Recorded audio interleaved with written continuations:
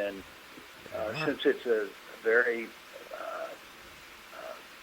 steep climb and tall climb, we probably see some cool. I'm not a biologist, but some pretty cool zonation. Unfortunately, since you're streaming this way, as we climb up in the water column, the current's slightly from behind, so the tethers I'll can always leave be that up blowing to the forward biologist until it changes.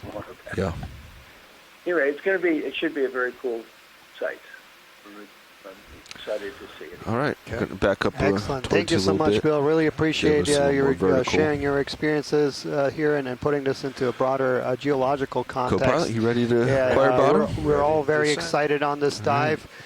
You talked a little bit about the difference of this, and Adam touched on this too, about this being very different geologically to what we've been diving on previous week of this expedition.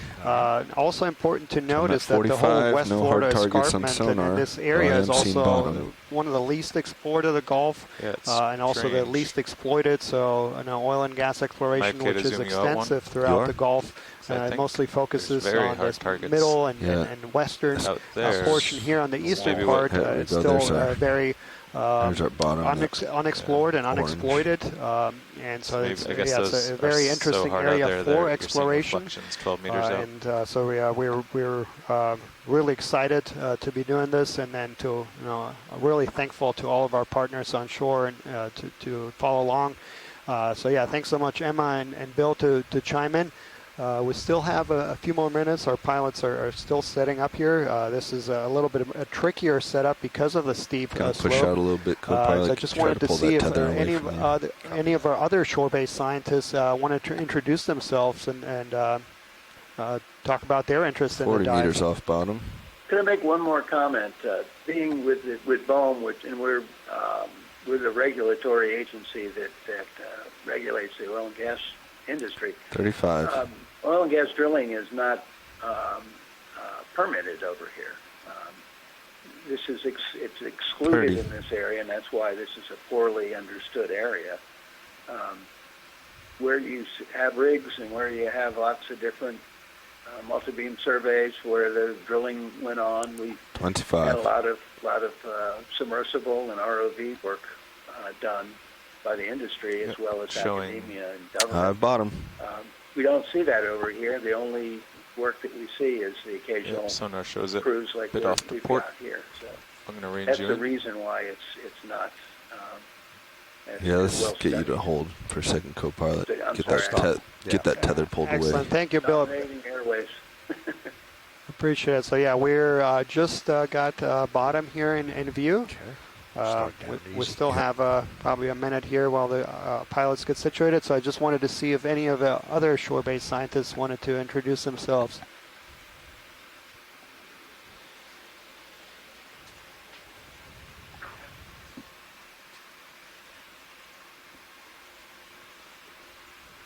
Yeah, it looks like it's wanting to go to your starboard a little.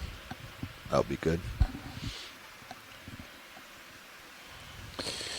Well, hearing none, we have our first view of the bottom here on camera 1, and we see a blocky terrain, clearly some exposed rock there at the seafloor, so already we're on to a hard substrate here, and we'll have to wait a few minutes here until the pilots get situated, and then we can advance forward and take a closer look at the tether to head what we're off to seeing your there on the starboard. bottom.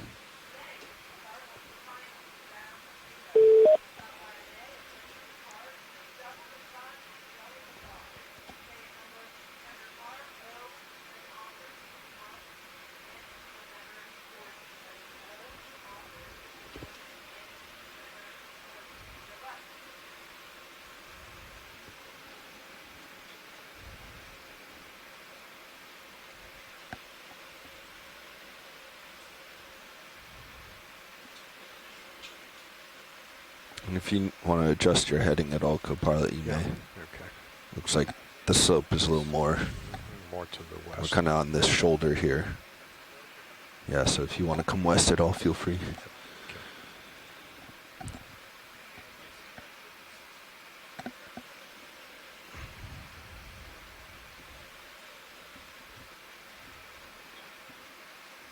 And, come down until you're comfortable.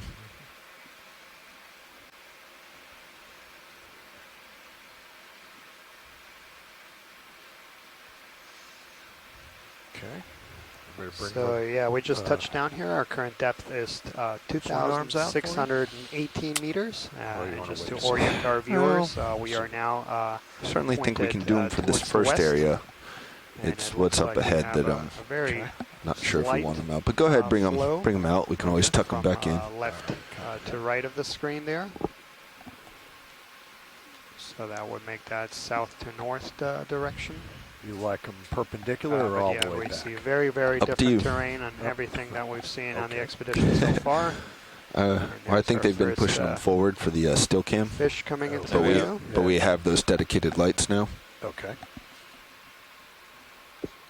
Which are those? Those must not be on right now. No. I don't And think. these large blocks we're seeing appear to be Yeah. some carbonate rock rubble that try? is So I would say likely just, yeah, moved put 'em all the way down back, slope co-pilot. from exposure Video somewhere lights higher them all the above way where back, it's weathered but away. we've been creeping them in for the still cam. Okay. Copy that.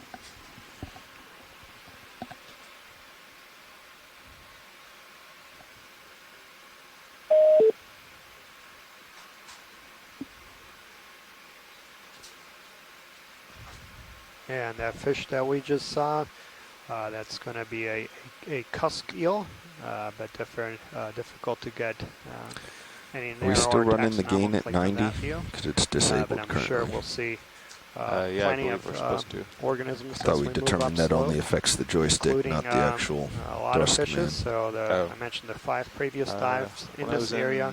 during dive All 7, I think it was noted still not on. just abundant Okay. benthic Oh, it's back to communities 90. and sessile benthic communities, but also noted Okay, quite a swing few arms fishes, out. including Thank you, co-pilot. primarily rat tails and halosaurs. So these are 2 groups we've seen quite a bit already, and as well as synapobranchid eels. So for the fish enthusiasts, there should also be something for you here in this dive. And right at the center of the screen, we do see what appears to be a squat lobster. Co-pilot, how are you feeling? Good. You ready to explore? Yep, ready to go. Nav? You all Ready? settled? Yeah. Watch lead, pilot.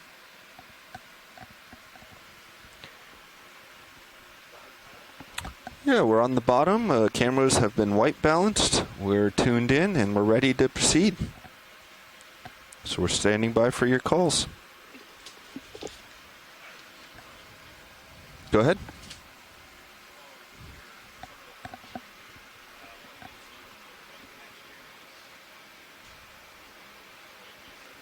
You got it?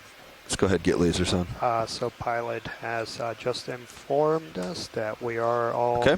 set up. They have completed all of their tests, and we'll start exploring here. We'll try to get a couple zooms here. Something And then just happened since to we the are sonars. situated, there is also interest. It looks like the by a screen couple just of our minimized. You got to get your onboard mouse back and geologists, click anywhere in the screen. perhaps, Yeah, I'm trying to find my grabbing mouse. our first rock sample here. That all looks loose. And There it since is. we are here in place, it seems like a good opportunity.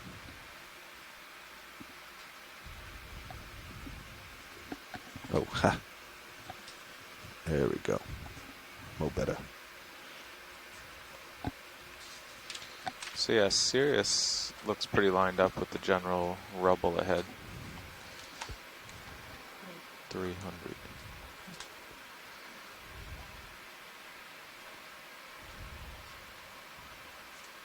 Okay, video, go ahead. All right. So I missed what it is. We're going for the white. Okay.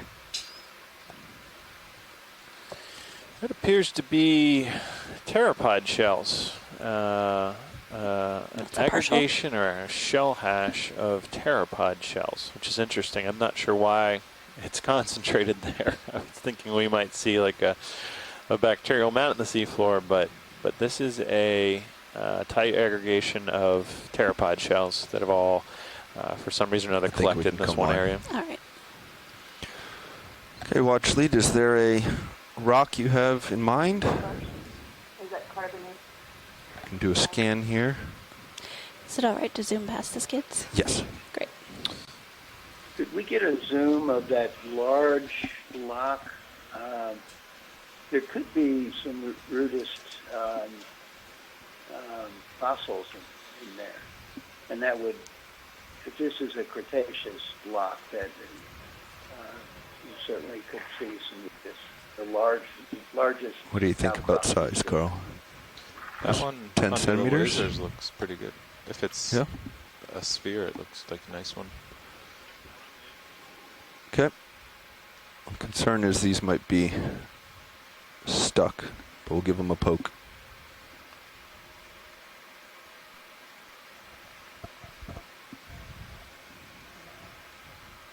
So yeah, if you just joined us, we just touched down here about 5 minutes ago, Oh. and we actually I was just gonna say it looks a little are farther. Than it got a just lot trying farther.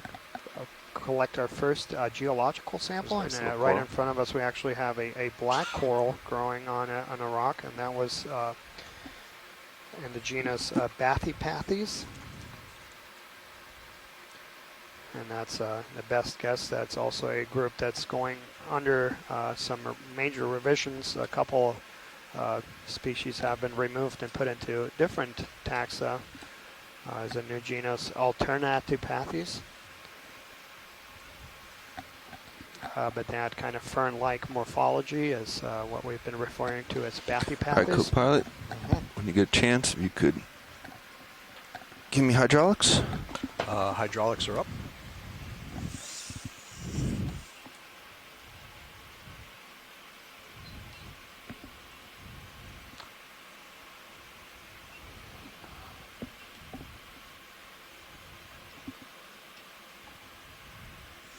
Okay, hydraulics coming on.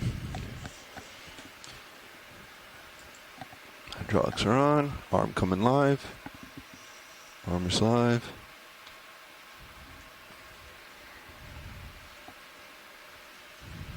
I'll follow you with the mini Zeus. Okay.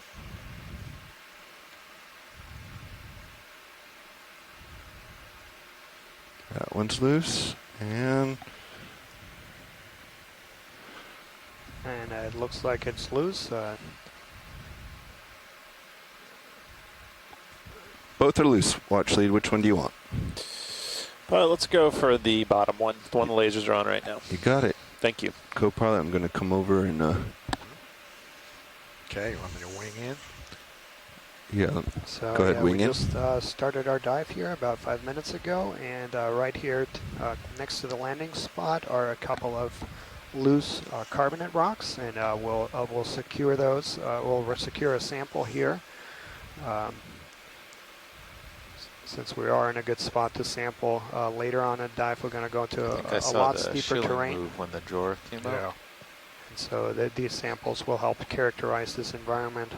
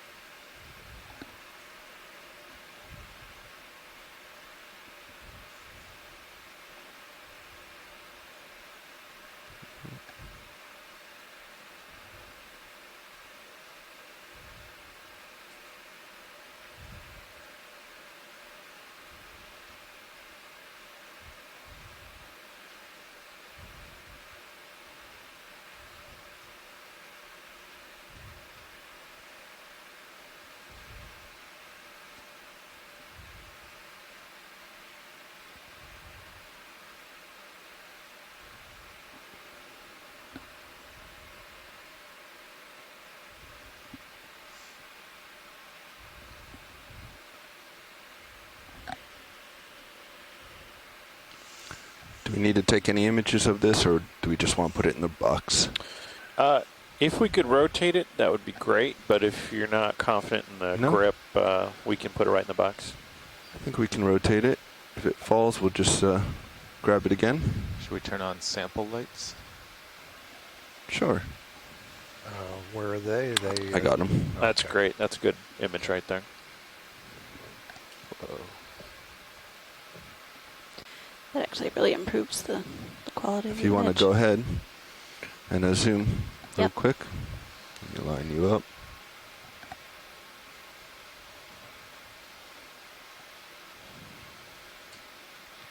Get rid of those lasers.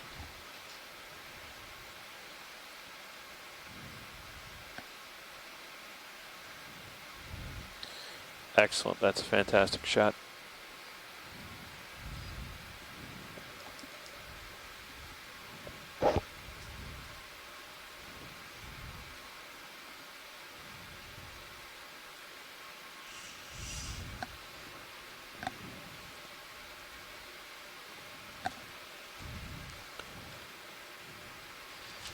All right, and the video's clear. All right, let's come wide and stow it.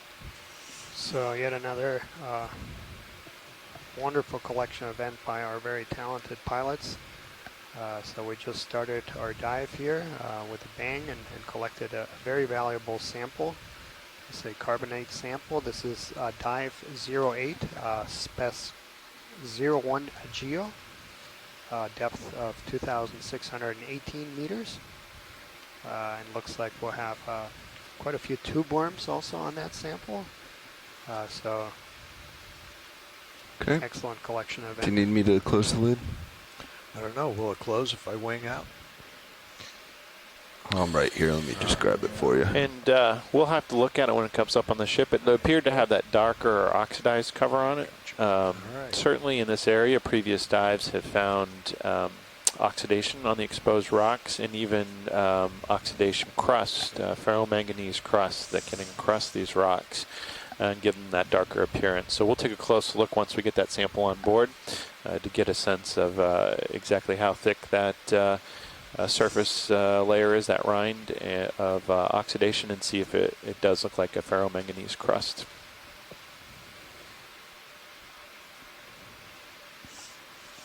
Okay. Good. Let me turn off these extra lights on the front. All right. In 2009, that manganese That's in the crust, shadow. that we were able to Okay. get one small Hydraulics sample off. and determine it was manganese.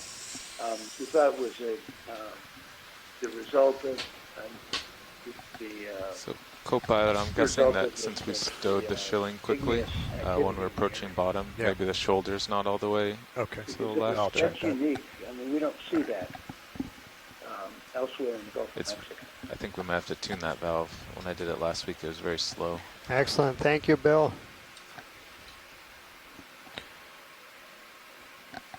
Yeah, Bill, I noted that I think the USGS in maybe the late 80s had taken a core sample where they had sampled a fragment of manganese crust from not too far from here on the escarpment, and were able to do some geochemical analysis on it to get a sense of the elemental constituents. Feel free to loose the skids anytime, video.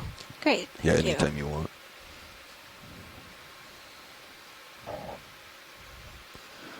All right, watch leads, pilot. Anything else around here, or should we start our way up?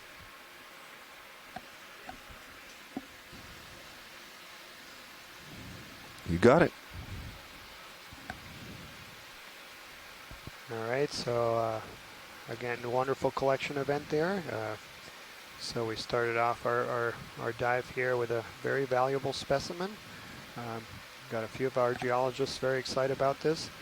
And so for those that kind of just recently chimed in, I see a few new If you names guys want to here in start the getting chat ready room. for a move.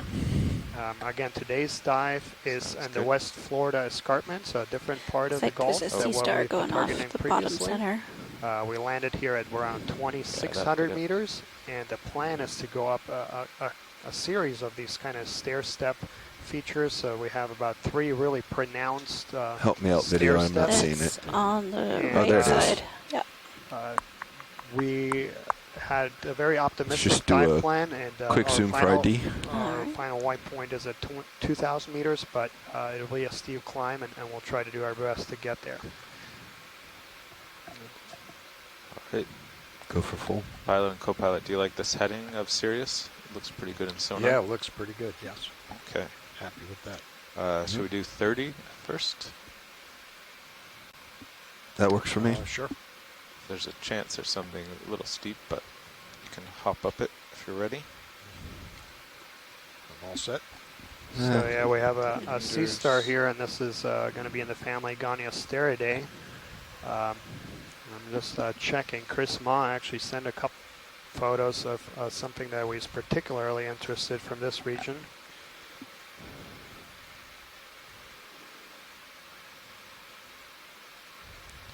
Bridge nav.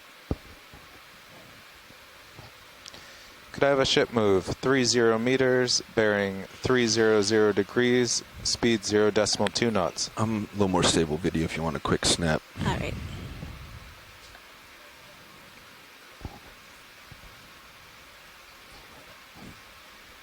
Good copy, Bridge. And as soon as we have enough for idea, I think we can carry on. Just trying to get a second of it in focus. I'm not making that easy on you, am I? Still drifting in closer and closer. There we go. My foot is stationary, so now Nice. it should be easier for you.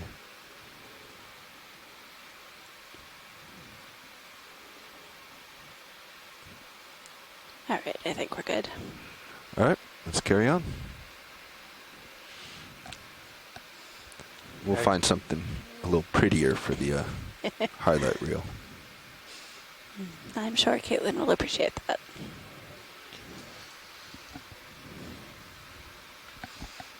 Well, I'm a little confused by the D2 sonar. It shows a... So yeah, I was reviewing Giant. that. Well, that kind of goes with the photograph contours. of, We're at the shoulder what here. Chris Ma Yeah, okay. from the Smithsonian Institution had sent us, and Oh, that's yeah. not, So if you not the face more species that he's uphill, interested in. yeah. I think as we start this move, I'll have to turn a little more uphill. We just saw there Okay. to our left a few hexactinellid or glass sponges, but we see that most of the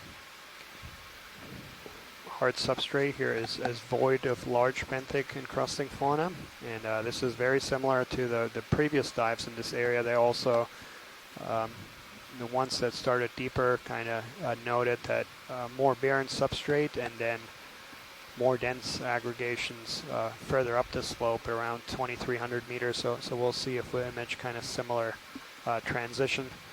Then as one of our objectives of today's dive is to kind of transect not just a large linear distance, about 800 meters, but go up in depth, climb up about 600 meters and see if we can see exactly where those communities start. And we're moving here over some very large blocks of likely limestone or dolomite. It's carbonate rock that is broken off above from this escarpment and moved down slope here. You can see that it has been here for quite a while. It's pretty well weathered in its current position. Let's get a snap on fish. Appears to have developed an oxide, so these aren't new downslope movements, but certainly. It's a partial. And we got a fish here.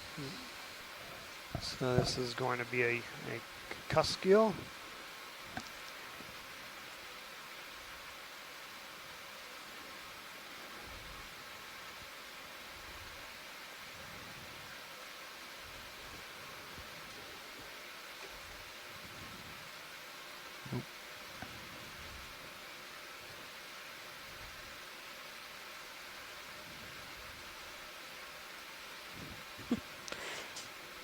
And he was not cooperating. Hard to get it more specific ID from that view. How that I zoomed your sonar into 30 meters. Oh, he was above me for a second, but he's gone now. Okay. While we're waiting, let's look out right to the north.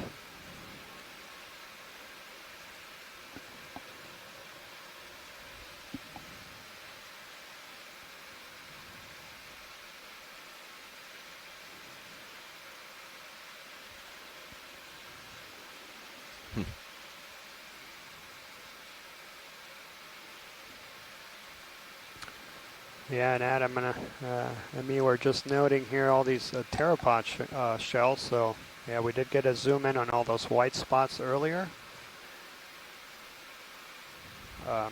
There's also appears to be a sea star there if we have a little time there. Of course.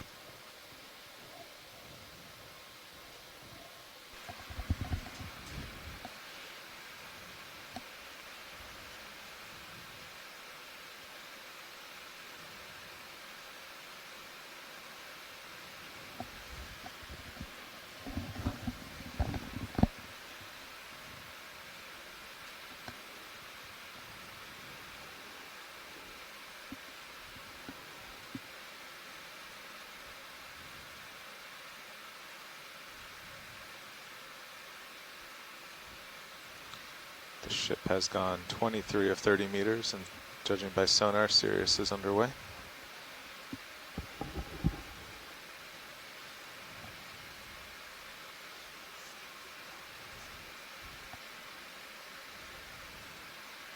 Go ahead, video. And I don't know if Chris Ma is with us, but this looks partial. like something that's going to be in the family Pterosteridae. Go for more.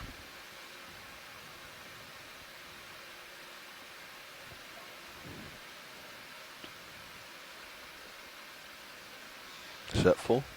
Nope, that's still partial. I just wanted to get a... Yep. Alright.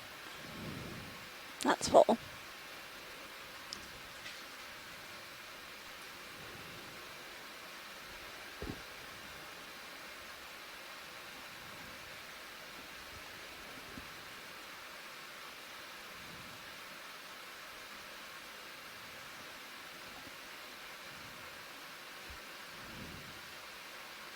Yeah, beautiful view there. You can see the tube feed.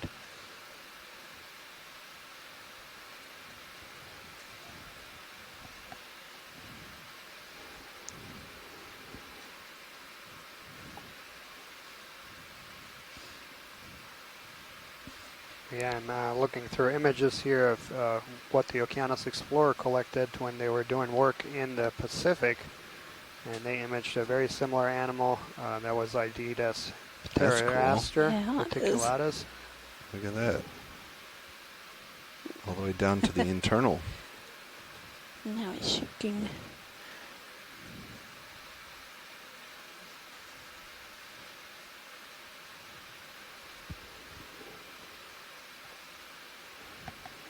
All right, video. Alright. When you're ready. I think we're good. Pilots, watch lead 2. Go ahead. Just immediately to the right of your port rock box, there is a Odd looking rock. odd-looking Yeah, I rock, was staring like at that one brain too. coral-looking sort of thing. I don't think it is, but Yep, we're gonna drop if we get back. just a quick zoom on that. You got it.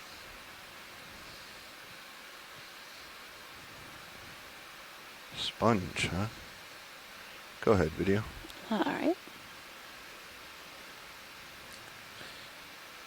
So definitely not a rock. Yeah, so this is looks like a dead sponge. Yep. It's now overgrown. And this is a point we've been trying to make several times earlier in the expedition, is that I talked about the importance of these corals and sponges. A lot of them are slow growing, long lived. They provide habitat for a lot of species. And they do that not just when they're alive, but in many cases far after they're dead. They increase the structural complexity of the environment. And so these places, even though the sponge is no longer alive, there's a lot of different organisms still using it as habitat.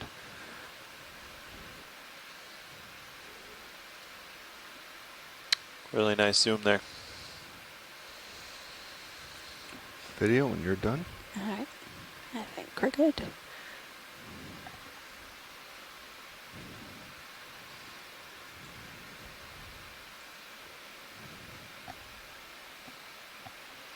Pushing ahead. Copy that. So yeah, current depth Above here that is bridge. 2,630 And it looks like in Sirius meters. sonar, it's rising to both of your port And a we little see bit. some really dramatic boulders and rocks here. Most of them appear to be barren, but we do see our first large coral there in front of us.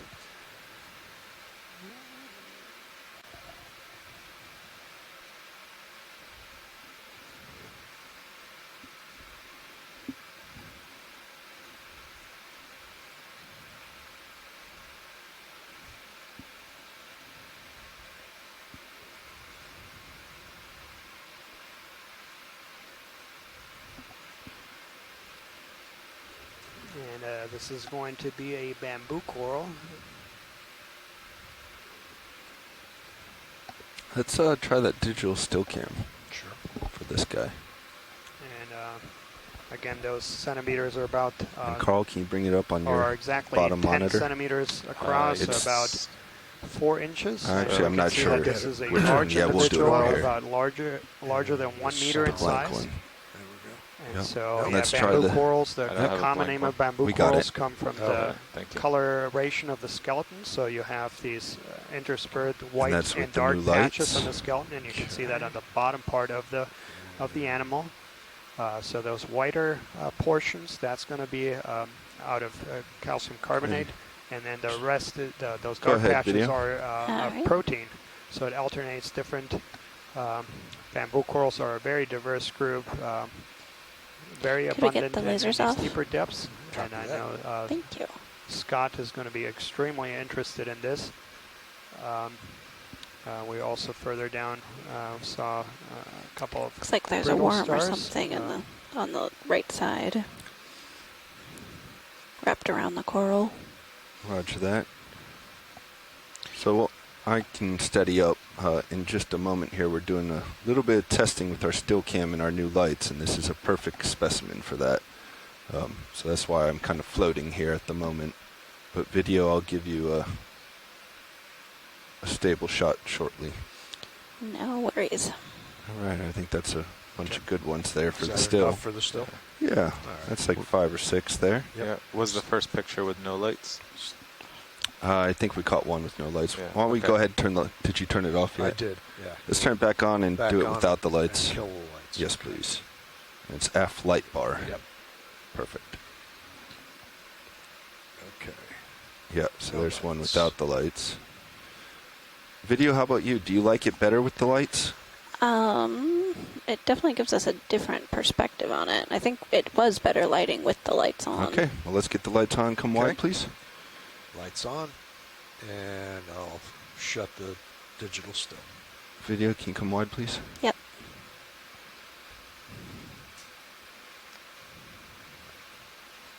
Digital still This off. thing is Okay. big.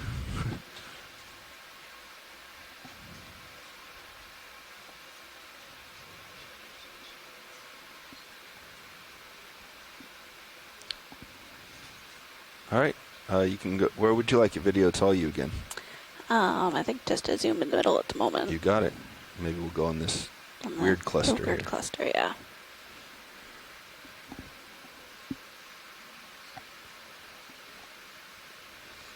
Yeah, definitely a very interesting growth there. So Scott has identified this tentatively as in the genus Jasonisis. Yeah, so these are fan-shaped bamboo corals. Typically all the branches are in a single plane, but we see a cluster here that is branching more in a round shape. There again, absolutely beautiful view there of the polyps. So bamboo corals are That one? Sorry, that's in me. the group come of out. octocorals. So they have polyps with 8 tentacles, and each one of those tentacles is going to be branched. That Thank you, differs video. them from the hexacorals, No which all problem. have just unbranched tentacles. So you can see that even from far away, a lot of times these All right. polyps look a lot more like Right, and I snowflakes. You're free to go back in. Kind of lower center, there's And Co-pilot, can you take my... octocorals are responsible for the Yes. vast majority of the diversity in Copy the that. deep We're waters. going to go... So in shallow waters, the vast majority of corals are hexacorals. So the scleractinian corals make up most of the species in shallow waters, but that changes as you move into deeper waters. Their octocorals become Go the ahead, most video. abundant. And this is important because when most people think about corals, they typically think about the shallow water reef looking building for the corals, base which video? are stony We're going corals. up a little. or There seems to be an scleractinian associate. corals.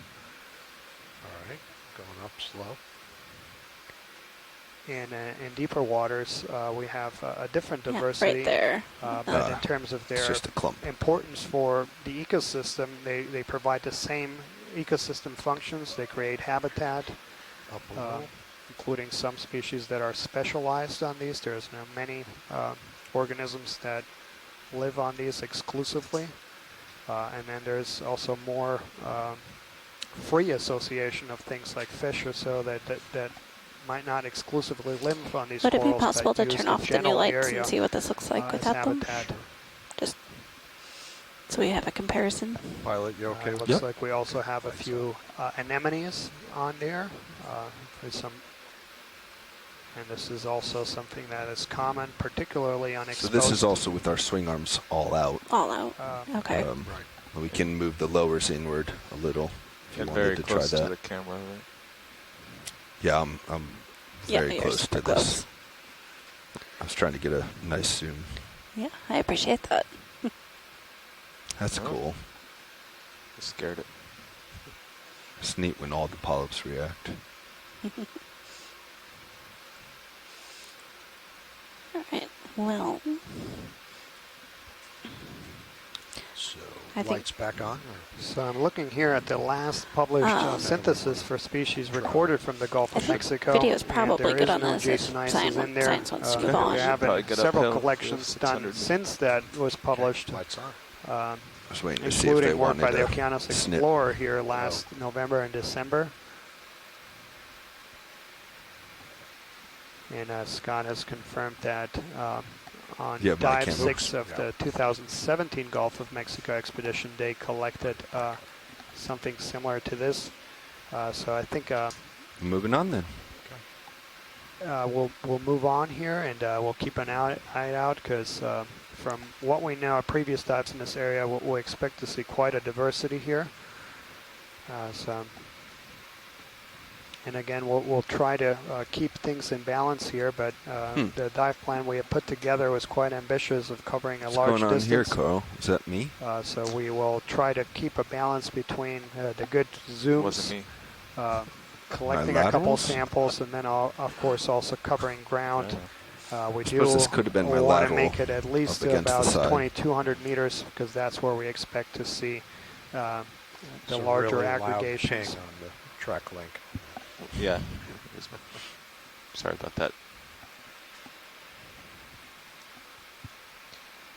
Well, you're almost back into a good position. Sear sonar looks like a rubble slope ahead still, not a cliff.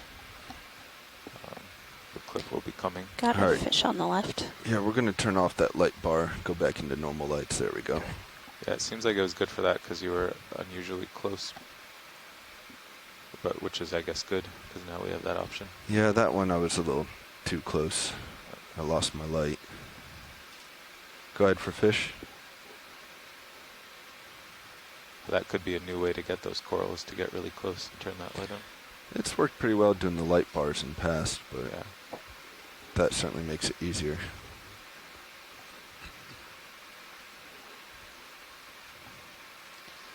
All right, so if I call on the move, Cirrus will start moving in 3 or 4 minutes. Are you ready? Ready? Ready. All right, let's let it go. Video. Bridge nav. All right. Could I have a ship move 30 meters, bearing 300 degrees, speed 0.2 knots.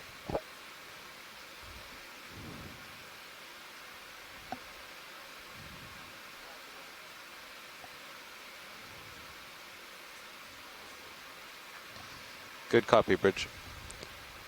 Looks like there's a coral, Yeah, two of them. too. Go to the lower one first. And we see another coral there, and we can see the orientation of that sea fan, and we actually in this view can see very clearly where the current Copy is that, coming Bridge. Thank you. from right to left, and we can see that the fan is oriented perpendicular to that current flow, and this is something that's typical. And ahead of us, we actually have a different group. This is going to be in the genus Iridogorgia. These are really beautiful Go deep sea ahead, video. corals. I'm not going to get a...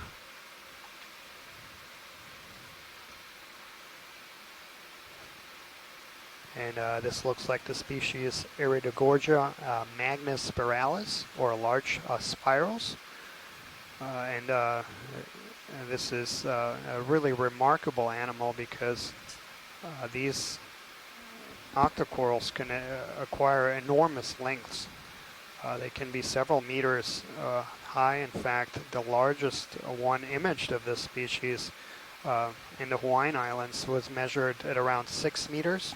So that would make that about as tall as an adult giraffe. So yeah, we do see some really remarkable, and this species in particular has been imaged from several ocean basins, appears to be a widespread species.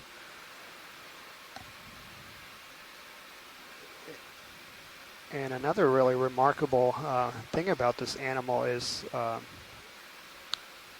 the shape, the overall morphology is you basically have these kind of spirals, and it's a unique adaptation to feet. It basically that main stem is going to be flexible, and it's going to be able to orient itself depending on wherever the current that's coming from. Sorry for the up and It down will be able to move with that, kind of like a windmill that adjusts depending on the wind direction. And we got two more here. Let's get the yellow and the other one real quick. Yep. This flow will then basically go straight through those polyps. And now we have there a black coral on the right, and then on the left is a crinoid, and this is a stocked crinoid, commonly known as the sea lilies. And this looks very similar to what I think we can come wide. Chuck Messing actually collected with Steve on the last expedition. I'm going to go up and look at this fan one that he... And next to that, the black coral is going to be Heteropathis, and the best guess is Heteropathis americana, and that's important because actually the Okeanos explorer collected a sample of that in the last expedition, and that is the first record of that species from the Gulf of Mexico. Here we have another bamboo coral. Looks very similar to that possible Jason Isis. Go full zoom. That's full.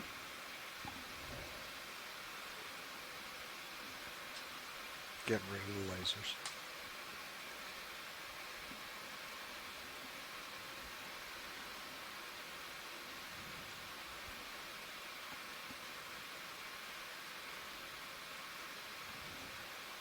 All right, I think we can move on from that one video. Sounds good. There's something different, a little higher up though here. Yeah, it's an odd looking. Yeah, and this is going to be of interest. So this is another different family of octocorals, and this is going to be in the group that's commonly known as bubblegum corals, Paragorgidae. The genus for this is going to be Gorgidae. Most likely a species Gorgidae cauliflora. That was actually recently described by Santiago Herrera, that is currently joining us via chat.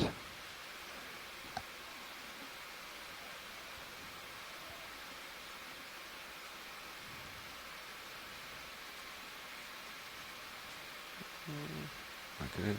Yeah, we'll slide my toe over. Doesn't look like it. All right, we'll just go in here. All right. You good with that starboard swing on? Yeah. Should be all right.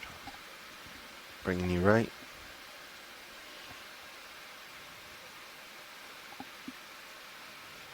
Start to go in.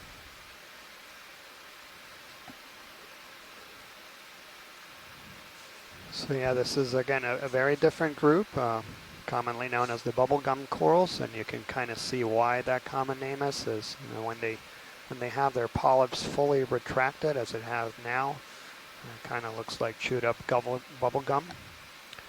This is also a very important deep water group. They include some species that can be quite dominant in some places and also quite large. Some bubblegum corals is actually a specimen in New Zealand and in their in the Niwa collections that is thought to be about 6 meters or so high.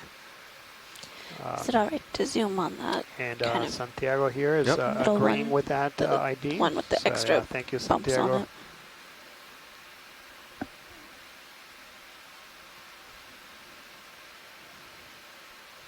And that's full zoom. And we see there a couple of scaled worms. So those are going to be polanoid worms.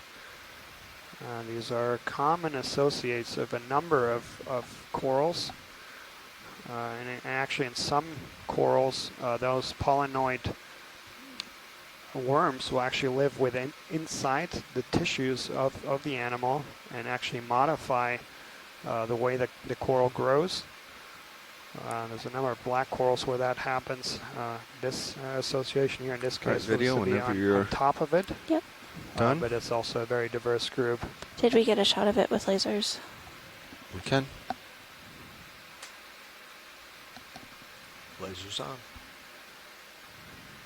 And if we can get maybe a quick snap zoom on that, yeah, the other animal back.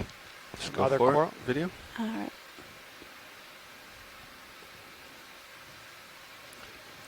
I'm going to change my heading a little bit, keep you in Copy. view.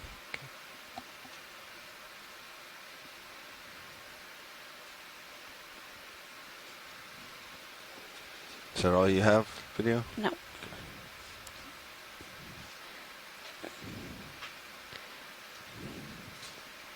That's all the light I have. Well, So we definitely can see that there's a portion of how's the, that? Does that help? of That the helps a coral lot. that is dead and overgrown by different things.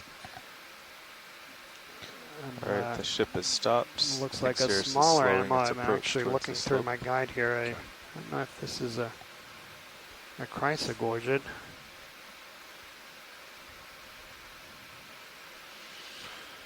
Is it time to move, Nav?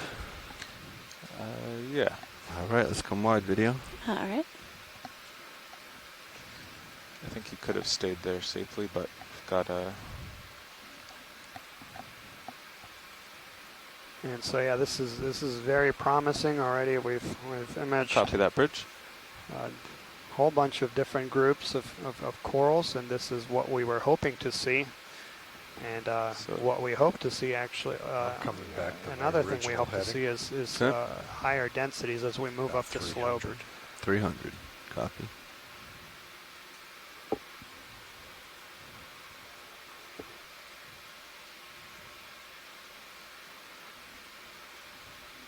Look at these boulders. That's cool. And so these massive boulders, and Adam and we were talking about this on previous dives where we did see kind of some hard substrate on one of the previous dives, but it looked really rubbly and unstable, and there was no corals on them. And you can see these with massive corals. We have a massive It's an bamboo unusual coral there on our looking lip left. thing. And these bamboo corals, not many have been back left. dated, but That white the line general consensus is caught that my they're eye over several there. Too, yeah, it's centuries just old, the larger base of ones. that rock. And actually some species have been dated to be over a millennium. Take a look at this. So that suggests that strange this looking environment thing is a here. lot more stable over longer time periods than It's, some of the environments we've imaged previously. Good angle. That's exactly right, Daniel. You look at all these big boulders that are kind of jumbled up here, and you kind of imagine how they got there. But it is important to remember that they did move down slope to get here, but it was likely quite a long time Is ago, it as let's go ahead indicated and by zoom in. the oxides I on think them and it's- these Yeah. size of these corals Plastic, that okay. is that are populating them.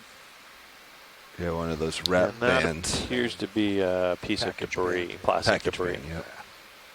But it has been All right, we colonized can come wide. by some Okay. small organisms.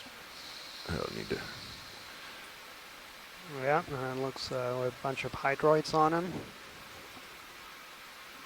And that looks like actually the strapping there, a lot of times they used to strap pallets together.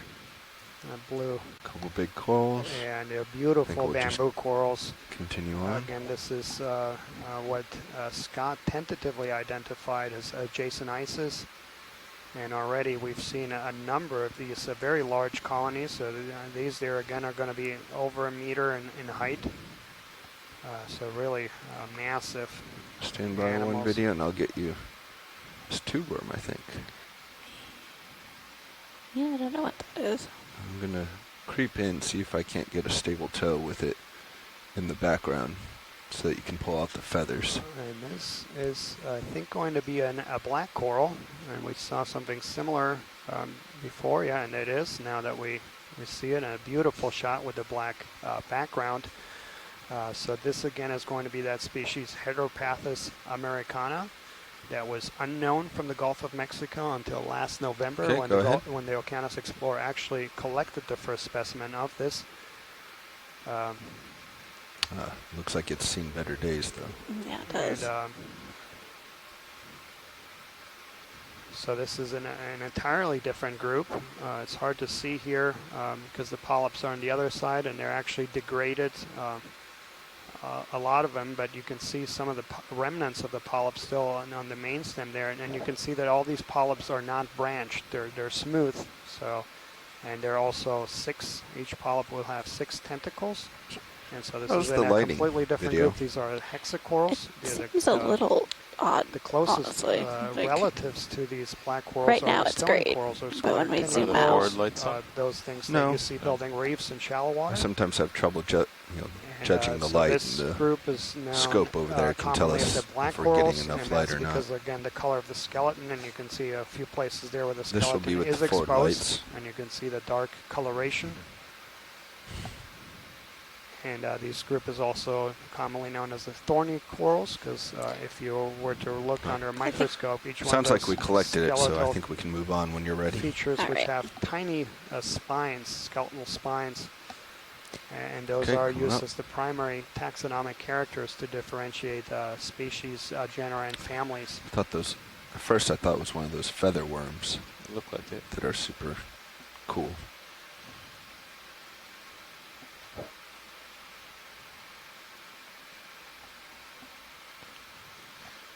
Well, Sirius is looking down 60 degrees. I guess I'll wait to make sure there's nothing exciting right here before I call in a move. I'm going to tip my camera up so you can see up ahead there. All what right, you thank got. you.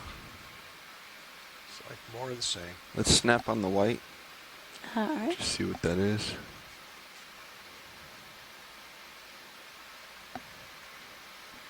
Yeah, and there we have another sea star. On a sponge? That's what it looks like. Yeah, and it looks like it is on a sponge and possibly feeding on that sponge.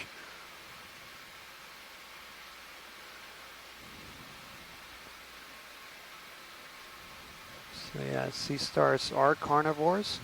We can go try for full. I'm not sure we're going to. And that is Get much. reminding you that, yeah, sponges are animals. And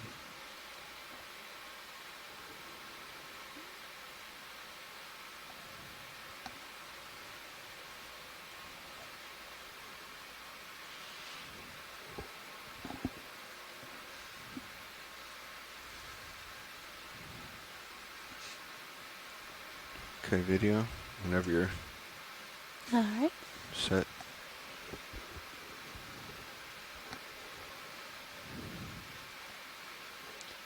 All right, how do we like this heading? and we continue to see these large boulders and then some Looks like it might be lower more parts, like and we see that white material. 285 than in 300. those 285. depressions, and we actually got a good close-up earlier of this, and those were pteropod shells. Okay.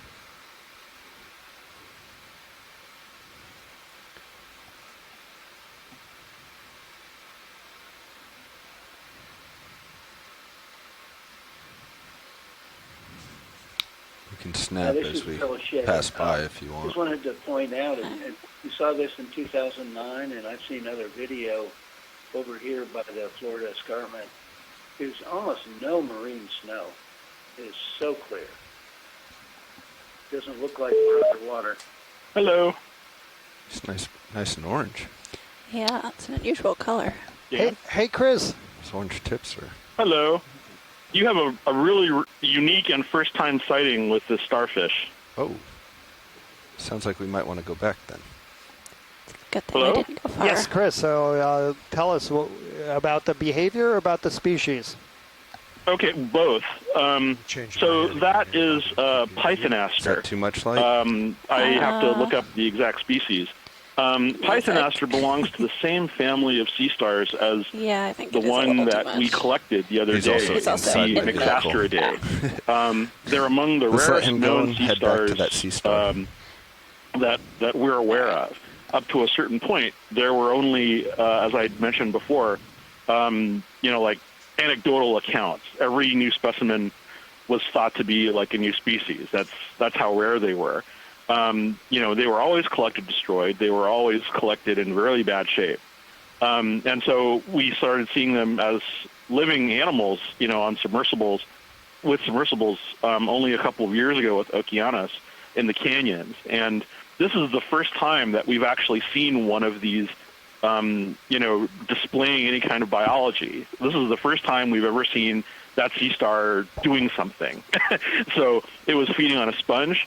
And I think we might have actually seen this one in Hawaii, not this species, but this genus, on a sponge as well. I'll have to double check that because I remember we saw something, a mixasterid in the Hawaiian Islands doing something like that. But this one this is the first time we've ever seen an Atlantic Pythonaster feeding or showing any kind of biology, and so that's a separate species. So that was really to me, very exciting and that helps even out the lighting very sound. novel. This is now evidence from both oceans about what this rare group of sea stars does. When it's down there, because we'd seen some hints, but we'd never seen them eat up until a certain point. We'd never even seen what color they were alive. So thank you very much. Excellent. Thank you, Chris. Thank you very much.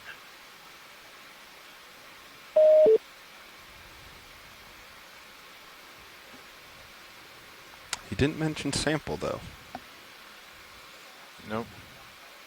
So, video will just make sure we get some really good footage to go along with his dialogue.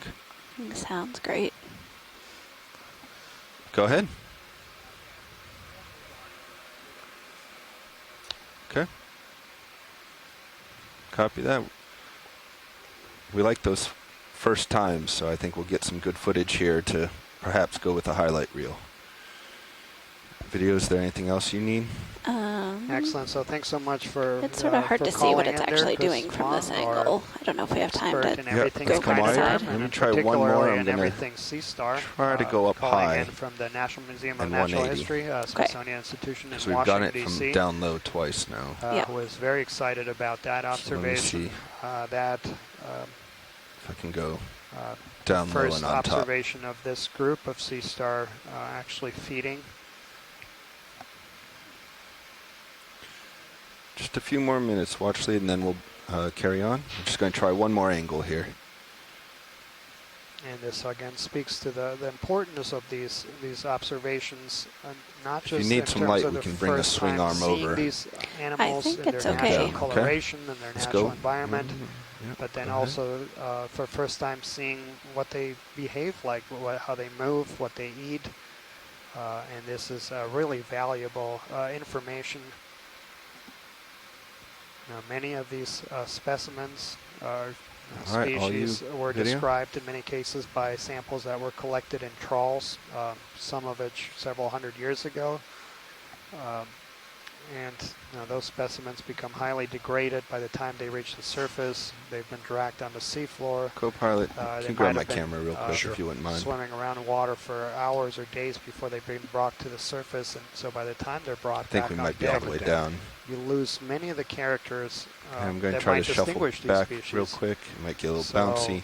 Even in cases there we where go. we're Perfect. imaging things that might have been described before, those descriptions were based on specimens that are very different than what these animals look like when they're alive. So these observations are very valuable and to help amend those species descriptions and provide better All right, video. Once you think you have information enough, about how these things look like alive. Just one more second right Dan, here. do you and think then we're we'll be seeing good. the stomach of the echinoderm out there around the sponge? I actually was not paying All that right, close I think attention we're clear. when we got that. Let's go back in real Could quick it- for Okay. watch lead. Seems to be, maybe it's just 2 feet. It seems to be part of the sea stars wrapped around the central portion of the sponge there. Yeah. Hard to tell. All right. I think we can carry on. All right. Thank you, co-pilot. And thank you, video. Yeah, thank you guys. Moving on. So Scott is making an excellent observation here in the chat room. 285 is uphill, but So we that just leads imaged us this up a valley, voracious kind predator. of away from waypoint 2. And So we've if you guys are confirmed comfortable that on they this feed on less steep slope, sponges. if we could maybe but head we 305 haven't or seen so. that many large sponges Front here, lights so coming off. Perhaps that might be. 05 it is. And give it a try. That sponge there is going to be a glass sponge or a hexactinellate sponge. And those are going to Where be am I heading, the co-pilot? most common 305. 305. All right. sponges in Ready the for a deep move? sea. Ready? All right, 30 In meters. shallow water, most of the sponges are demo sponges Bridge nav. and calcareous sponges. Could I have a ship move 30 meters, bearing 305 degrees, speed 0.2 knots. And sponges are also extremely diverse group. There's Video, let's quick snap here.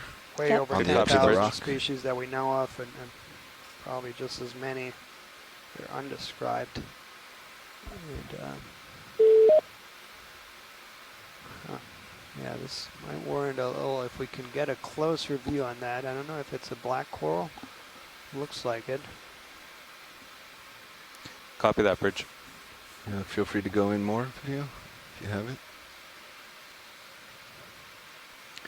Yeah, and this is going to be another black coral. And it's hard to see from that view. So again, this is this group that's distinguished by that black skeleton.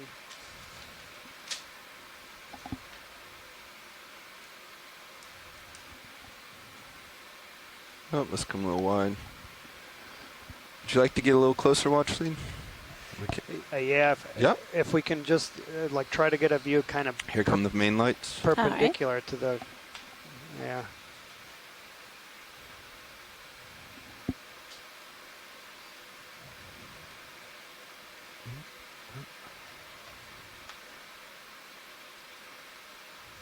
All right.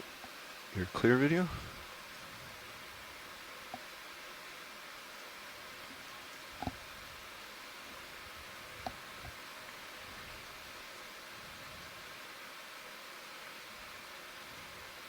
That's full zoom.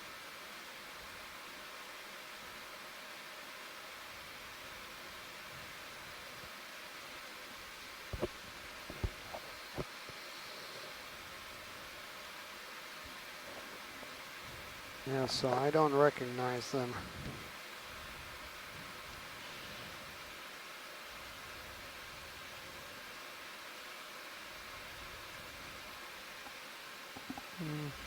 Can come back down. I think that's our best angle. Yeah.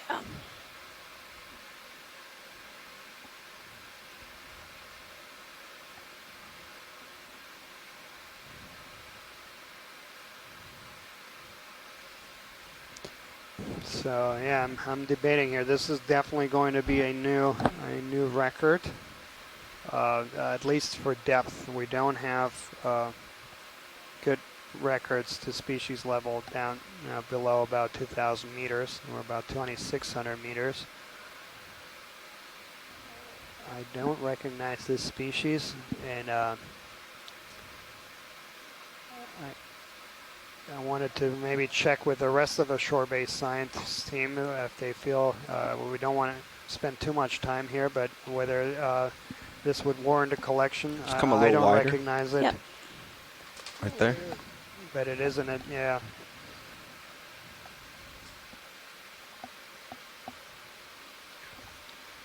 It isn't a difficult collection point, so yeah, I agree with that, Scott. So, and I don't want to waste too much time. Are the lasers on? So, Let's come wide. They are now. yeah, we'll continue moving on, and hopefully we'll see something similar in an easier spot. We do want to balance here today several objectives, including covering some ground, collecting samples, as well as getting all the imagery. We would. What do you think, Carl? I think we could get the arm in there without too much trouble. Watch lead pilot, I think we could try to go for this without taking too much time, if you really want it. Yeah.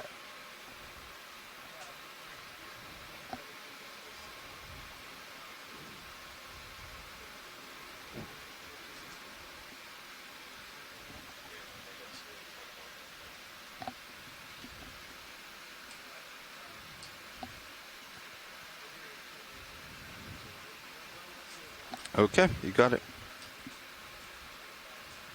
Moving on. What was that now?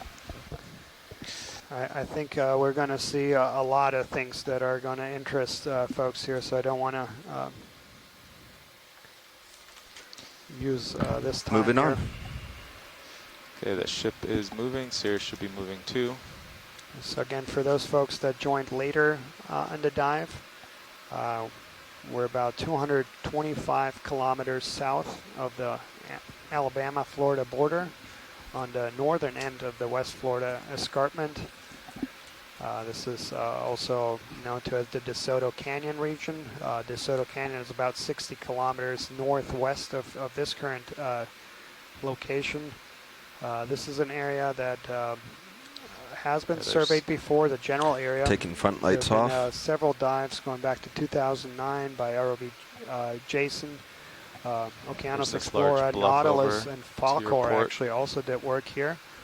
And each one of these dives documented some really remarkable biological fish upper left. communities, and we're seeing very similar Copy things. that bridge. Yeah, let's go on well. fish as we have fly an by. exceptionally large rock outcrop here.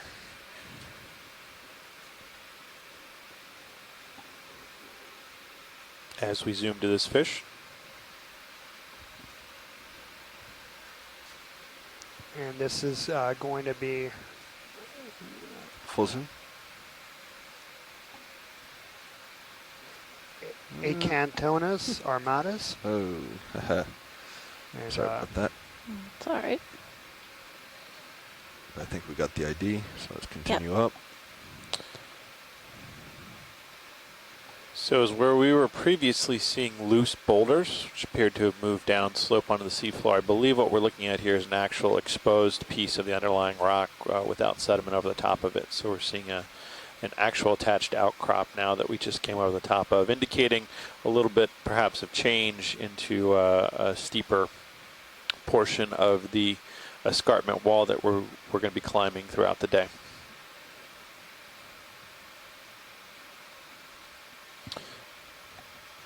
Pilot, can we get a quick zoom on that white if we're not moving too fast? Let's go for it, video.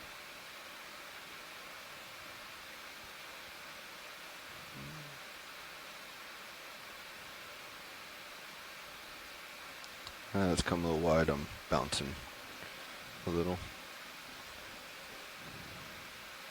Yep, that's good. Just wanted to check and see what that was. You can go again, video. Okay. Okay.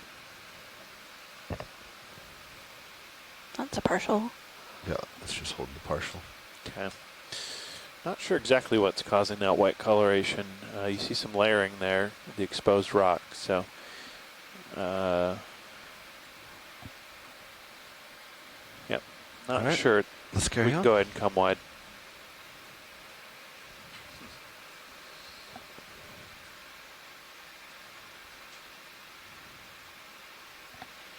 So I need to come right, Come co-pilot? back, yes, come back to starboard.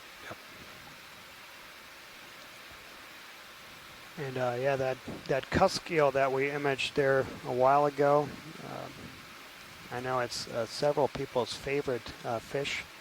It has a very peculiar common name. And its common name is the bony-eared assfish. And I'm not making this up.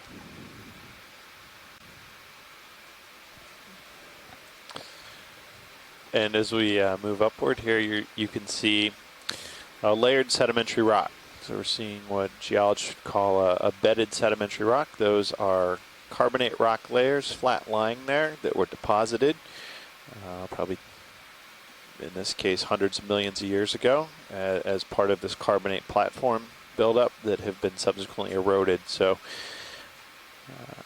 we're definitely on to fresh rock outcrop now rather than displaced boulders.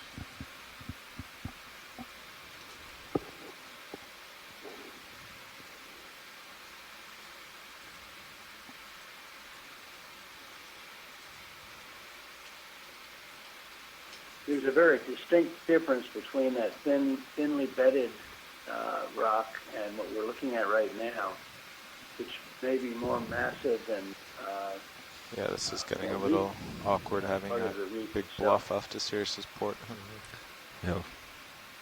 There's a distinct difference between the two rock types. Yeah, that's a really good point. You know, these massive blocks of limestone or dolomite, certainly differ from those thinly bedded deposits. Yeah, those may have been those are going to be a different form of deposition when they were laid down. But yeah, I'd point towards it at least. Adam, I think in the foreground here, there's, maybe you passed already, there's a very thin, wiry coral. Sirius should be about done its move anyway, so we can do, once it's settled, we can do a short We'll move try and take a look at that. Yeah, it says whip coral here just below us is unbranched. Looks like an unbranched bamboo. This is S1 clade coral. Straight ahead, watch lead? It should just be low and left. So if you look low and left. Gonna drop down real quick. Are we still moving? I don't know if you're doing it. It was just above the sea star. So ship stopped. Oh, pilot, it was above that white sea star. So up above us now. So now we're above, okay. Heading back up. You're talking about the unbranched, what looked like a bamboo coral, Scott? No, not the unbranched one. I noted that in the okay, got it.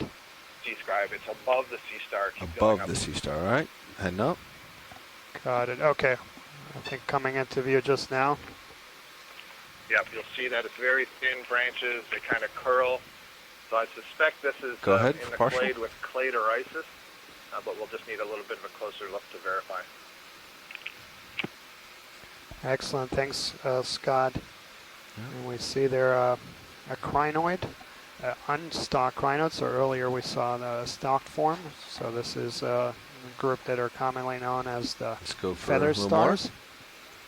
So these are on the same group as sea stars and as sea cucumbers. So these are also echinoderms. What do you think about moving you 10 meters closer? Okay, copy that. Yeah. Going to move on the heading straight towards them, or Sure. or on that 305. No, we could do So I straight got towards this them. now earlier, Daniel, when we were looking at 270 that bamboo fan that you said I had identified as Jason Isis, and you noted that that was not in the most recent survey of taxa known from the Gulf of Mexico, and that's because it's a relatively new genus and it hasn't been identified from the Gulf of Mexico. Although on the past Okeanos Explorer cruise, we have making it difficult on in you. December, Video. and we did take at least one collection. So that would so far be, I think, maybe the only known one, unless Andrea has. I'm drifting Andrea into it, Martini definitely. and, Bridge now. Yep. her lab with Eric Cortez, et cetera, have collected some. We have a So this ship would be move, similar. 10 meters, bearing almost 270 certainly degrees, in the speed clade 0.2 S1. knots. Right now, the only described bamboo coral in there is claderisis. And so this would probably be in the Good same copy, genus, Bridge. claderisis. Come And on. that name, refers to the very fragile skeleton. It translates as brittle isis or fragile isis. And you can see how thin that skeleton was. It breaks very easily. I think I noted that, maybe you saw that too, that the polyps were kind of swollen at the base, which would suggest they're packed with gametes, eggs perhaps. Well, you've got some time here, pilot. Excellent. This is Thank what you, we're looking for, Scott. So we don't rush past it. And then maybe we can take a quick snap zoom, just the coral that's now center and a little top. So it's going to be the first Copy that, one in Bridge. that group we imaged today. You got it? And this is going to be a chrysogorgid. Pilot, I brought your sonar down lower. Okay. Go ahead, video.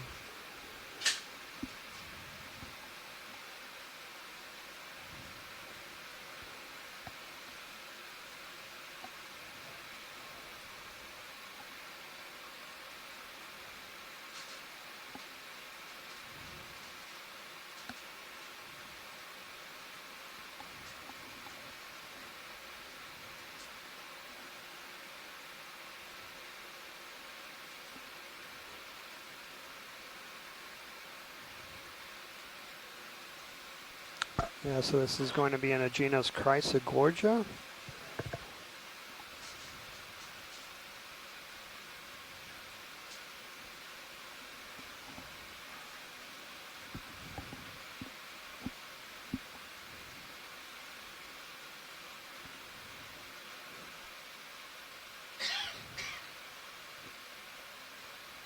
And the only species that I'm aware of from these depths is Chrysogorgia averta here in the Gulf of Mexico.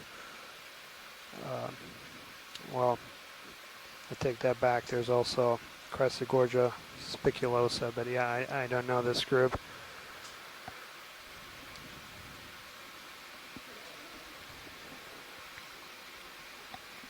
Okay, let's come back wide. We have another stalked crinoid there. And then we see our unbranched bamboo coral there, so that sea whip coming into view now. A bunch of barnacles there. We're going to turn the front lights on. And yeah, let's see if we can just get a quick view Go of on those barnacles. Yeah. So there, again, we see another bamboo coral. And we see there gooseneck barnacles,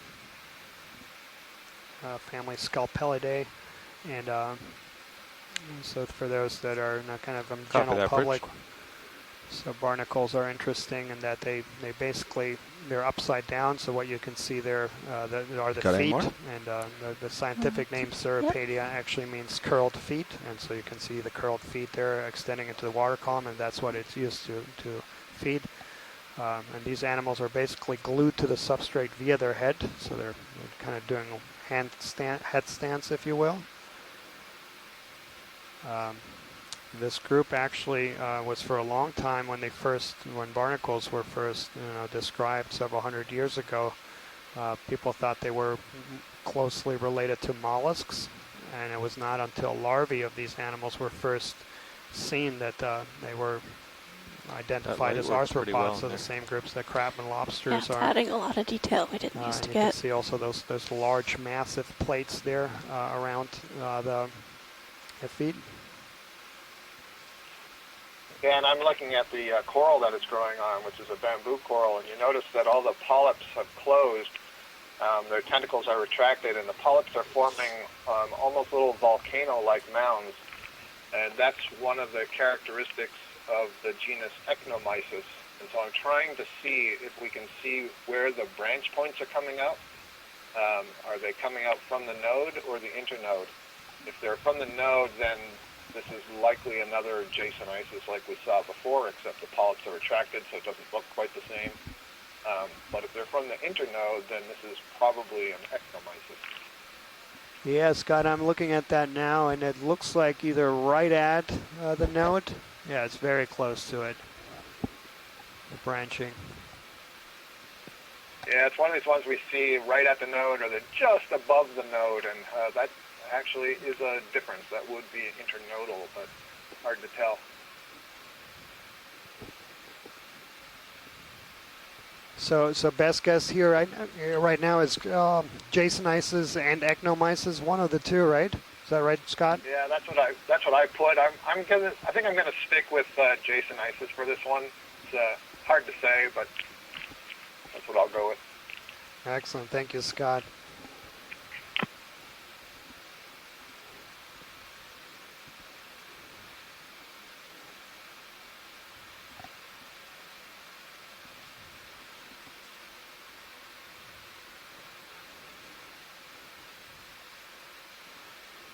All right, I think we can come wide here. All right.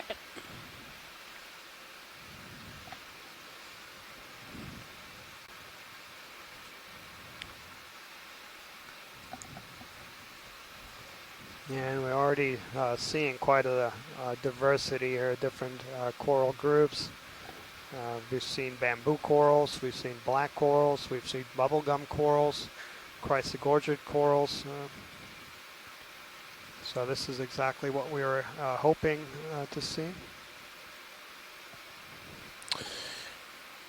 And we're now at a depth of 2,555 meters.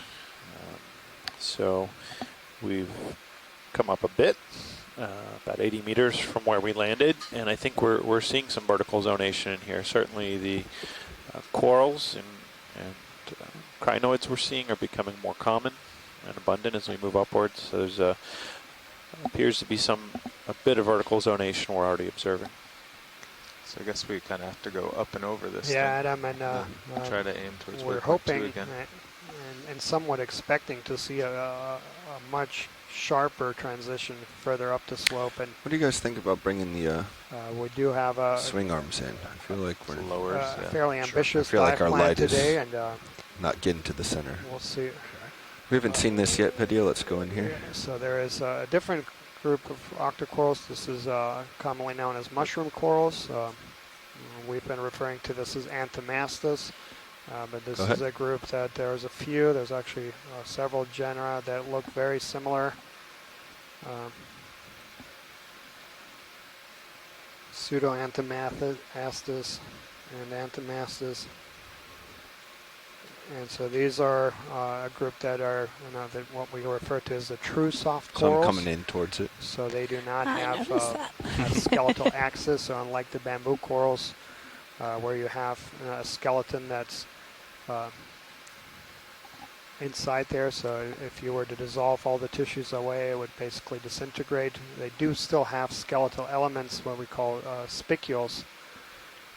But they don't have an axis along the main stem. Okay. What is that straight ahead that we're looking at? Is that another polyp in the center?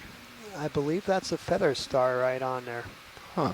So I think that's a crinoid, if I'm not mistaken. Or is it a polyp? No, it is a polyp. Sorry. It just looks very different. You got me confused there. Thank you, co-pilot. Okay. So what we do see in several groups of corals, including this, is that you have what we call dimorphism. So you have some polyps that can be specialized on feeding and others that are specialized in reproduction. I don't think that's what we're seeing. And if we're still there, can we zoom back in? The tallest polyp at the back looked like it had. I was just going to suggest that. Let's go in right here. On it or in it. Yeah, just as we were pulling out, I saw the same thing. Very cool. Those little snails?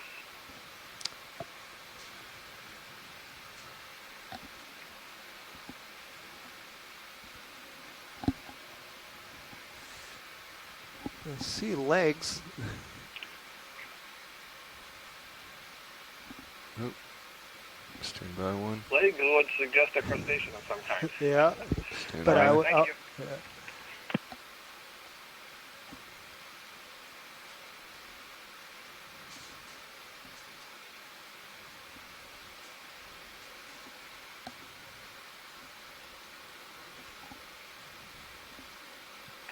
Perhaps that lower one looks like an amphipod, maybe. Yeah, I Stand agree. by one video. How are my uppers? Clear. Okay. Let's come out partial. How's that? Okay, let me give you some front light. All right, let's go back in. Losing the lasers.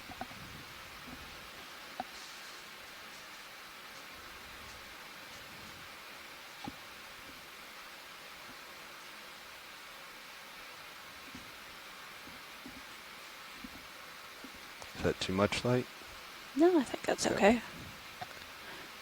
Is that full zoom? Yeah, that's a good yeah. view. I would say for certain that is an amphipod. That lower one is head down, that its abdomen kind of curled up underneath it. All right. Well, I something think we about got a this good polyp, still it there. looks Let's like come there's on. 3 or 4 of those amphipod individuals just hanging out on there. Backing off. Yeah. And front light coming off.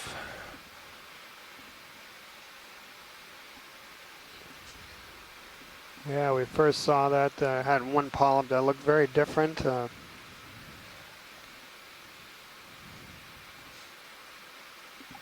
But so many times when we zoom in, we actually see a whole bunch of other things. And so here we have another unbranched bamboo coral.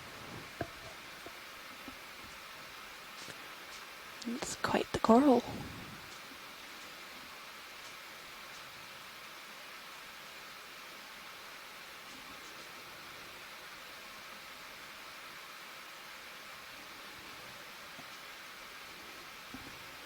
Okay, continuing up.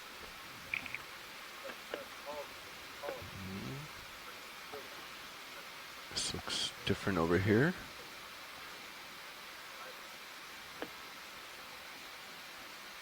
And there we have another black coral.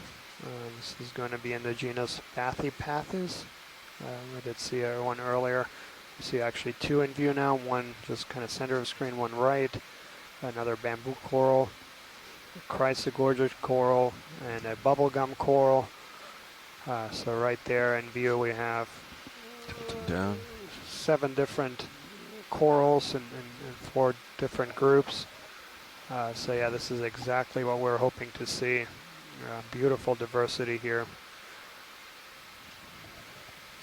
And we're Is that a corallium on the just below the Paragorgia, the white one? Yeah, hard to see from here. We'll try to get a zoom here. Bottom center. Yeah, just the white one. Stand by one. It's not going to be the best view video, but hopefully it'll be enough. Let's go from here.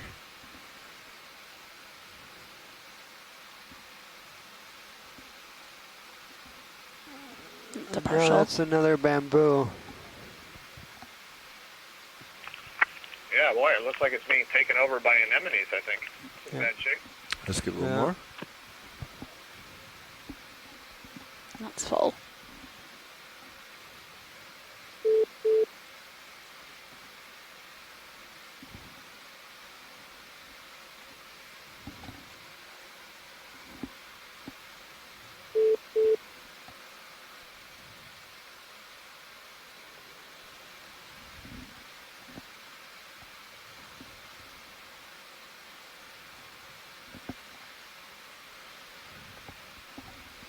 All right.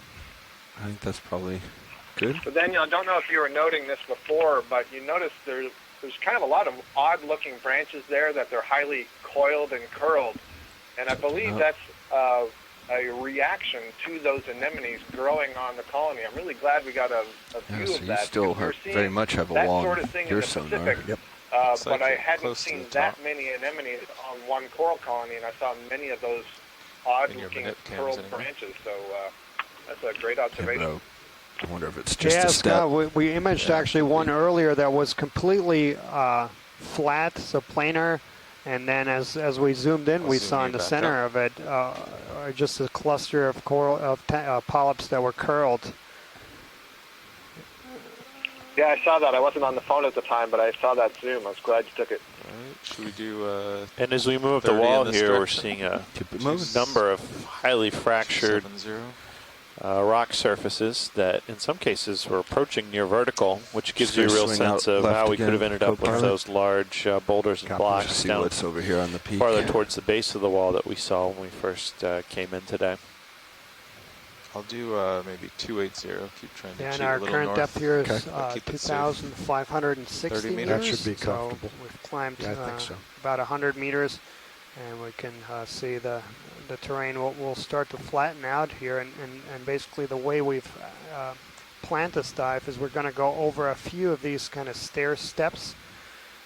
So there's Yeah, so it's definitely the point right here. Bridge kind of now. like 3 very steep walls, and then each one We of have a those ship ends, and move there's a 30 a meters, flat area in bearing between them. 280 degrees, speed 0.2 Yeah, knots. just disappears, nothing on sonar.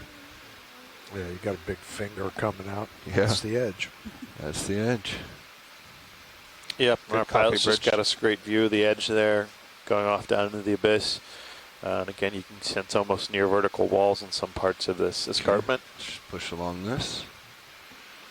Yeah, and this entire escarpment is a truly interesting and fascinating feature. It goes for several hundred miles, and Copy that, Bridge. really, really deep. You can dive anywhere from 3,000 meters to about 800 or 600 meters actually, and so we'll spend several dives here in this area.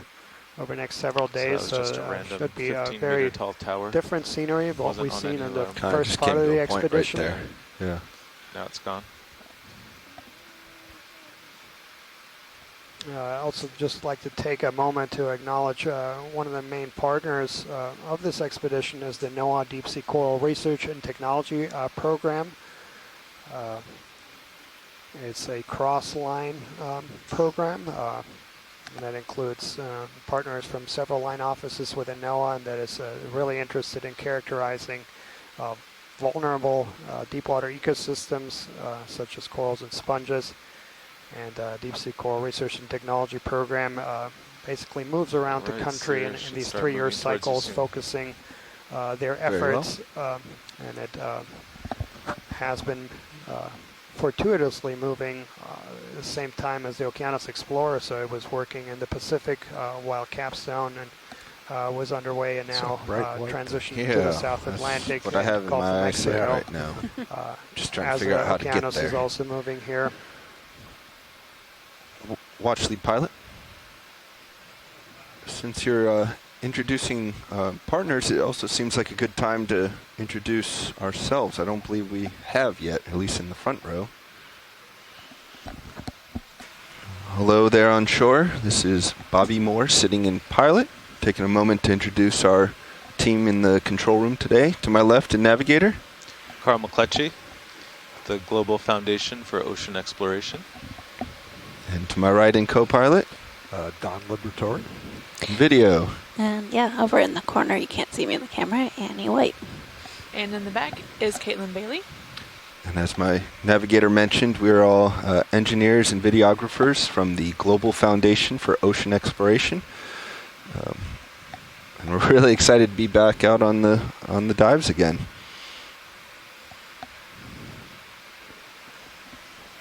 Excellent. Thank you to our piloting and video team who were Yeah, it looks like after this move, we'll be able to go back more towards 300. so just also to give folks a little bit of a heads up. So Video, go today's ahead. dive, I can't really get much closer without tugging on my tether we are too much. going to be coming off bottom a little after 3 o'clock, so that should give us about 3.5 hours It's a partial. more bottom time. And I think we'll need every single minute of that to image the great diversity and abundance that we're seeing already.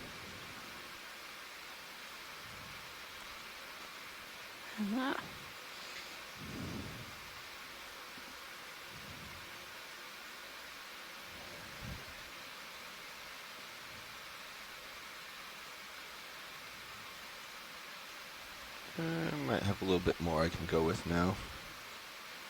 Let me try to get a little closer for you.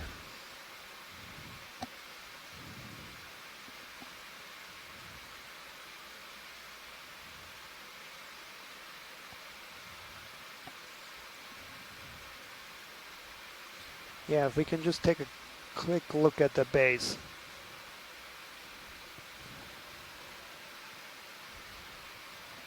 Okay, let's hold.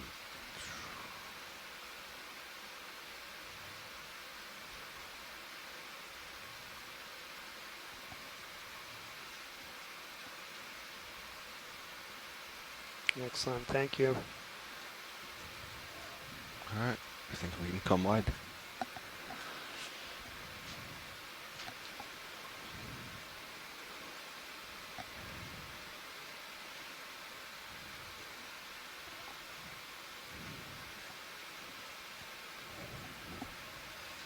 Video, quick snap zoom over here.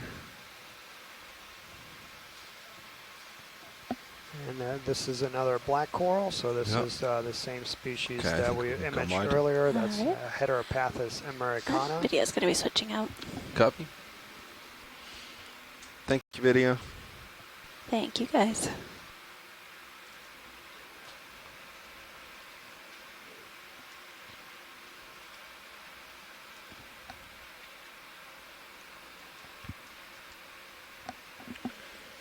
We have Bob Knott sitting in video. Good morning, pilot. Good morning, video.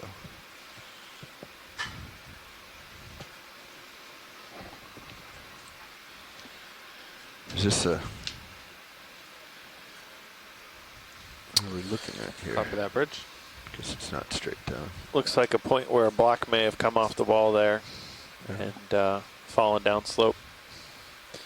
Kind of a void in the rocks there.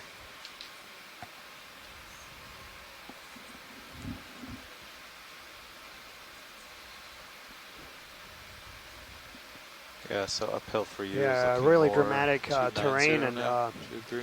I guess it's a good point to highlight the real teamwork that happens here on the ship. So while we are not diving at night, our mapping team is busy, and they spent all of last night mapping the area. And after they ran all these mapping lines, they called us first thing in the morning and let us know about what they were seeing, and we actually moved today's dive by a few hundred meters to go over these a lot of these topographic high points. So we originally had the dive kind of planned going over a wall that basically didn't have these outcrops, and I'm really glad that they did, because this last outcrop image was covered in animals and corals in particular. So this is going to be a Goniosteridae. And I don't know if Chris is still with us. I actually have the picture pulled up that you sent us, Chris, and it certainly looks very similar.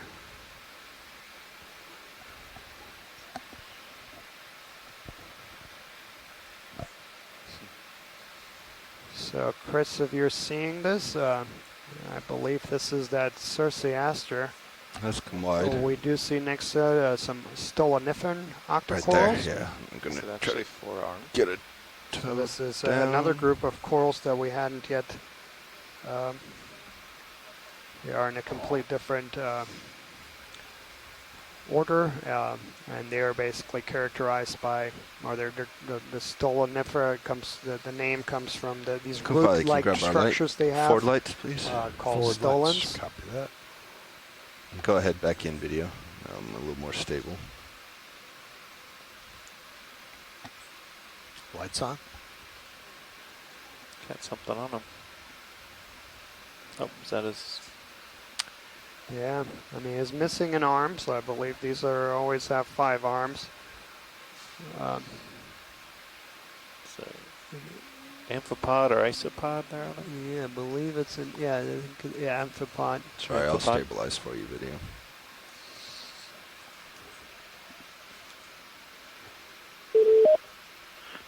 Hey.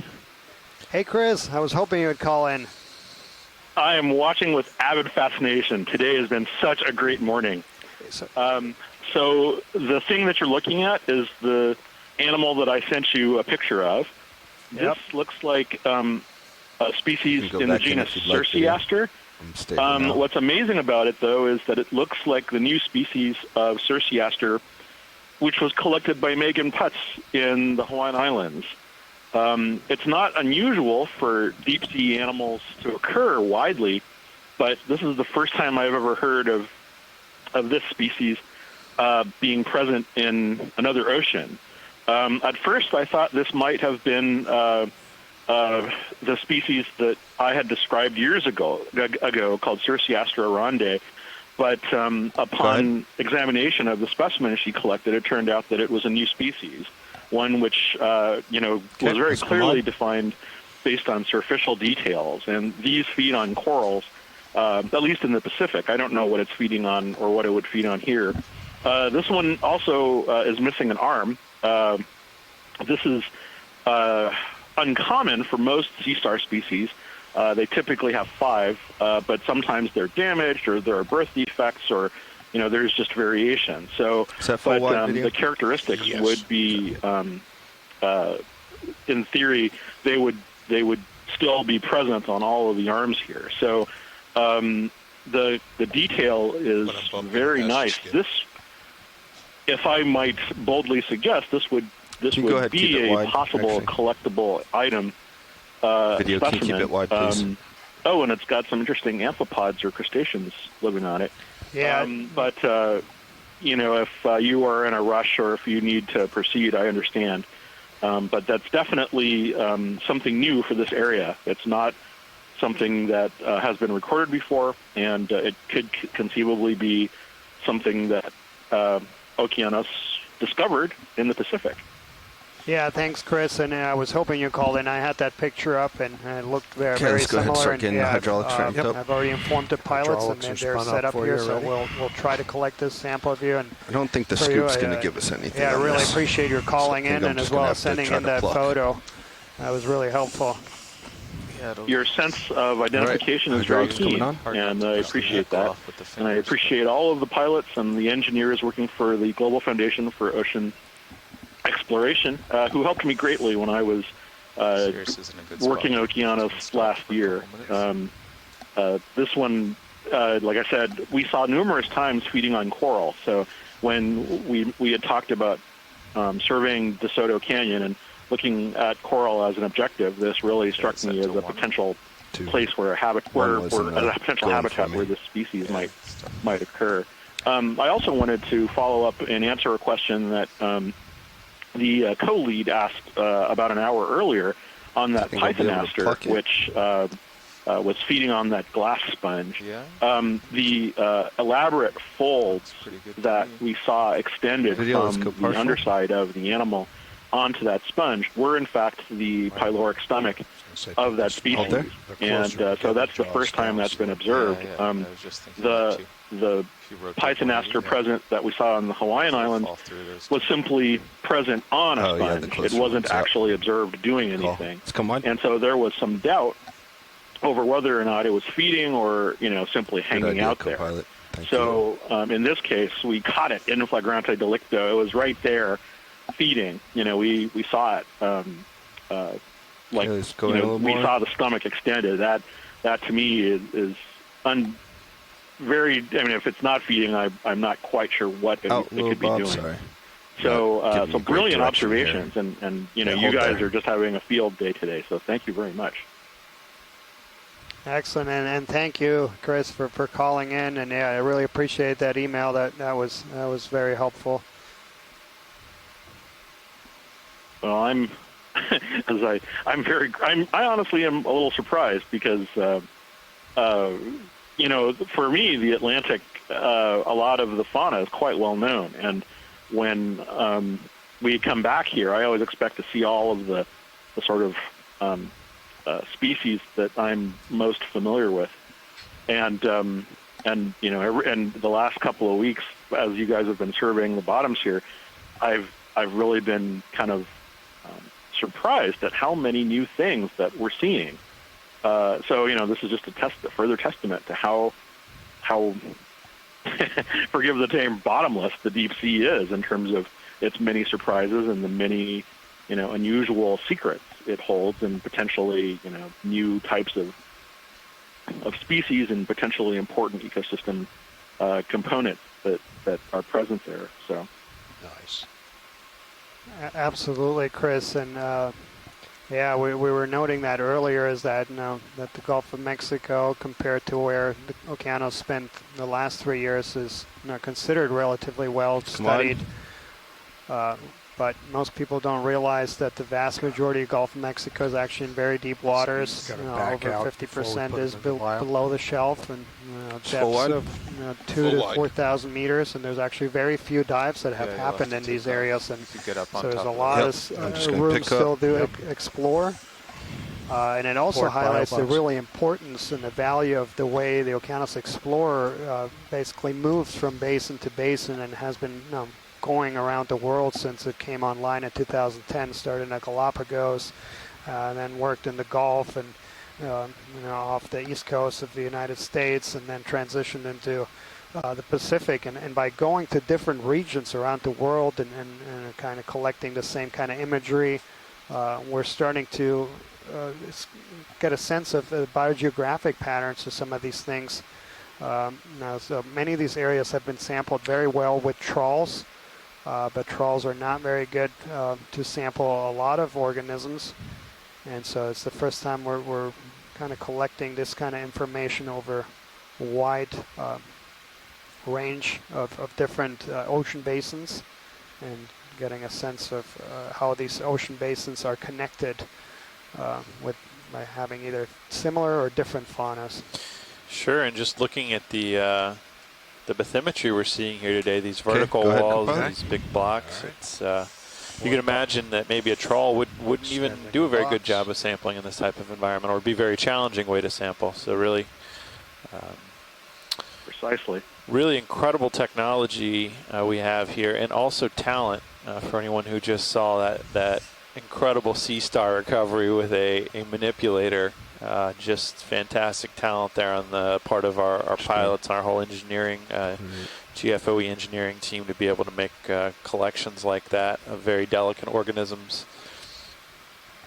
Oh, I am well versed in the expertise of the GFOE piloting team. They, on the cruise before mine, they had collected that small little sea star, that little cookie star, and it wasn't until it reached the museum that I realized just how small it is. It was literally the size of like a $50, and and that sort of thing seldom if ever comes up in a net. And and the fact that they collected it, while I know it was a point of some challenge, it did turn out to be a new species, and even this star that we're looking at right here, this is from what I can tell, it's a fairly decent-sized animal, and yet, it's never been collected but the trawl net before. I mean, it's got spines. It should be snagging, and so we're still seeing, there's a perception that the things that are sort of still to be discovered are small, and it turns out that that's not true.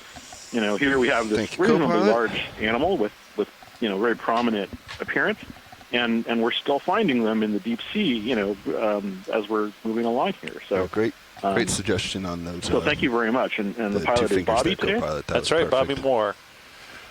Thank you, Bobby. It's much appreciated.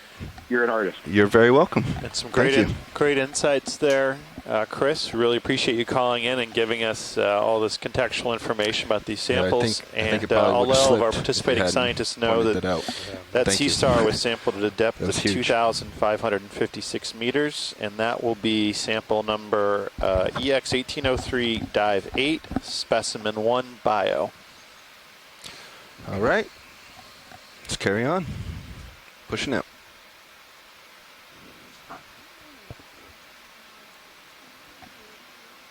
Excellent. So, already we're about an hour and 45 minutes into the dive, and already are making up for the lost days. Really gotten some really remarkable imagery of a lot of different groups of organisms, and now we also have secured front lights coming two off samples, video. including a geological samples at the very beginning of the dive that will help characterize the geology of this environment. And now we just secured a sea star in the genus Circeaster, and that is very significant because that had only been imaged in the Pacific, so that will most certainly be a new record and likely a new species as well. And we really appreciate I'm going to give you lights, see what Dr. that Chris does. Ma calling in and guiding that collection. Could I have a ship move? Thanks a lot. 30 meters, bearing Is that too much light? 290 degrees, speed Yes. 0.2 knots. Well, I can. Oh, light coming out. Oh, where did he go? Oh. Good Give copy, up on Bridge. us anyway. All right. We're trying to. So I don't know if you saw in the vehicle video, we moved two of our lights to the front now to help us with the still cam. So we're kind of been playing with it today, on and off, to see if it helps, if it doesn't. Okay. So, please give us feedback on Copy that, on Bridge. if it's too much light or not helping, etc.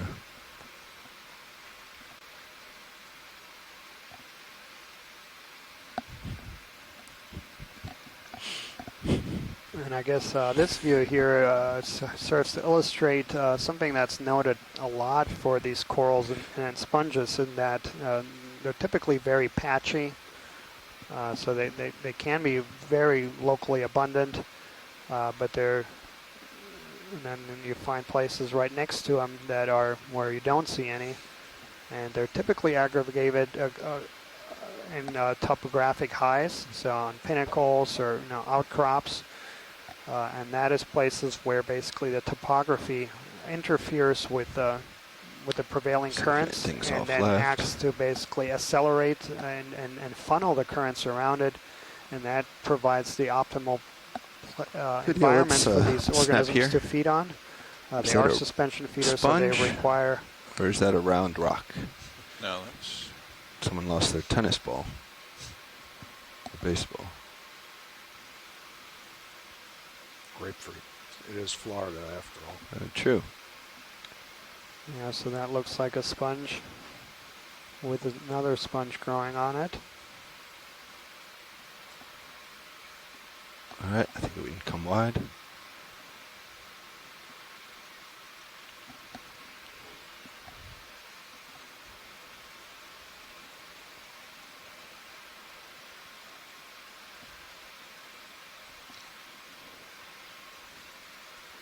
So our current depth here is 2,550 meters, so we've climbed just about 100 meters. Nothing really out that way. We do have a few more climbs here, so better there's stay on track. Two more big steps. There'll be a few plateaus in between. Again, we'll have about 3 hours and 15 minutes remaining on this in this dive. And we really hope to make it at least to about 2,200, because that is the places where previous dives in this area have noted the highest densities. And so one thing we were hoping to do, not just today, but over the next couple days, we also have dives kind of in similar environments, but further down south, is to get a full transect across this depth gradient from 2,800 to 2,000.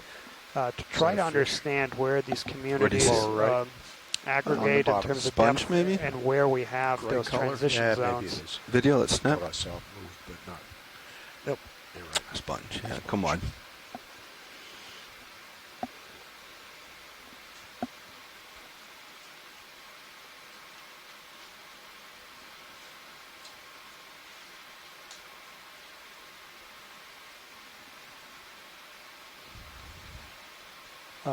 And also for those folks who joined later in the dive, motor comp doing? So this dive site here about 5 minutes ago was proposed by folks that are working very closely. Yeah, pretty much. It's with held important effort since I sat down for the Office of National Marine Sanctuaries. So the Flower Garden Banks National Marine Sanctuary, which currently protects 3 banks in the northwestern part of the Gulf, the east and west Flower Garden Banks and Stetson Bank. Looks like, is that rock or is that coral tucked in there? There have been proposals to expand the sanctuary. They have been heavily supported by the scientific and general community. And this area that we're diving in today has been proposed for expansion of the sanctuary. I believe so. Yep. Yep, and this is a seaweed, brown seaweed, and a genus Sargassum. So this area is like a bubblegum coral. Potential management implications, but it's also a place where a lot of you can lose the skids whenever you want to. Now that we're done sampling, warranted because it's is actually where in this part of the Gulf historically it's the least explored. Bill Shett made a comment earlier is that because there is no oil exploitation here, there have been no extensive surveys by industry, and so this is an area that there's still a lot to be explored. Coral coming into the center now. And the cup coral. This is where we'll also focus the last week of the expedition. So we have 8 days remaining here on this expedition before we have to pull in Key West on May 3rd. Yep. And so weather permitting, we'll be diving every day. And there we have a cup coral to our right. This is a solitary stony coral. And on the left, it's something, perhaps a coral, something that's now dead. And we do see a bunch of tube worms overgrowing it. Yep. Try to stop my forward motion now.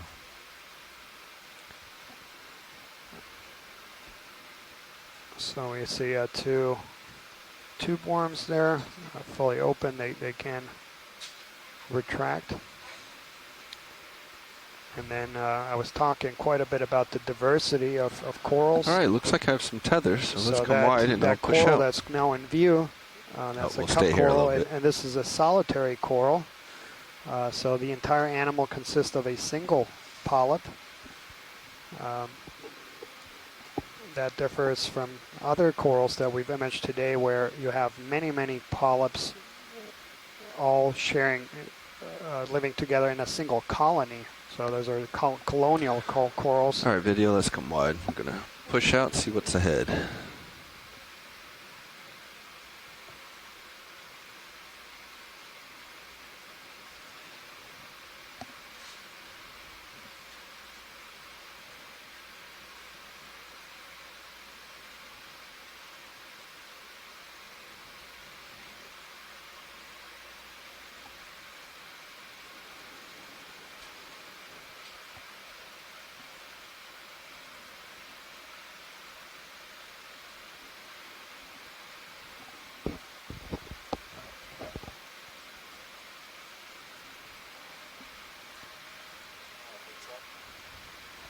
And up ahead we have Go ahead, another black workshop. coral that's going to be in the genus Bathypathis.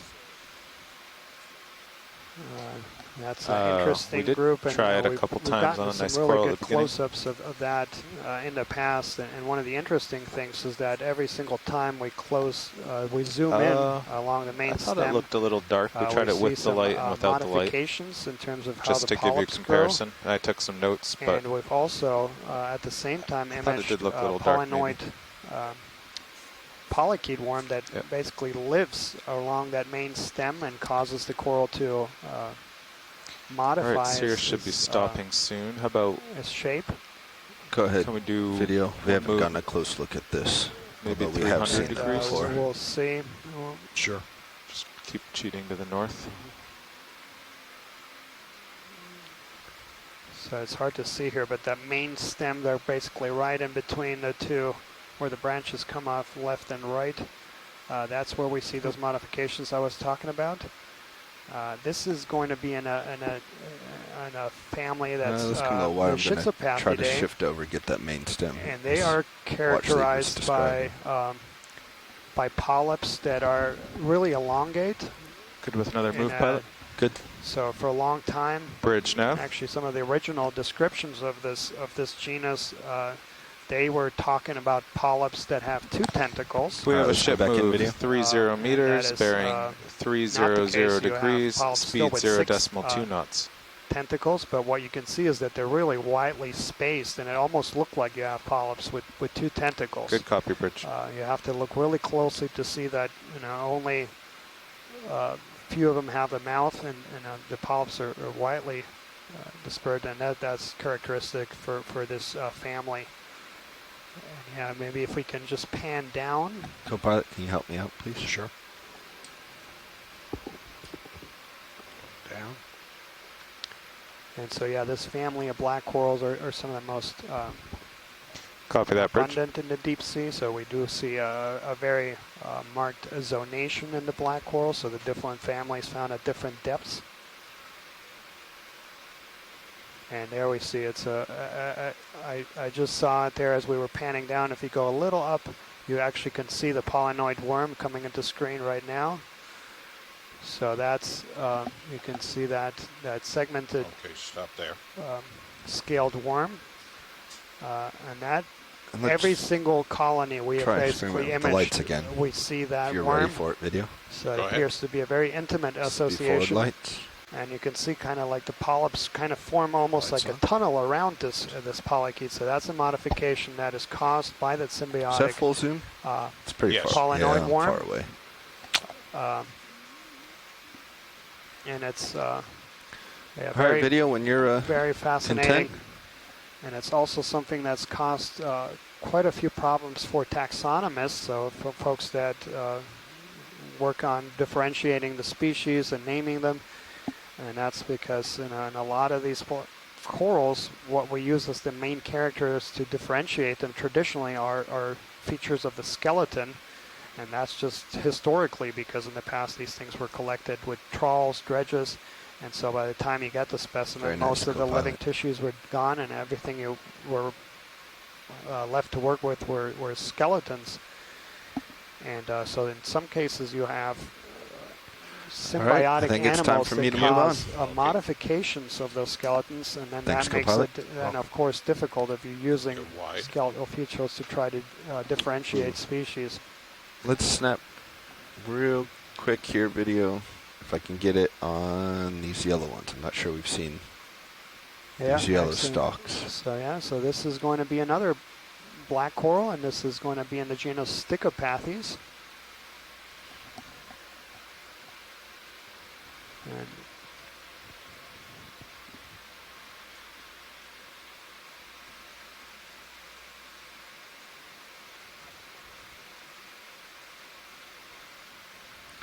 And I think that's enough for an ID, so we can continue on.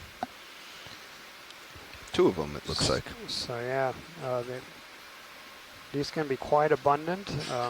Actually, so we have a little black coral garden here. We saw that the Bathypathes, the two Stichopathes, and there's so another I did 2 moves in Heteropathes. quick succession.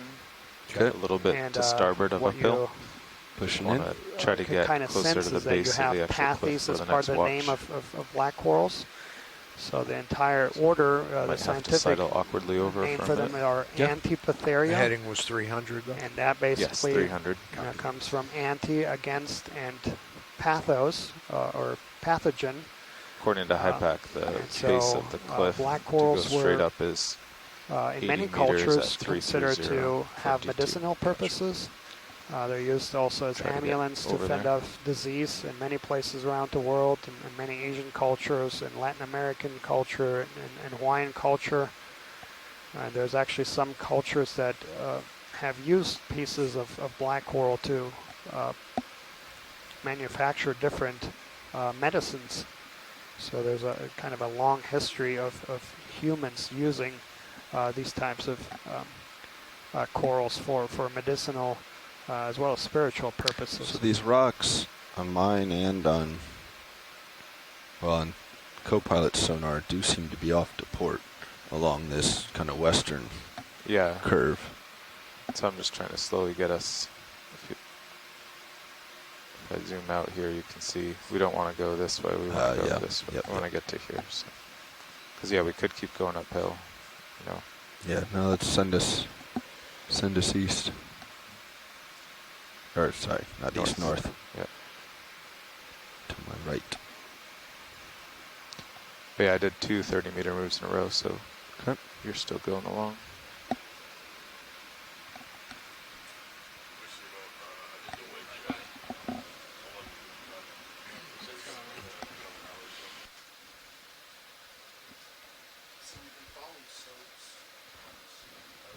And just to let our viewers know here that we're currently going through a piloting change.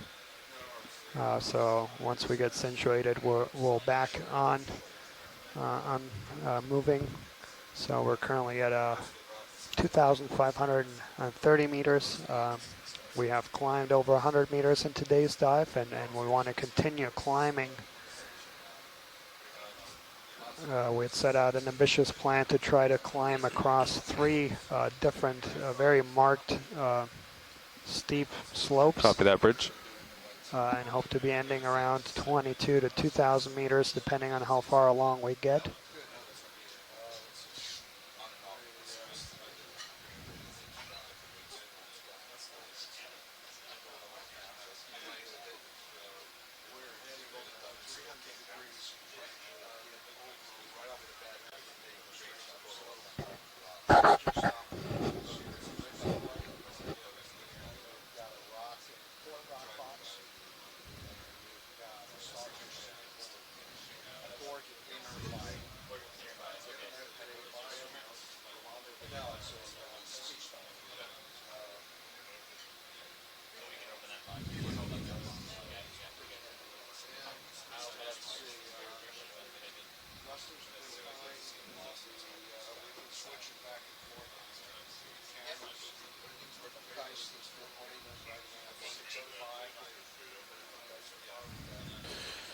just to let everybody on shore know, we're going through a piloting change right now with our ROV team.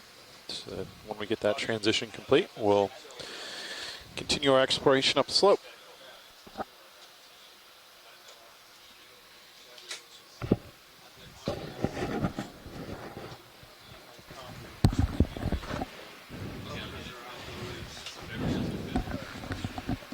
Hey, Go ahead, Watch Lead. Bridge. This is new pilot. Just finished swapping out here. Sorry for the delay. Copy that, Bridge. Yeah, it looks Copy like that. Standing by. Sirius is a little ahead of us, so I'm going to go ahead and push you out and catch up.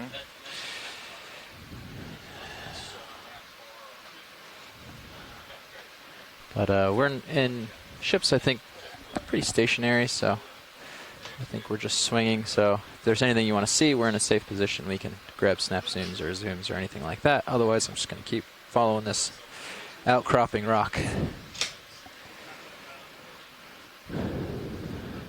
Great, thanks. And I'm at 21, so I'm not really that far over you or anything. Okay, sounds good.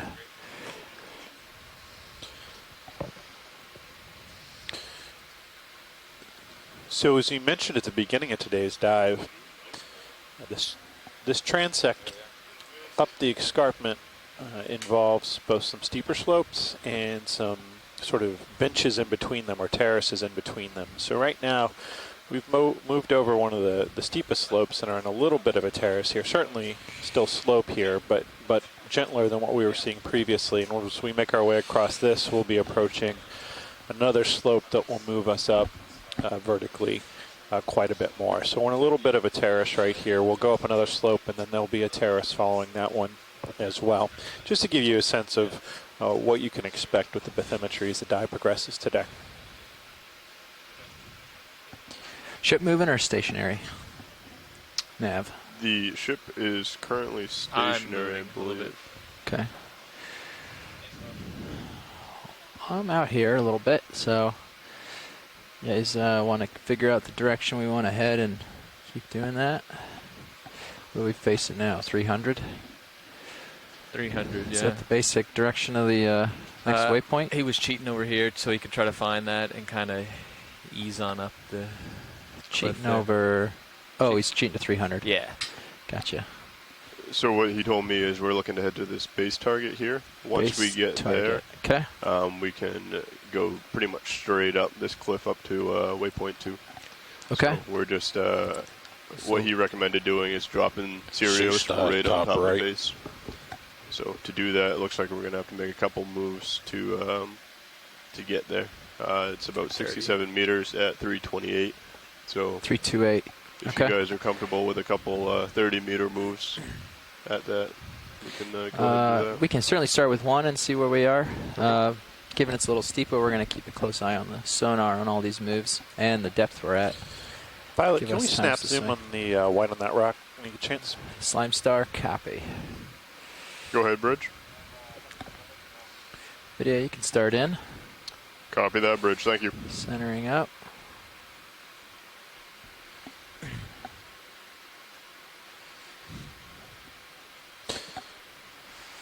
Is this what you were talking about? Yeah, very good. That looks similar to one of the sea stars we saw earlier in the cruise, earlier in the dive today. So, okay. Thanks for that dive. Just wanted to get a closer look.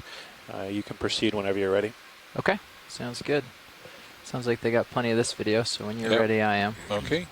We'll laze it. I'll need to turn over to 330 though. There's the lasers just for scale. Give it a sweep by on our way out. Perfect. Off we go. Thank you, video. So I'm thinking a 30-meter move at 336. 30 meters, degrees. 336. Let okay. me get a turn over there before we do any the call. Yeah, you're clear on the sonar. Yeah, I just want to see. I'm going to keep on this slope for now until we start to see the one on the north end start showing up in your sonar. Yeah, this might be significantly over. What are you at now? 325? Yeah. Okay. Yeah, I'm going to lose you if I turn all the way there. Yeah, go ahead. You can lose me for a second if you want to take a look. Okay. I don't mind. Yep. This is going to be our ultimate Great. Yeah, looks good to me. I'll pop over there in a second. You can go ahead and make that call so we can start moving through now. Yeah, you guys are both lined up for 336. Yeah, we'll be good to ready to go. Okay, I will give it a call in. Thanks. Bridge, this is ROV nav. Would like to make a ship move of 30 meters at 336 degrees with a speed of 0.2 knots, please. Can you turn the tail cam just off? Let's just leave these. See how we're at a 4.5, and it's coming up to 1600K and then going down to 4. Yeah. I'm afraid that's water rolling around in that camera. In the tail cam? No, so the tail cam is linked with the other one. They're all. Sweep pan here to the right a little bit. They're all their grounds. See somewhere where video grounds the are tied together. orientation of those pteropods So they're not in the seafloor isolated looks from like this each other. might be an area of downslope sediment movement. There's probably a ground so it looks fault like this in the might be camera a we just Copy that, installed. Bridge. So Thank you're you. going to see that even though that channel one's that on. sediment has moved down. So if you wouldn't mind, let's just as it's funneled down the steep just leave it slope off here for the into majority deeper of the waters. dive. You don't. Okay. Yeah. You sure? Yes, 100%. Okay. Yeah, we don't want to be riding around with a 4K fault right now until we make sure it's not water in that camera.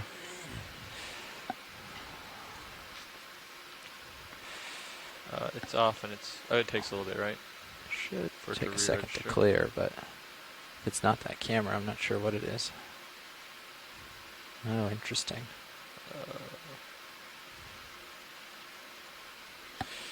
So it may not be the camera. We'll watch it for a second. Okay.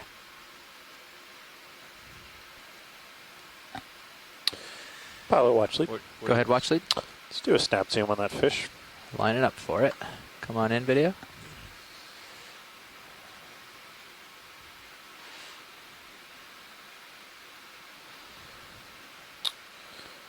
So this looks a bit like the halosaurs fish we saw earlier in the cruise. However, that's just an initial guess by a non-biologist.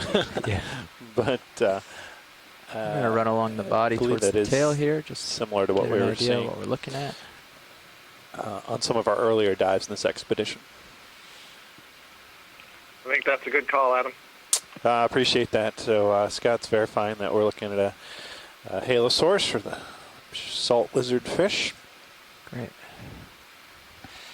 Says the coral biologist with Hold confidence. off and wait for it to come back into view.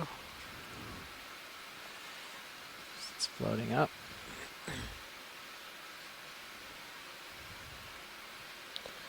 All right. Thank you to the pilot and video. Excellent imagery there. No problem. Okay, video, I'm clear when you are. Okay, So what do you coming expect wide. that DC bus to be at? Is it still bouncing around right now? No, not so much. It's actually steadily going up very slowly. Okay. So, I think it's that camera. What do you expect it to be at? Again, normally? just looking at some of the geology I here, I expect think the we're newly looking at some installed chutes camera where to have a sediment and fault. debris has come down between the larger outcrops and funneled downwards down the slope. The new camera that we just installed Yes, last You can night. see we have a bit I of think that rubble has a here. fault. Okay, yeah. What do you A lot of finer grain sediment, and then 500 to 1,000 is what it's been again, the last few this days. really high abundance of pteropod shells that we're seeing in this area, All right, I'm going to go over and take a glance in the creating those direction of our white move patches here. that have been fairly ubiquitous throughout Something today's here, dive. Maybe. Side rock, good sized little outcrop there. Just might be within reach. And looking over here, I believe I see ripples even in the bed that suggest downslope movement or downslope flow, potentially downslope flow of currents in this area across the seabed, creating those linear ripples we see in front of us. And Are you in the direction of the move still? I am facing the direction of the move. Okay, thanks. I won't go too far off this way then. Just take a glance. Just saw some returns. Thought I might look what we got.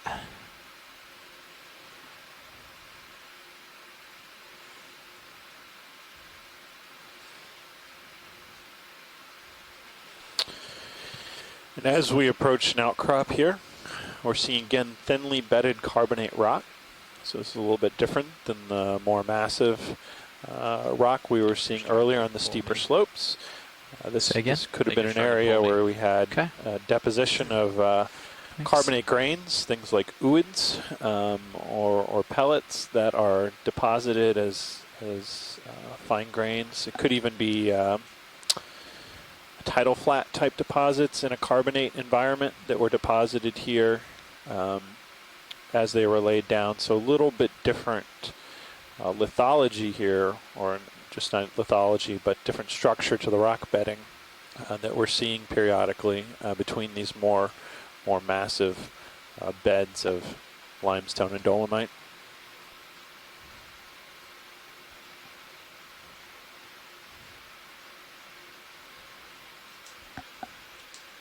Oh yeah, I see this too.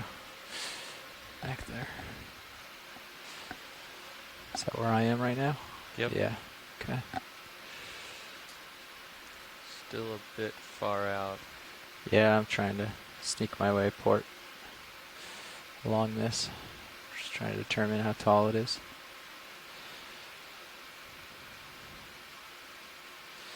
This is something to keep an eye out for here. I'll come back around to where you are.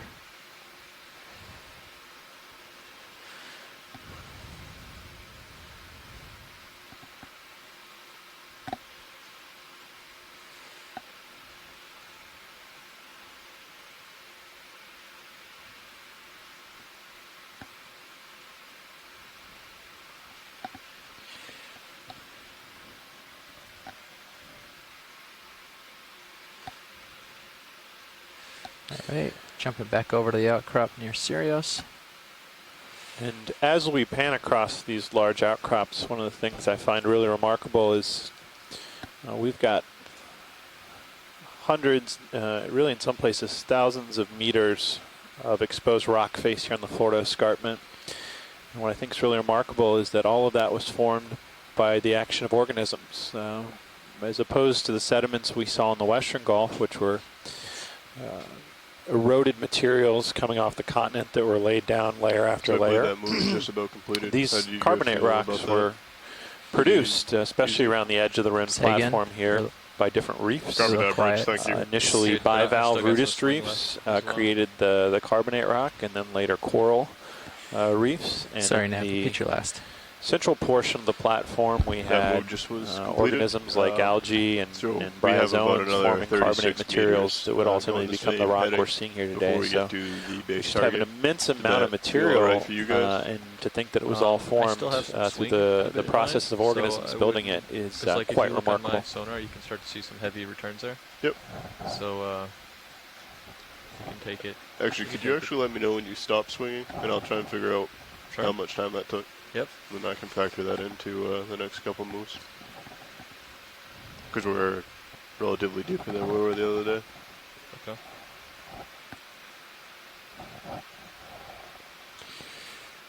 Something on this little rock. I'll just sneak up on it.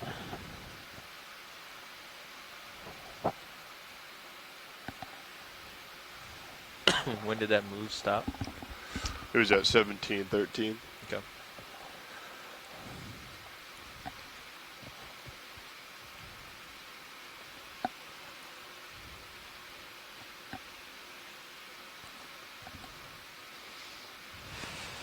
Yeah, so let's see. This is, how far is this from you?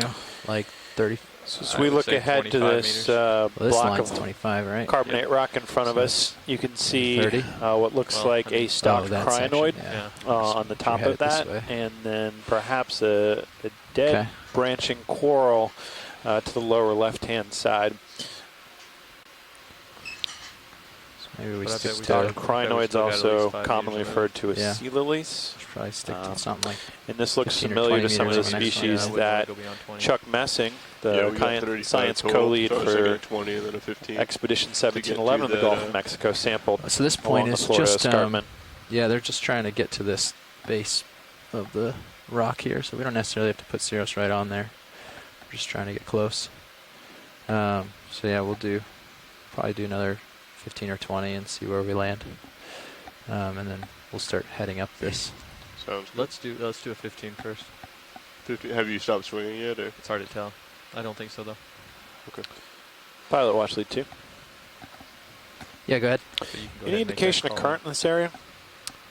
You know, it's hard to tell. There's a very, very small amount, if any.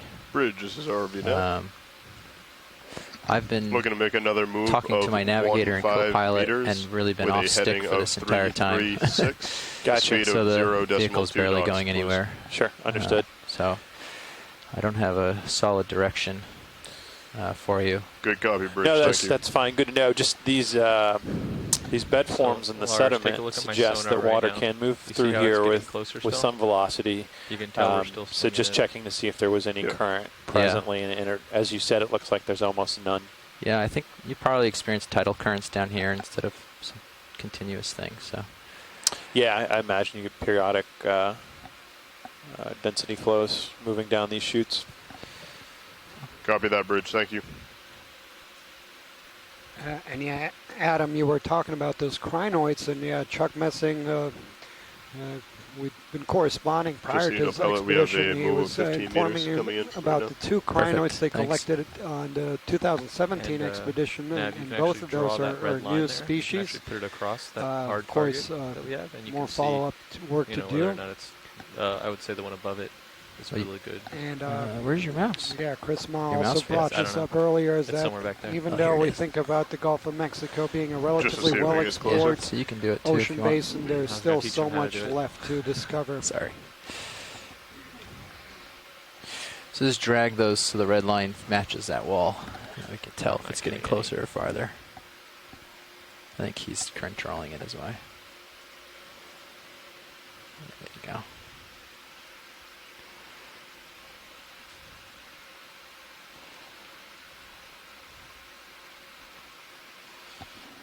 Bobby got the Z-bias pretty well tuned, I must say. 24 and a half. I haven't adjusted. I usually sit down and adjust pretty quickly after, but I like what Bobby I would put say it. we have about 4 to 5 minute layback there. Yeah. 4 to 5 minutes? Yeah, 4 to 5 minutes. I saw someone getting a beautiful shot of one of those earlier, so I won't try to compete with that.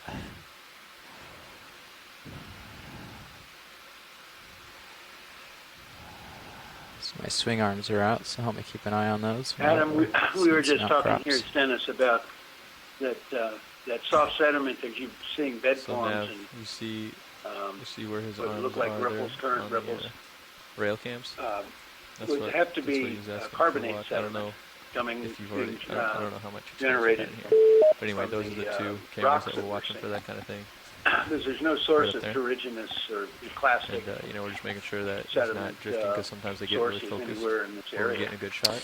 Yeah, I think that's absolutely right. That's got to be a weathered carbonate debris that's moving as down those chutes, and it could be density-driven downwelling or even just density-driven flows that could be carrying that loose sediment down. I think. Cover that, I think Bridge. that'd Thank be you. probably most likely an explanation for what's creating this. The one thing that perplexing though is, you usually see sediment being formed by some sort of a physical or chemical process that breaks it up into grains. There's not too much. That move was completed probably around 1724. Serial should stop or swing, and then we can approach again. Sclerotinian cup Yeah, coral, maybe. That's a very good point, Bill. We don't often. Come in, you can have snap zoom on the cup coral. Just make sure we've seen that before. All right. Zoom on this coral right here, right now. Is there something else you're looking for, watch lead?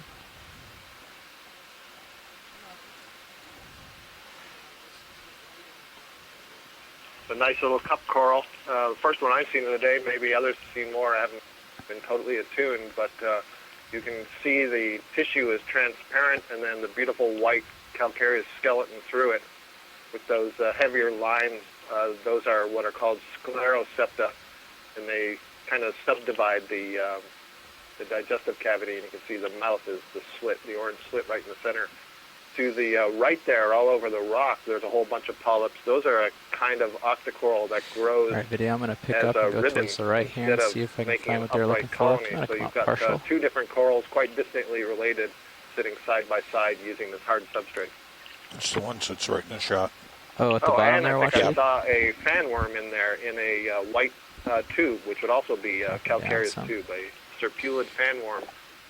So all of these organisms are taking advantage of food particles in the water column. So they all have structures that they put up into the water column, basically their tentacles, to grab those Come out food again, particles. video. What is it that you're looking for? If you just tell me this rose-looking thing. Okay. Okay. I'm gonna drop down and tilt up so I don't have the coral obscuring it. See the top there, right, co-pilot? You feeling safe? Yeah, I'm feeling safe right now. I'm not going to suggest another ship move. No, of course not. I just meant I don't need to race off. Okay. Okay, video. You can start in on this sponge. I thought I muted it.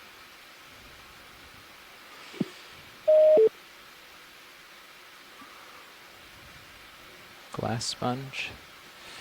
Yep, so we got a glass sponge there.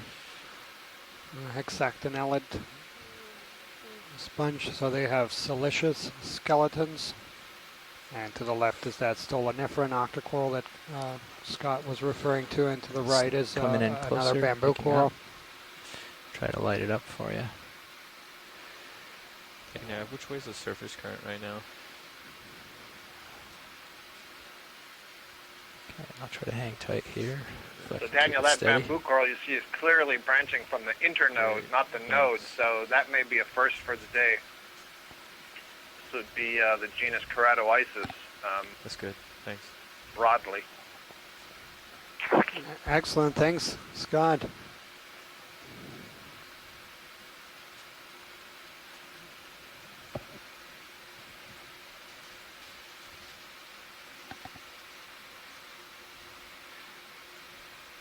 Okay. I'm going to pan over to this bamboo coral just for a second because they've talked about it.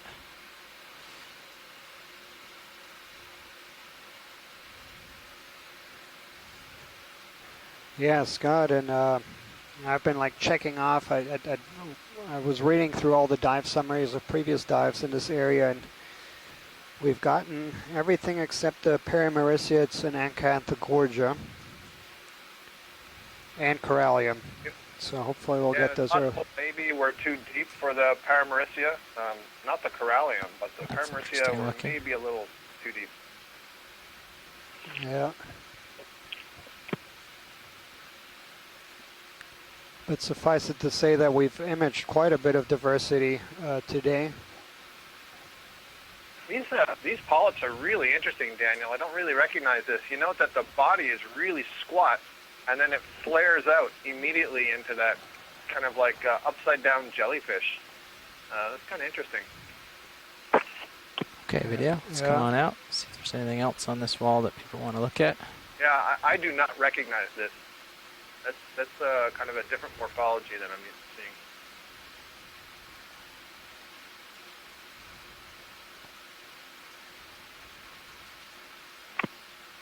seeing. Again, Stennis was talking about the generation of that sediment, and we realized that it's probably biologically generated.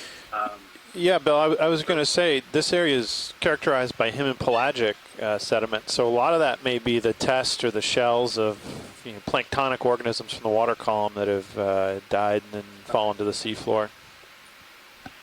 Well, the other thing it could Go ahead, be watch too is clionid sponges in shallow water reefs. No, the ship is somewhat stationary. Okay. We can. I mean, I think the ship has stopped and I Cirrus is have just no about settled. idea Why do you ask? Whether there's clionid sponges here, because you have to get samples of rocks and find the burrows inside. Yeah, we can set up for they that. They live inside the burrows. Stand by. You're not going to see them. Can we bring the uppers inboard for me? Yeah, there are a number of other organisms that burrow into just the uppers for this. To corals, lots of different kinds of worms and mollusks. So I think that there's a lot of bioeroders that contribute to breaking down the coral. Just make sure that this doesn't get within that 12.5 meter ring for him. Will do. So Scott, quick question for you. So we are set up here to be in this area for a while. So if this is a collectible indeed, or if we need to do a little bit more research before making that decision. Yeah, so at the top of my head, I say this is a collectible. I'm right now going through my laptop to look at least the bamboo corals that we collected in December. I might just put my toe over here. I don't recognize that combination of branching and polyp shape. So give me a second. No, they should be pretty well clear. This is a pretty good little outcrop bump. Not too much current down there? No. Great. Lock in auto heading real quick. Back up some. See if I can plant a toe here. So I'm looking through just previous records from the Gulf of Mexico and the last synthesis. You currently have something in the Yeah, and the only keratoisis is flexibilis, and that's a lot shallower, and clearly not this what we're looking at. All right, I did find one. Same dive last year, about 50 miles south of this location. Sample and Spec 02 bio looks like it was this big, so I think we found one. All right, thanks, Scott. Go ahead, watch lead. We do have something similar. Okay. Yeah, of course. Do you want to, you so you have a good idea of what it is? You don't need a tighter zoom or anything of it since we're stable. Okay, sounds good. We will continue on. Yeah, thanks, Scott, for taking the time to research that. I think we will see some quite a bit more diversity as we move up. All right, we can put those back out. Sorry. You want them all the way out? Yeah.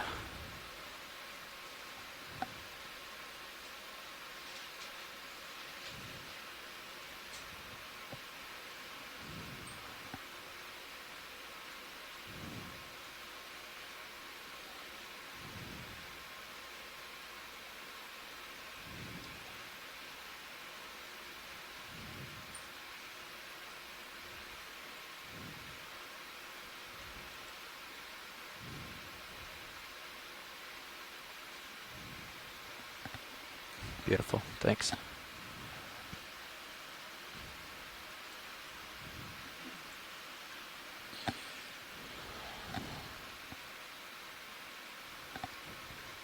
So our current depth here is 2,515 meters. We have about 2.5 hours, so a little over 2.5 hours remaining of bottom time.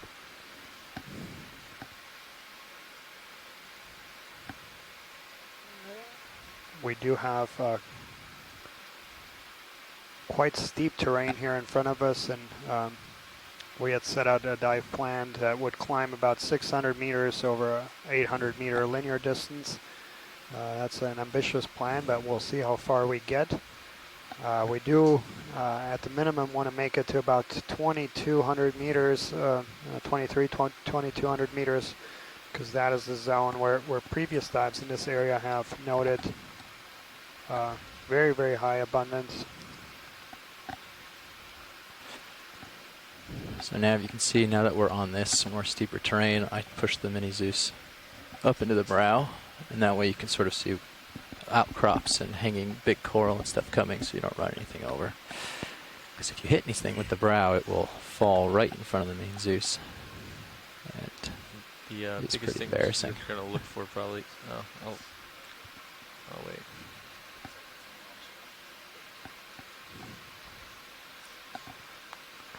All right, Copilot. What we haven't seen so much starboard. today, in contrast to the 7 previous dives, is many fish.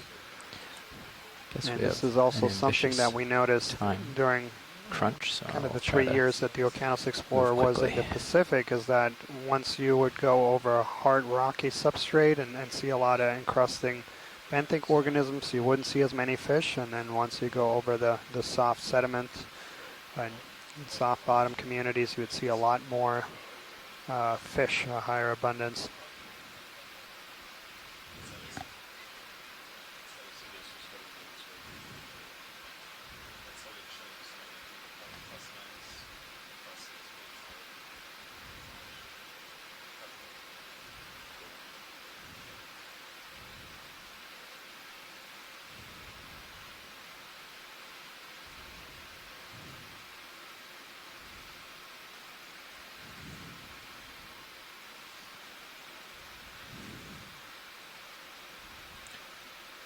feel about bumping me in a couple more meters there, pilot?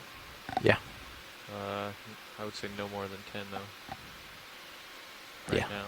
So you've got, There is this we the have tether? another bamboo coral. Or is that the wall? That's the wall. So this is the wall? Yeah. And this is something behind? Yeah. Okay. Yeah, I don't want to go past 10. 10's good. 10. Okay. Let me turn just a little bit and see. Yeah, 335 is still good. Yeah, okay, Neff. I'm good with another move, about 10 meters. Yeah, I was thinking 10 meters at 336. Yeah, if we have a second, maybe we can That take a works, quick yeah. look at that shrimp to the right, I will call it to the left of the coral. Bridge is RV Neff. We're looking for another move of 10 meters at we're just waiting here for a ship 336 move. degrees, a Come speed on in, of video on the ship. 0.2 knots, please. Good copy, Bridge. Thank So you. yeah, this is in that same So now genus, the things you're going to be watching, possibly same most species often as what in this we kind of had situation, imaged definitely the quite a sonar, few individuals and, over, sure that you're watching high over pixels, we'll make soft sure the sediments, ship, so nothing this is happens going with to the be ship a and it starts, nematocarcinus, drifting off, or if and I DP believe this goes is going to out be the or something like that, species, because we'd have a limited nematocarcinus amount of time. ensifer. And Coming down. Sorry about that. Copy if, that, we Bridge. if we had the tether cam on, I mean, you'd be watching that too to make sure there's no wraps getting in or it's not getting above. And then also the swing arms up there, so you're taking a look at kind of everything, just keeping that good 3D picture in your head. Will do.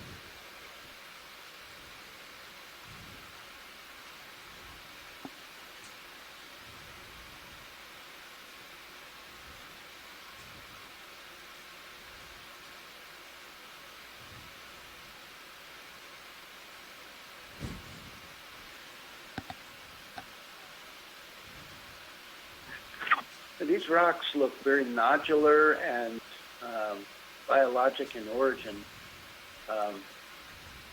Wondering if this is one face of a rudisted reef. It's just very difficult to see. Yeah, that's a good question, Bill. It is difficult to tell with some of this sediment cover and having pretty oxidized surfaces, but it is nodular. You know, it looks sort of like a colonial type carbonate where it was built by a reef. You know, it's hard to tell without breaking it, you know, to see the signature, the rudist.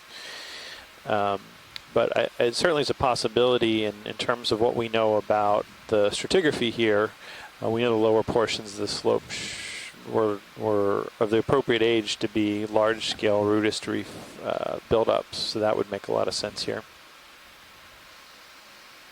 Some of the other massive rocks that we've been seeing didn't Can I have get the this lasers? This is relatively new. I think they're on. I think just got to bring the zoom out. Perfect.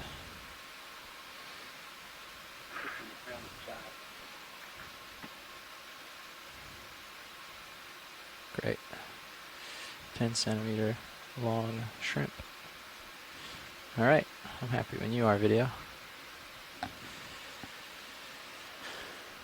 All set.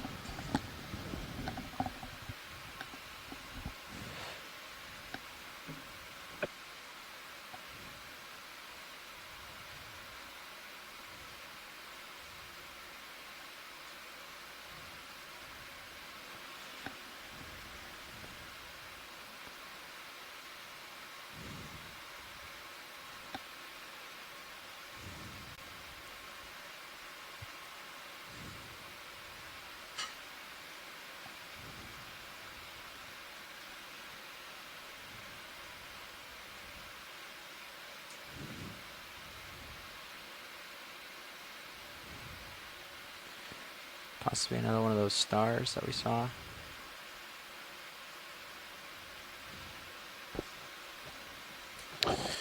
Just following up on what Bill mentioned, or Bill Shedd mentioned, the possibility of this being a rudisted reef.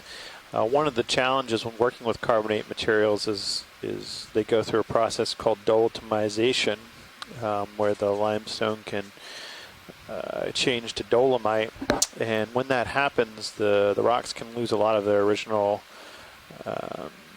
characteristics, including fossils Copy that, Bridge. Thank and their textures. So that makes it a even harder challenge to identify some of these older materials.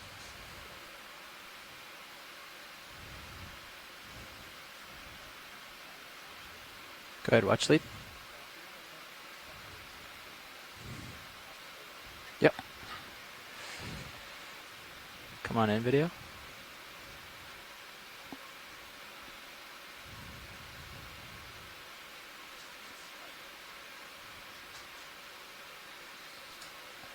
This is going to be a squat lobster family Munidopsidae, and I believe this is in the genus Gallicantha. Well, the spikes on the top of its shell are remarkable. It's an incredible adaptation. You would think twice before making that a meal, I imagine.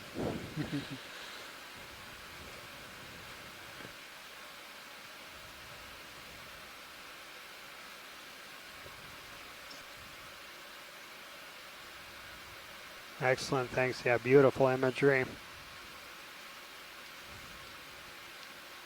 actually looks very similar to something that was imaged in the Pacific, Gallicantha rostrata.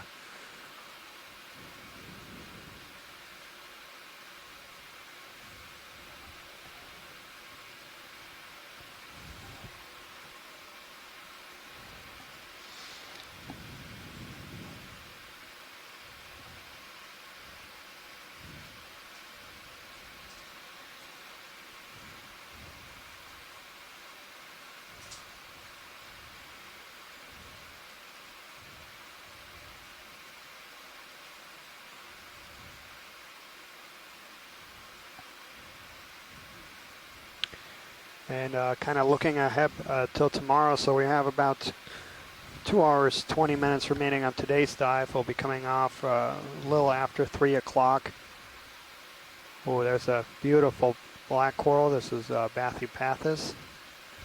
And this, and we'll have a planning call about 15 minutes after we come off bottom, which should be around 3:15 or so. Tomorrow's dive is going to be kind of similar environments, slightly shallower, and I'm going to just be diving east of here, and this is a dive that was proposed because of the scarcity of previous data in this area, and in fact some of the folks at the National Centers of Coastal Ocean Science have been developing habitat suitabilities for various species of corals. We're looking at 340 noted a couple right regions here along this West Florida escarpment where there's potential really high suitability for corals and sponges. So tomorrow we'll be diving in another unexplored area where we predict there's going to be a very favorable habitat for a lot of these deep we'll water just line taxa. up with what he's got on sonar as bottom and do that. I have it at 360 locally here. I don't know if I'm just in a little dish, but it looks like from his, if he lines up to the middle of this, maybe that's like 350. You're going to have to come around if I do that. Yeah, I will. And then the day after that, on Friday, we will keep moving kind of east and south, and again be diving on the West Florida escarpment, a little south of us, and also exploring these deeper depths. Yeah. Sounds good. And so we'll basically be moving for the next week down the West Florida escarpment. This is a region that is where we have historically the least amount of information in terms of previous dives and also mapping surveys, and in fact just north and shallow water, there are huge areas on the shelf that have not yet been mapped. Of 10 meters at so there's big 0 gaps in degrees historical multi-beam with data, a speed so of our mapping 0.2 knots, team at please. night will be covering large areas of the seafloor that have never been mapped, and so that will add a lot of very valuable information.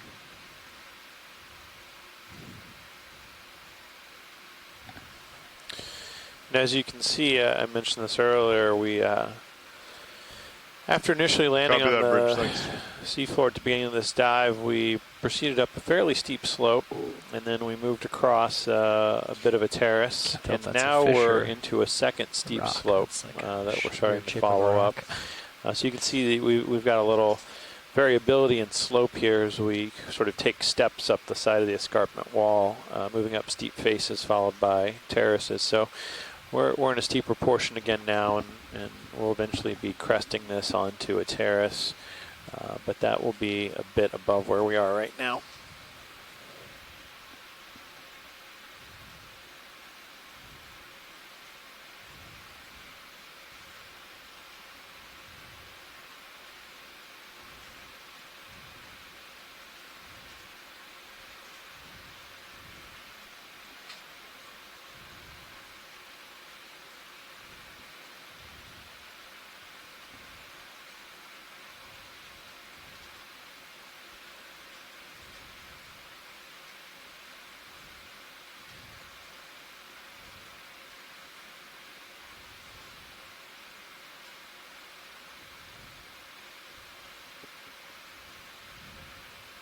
Fortunately, this is enough.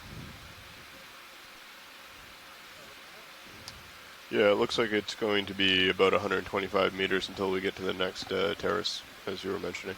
So we're just starting this ascent to the next terrace. Should be about 125 meters.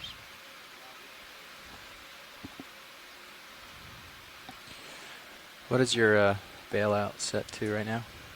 Current bailout is southeast. Southeast, copy.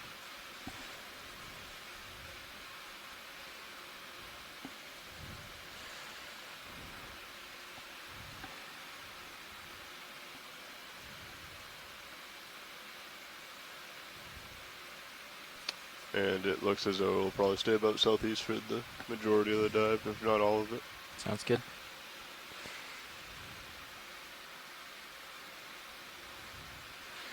Well, this is somewhat barren. I'll move back out to the crest here. Copy that, Bridge. Thank you. Some more interesting things to look at along the edge.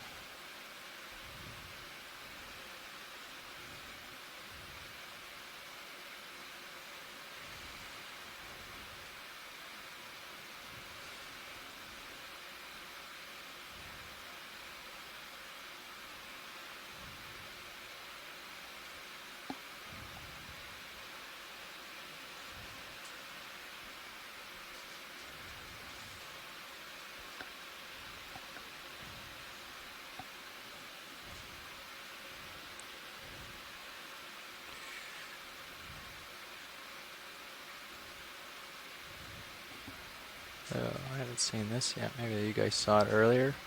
Down below. Yeah, we did get some images, but yeah, if we're waiting for a move, we can always get a snap zoom. Okay.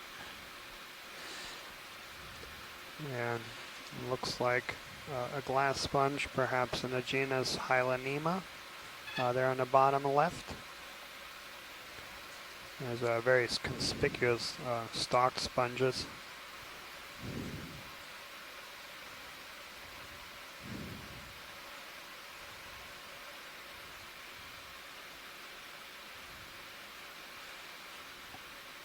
Okay, video, you can come in.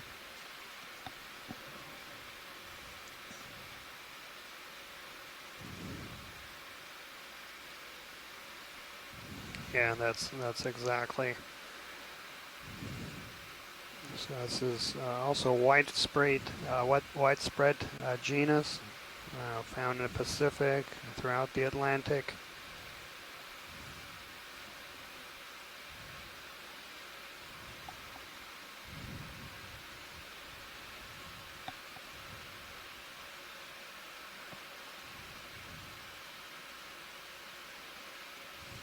Okay. Confirm that. Get the lasers nearby, just for size. Oh, you want them on? Yeah, I just leave them on and zoom past them. Okay. Unless it's like really messing up the shot. See if I can get one on the sponge and the other on the stock. There you go. Cool. Great. Let's go full wide. hunting around for something interesting to look at. Matt, when did that move end? That move was completed at 17:43. You got about another minute and a half to 2 minutes of swing expected. Thanks.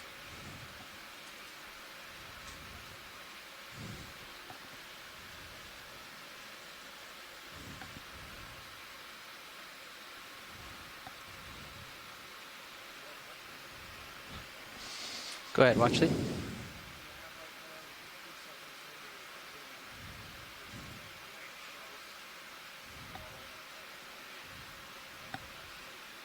Yeah, for sure. We can just go right up this little canyon part, take a look. This little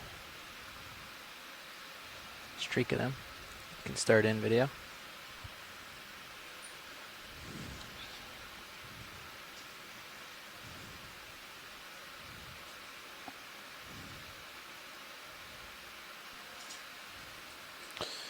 That's a close-up on a aggregation of pteropod shells, and throughout this expedition we've been seeing pteropod shells in the sediment.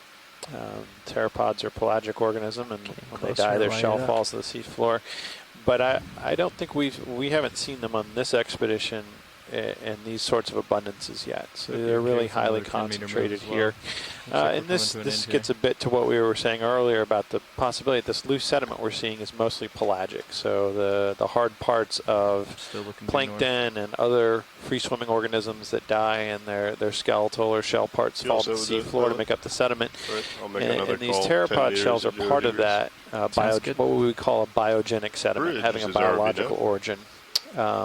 But really in high abundance here. I don't know if that means that pteropods are more common in this part of the Gulf, or maybe just the natural downslope processes of this wall have concentrated them as we see them here. Bridge. Thank you. It's a little hard to say.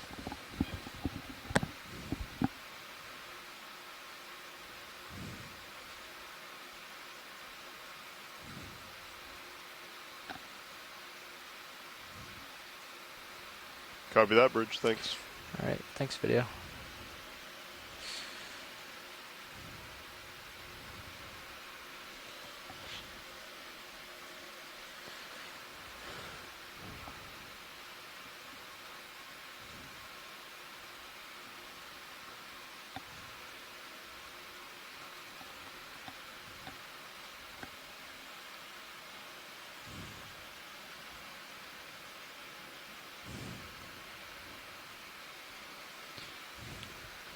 I also like to take the opportunity to welcome the many viewers that are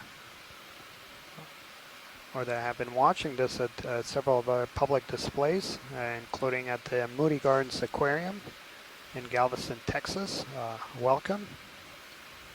You're watching live video footage brought to you from the NOAA ship Okeanos Explorer as is part of a 3-week expedition to survey completely unexplored deep water habitats in the Gulf of Mexico. We still have 1 week left in this expedition, and you can watch this live video footage not just at the aquarium but also on any computer with an internet connection.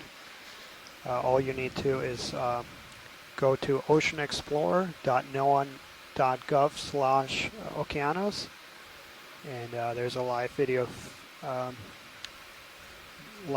link there, and you can for the next week there'll be daily dives between about 9 and 5 Central Time.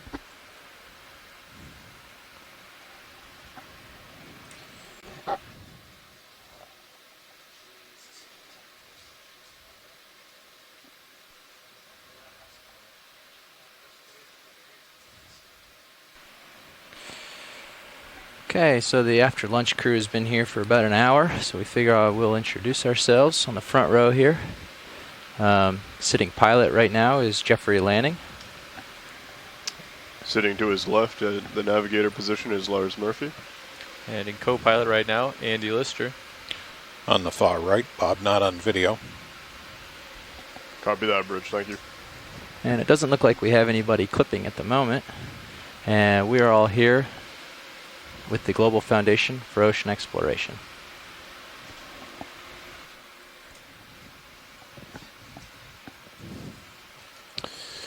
And just to continue introductions, in the back row we have our 2 science leads and our sample manager. I am Adam Skarke. I'm a marine geologist and a professor of geology at Mississippi State University.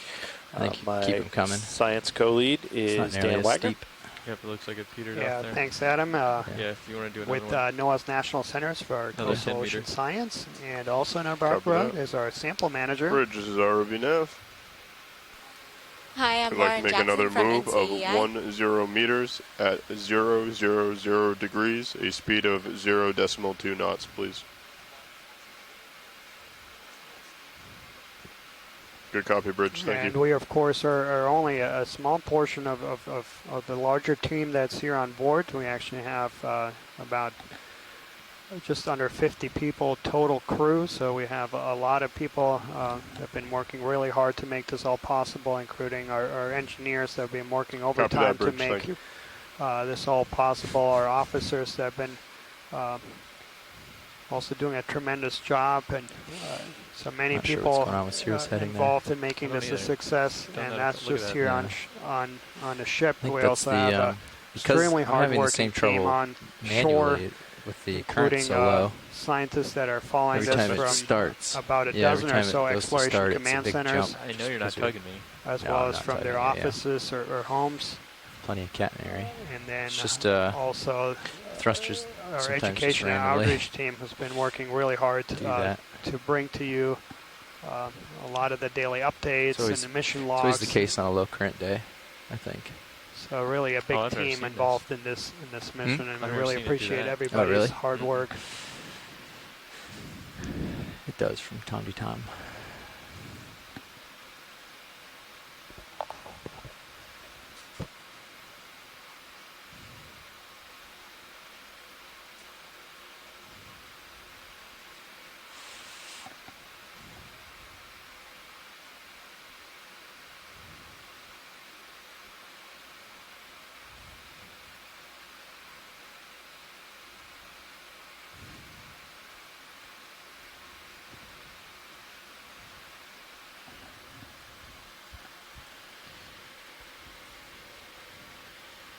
Pilot watch lead?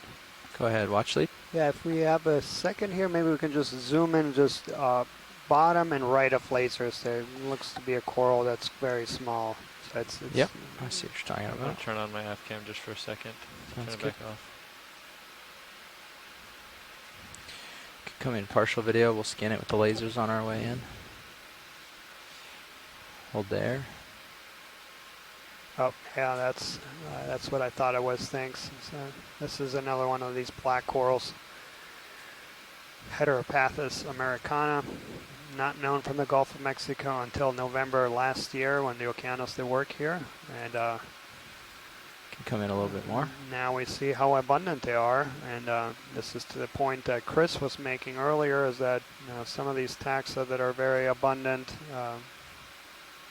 we still don't know, because a lot of them are really hard to sample, especially over steep terrain like this. Pretty photogenic. Did a nice little spin there for you. It saw us coming.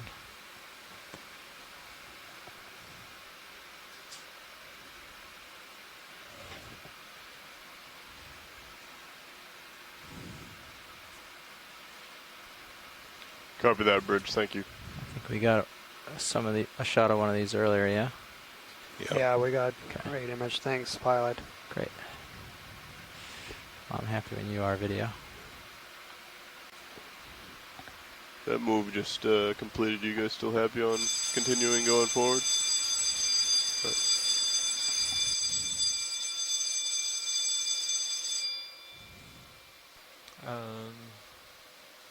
It just finished? Yes. Now the Explorer, this is the drill, this is the drill, this is the drill. Smoke. Let's just give it just a second. Laundry space. All hands report to your fire and emergency stations. Stand clear of fire screen doors. Smoke has been detected in the laundry space. This is the drill. Bridge, this is ROV-NAV.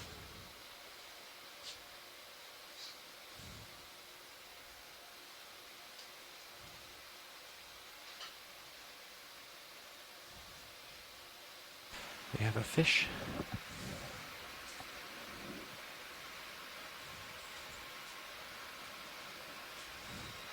delicate, wiry bamboo corals are really quite common. Absolutely, Coming in Scott. partial. Getting a pretty hard return there. That's why I wanted to just give it a little bit. Because see our hard return on the sonar there? On mine. Do you want me to dilute that a little bit? No, it's great. I like the way. I'm just saying I wanted to give it a second because I'm seeing a real hard return, meaning it's probably real steep again.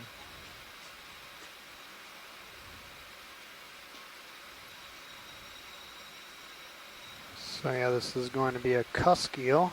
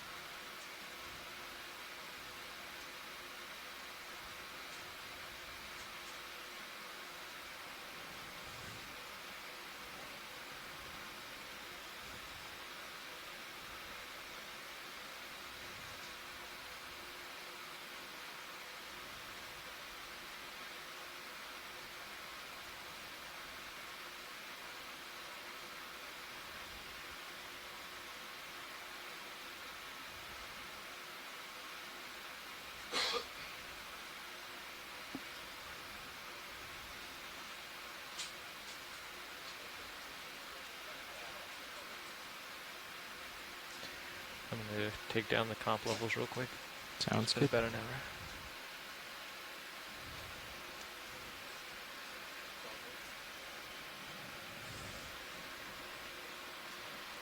Yeah, and I don't know this group that well. Maybe Ken and some of the others. We do see a parasite on it, perhaps an isopod. I'm happy when you are, video. I'll let them float off. That's good too.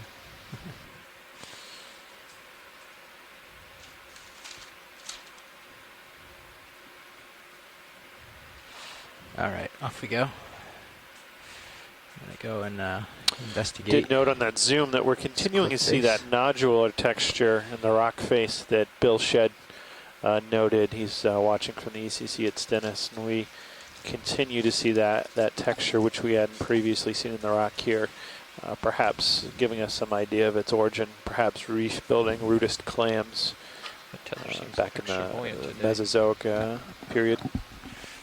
Yeah, might be an upwelling.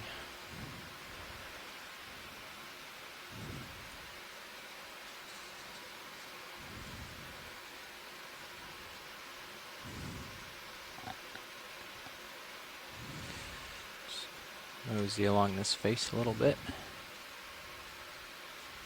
I want to make sure that doesn't get over me.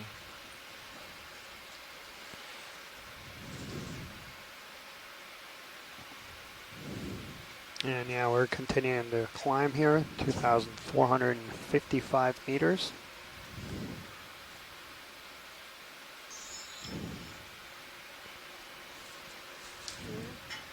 Again, for those folks that joined later in the dive, this dive today is in a completely unexplored area.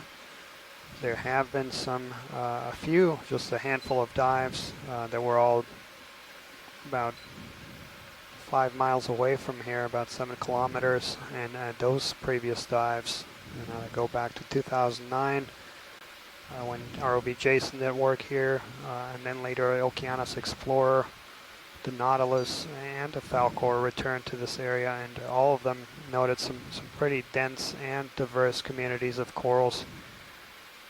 And we're seeing the same thing here. And this area is also important because it is currently under consideration for expansion of the Flower Garden Banks National Marine Sanctuary.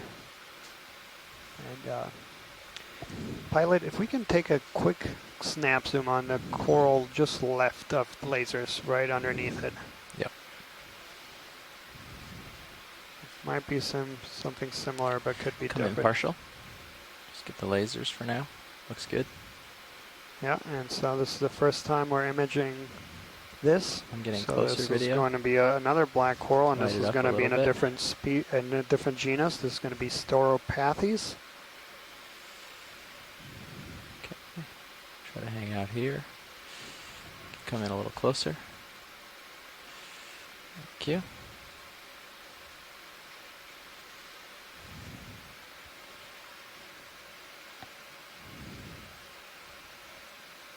Yeah, and this is a group that has been imaged by Okeanos before. They're very interesting, particularly within that genus. There's a few species, and oftentimes you can see very different colors, morphologies of the same species. It can be kind of golden brown or red or brown, and this is also something that's common within black corals, that oftentimes you have very different color morphotypes within the same species. Do you have any more zoom? Great. Awesome.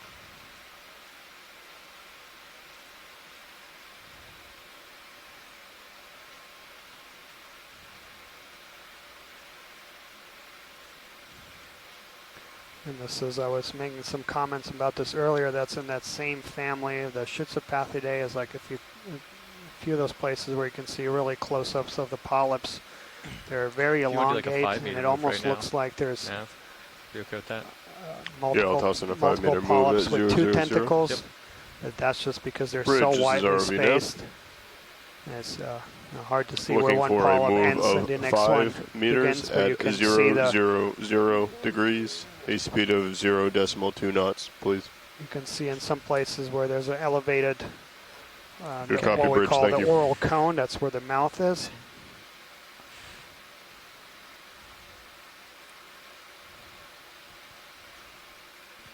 Excellent, thank you, pilot.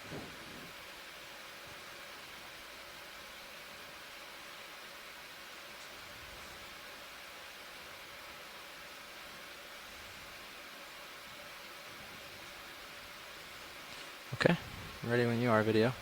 Now, we were talking about the different groups of corals. So for a long time, black corals were kind of grouped with Gorgonian corals, which are octocorals, in that same group as the coral that's now to the left. Both of these have a skeletal axis that's kind of dark brown or dark black.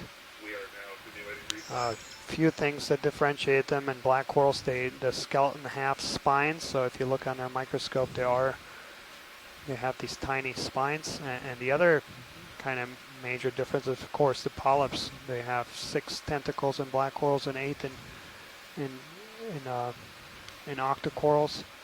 The other thing is that in black corals, the tentacles cannot retract, so they cannot close up the polyps. And so kind of the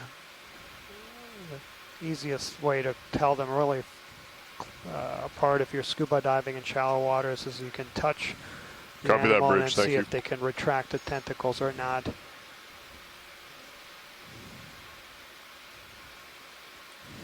this is because black corals have very weak muscles on the tentacles themselves.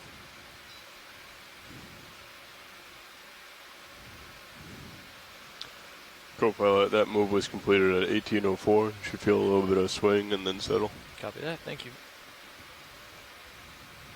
Yeah, and we continue to see these bamboo corals. Scott was pointing that out. There's a really dominant species here, and we've seen many of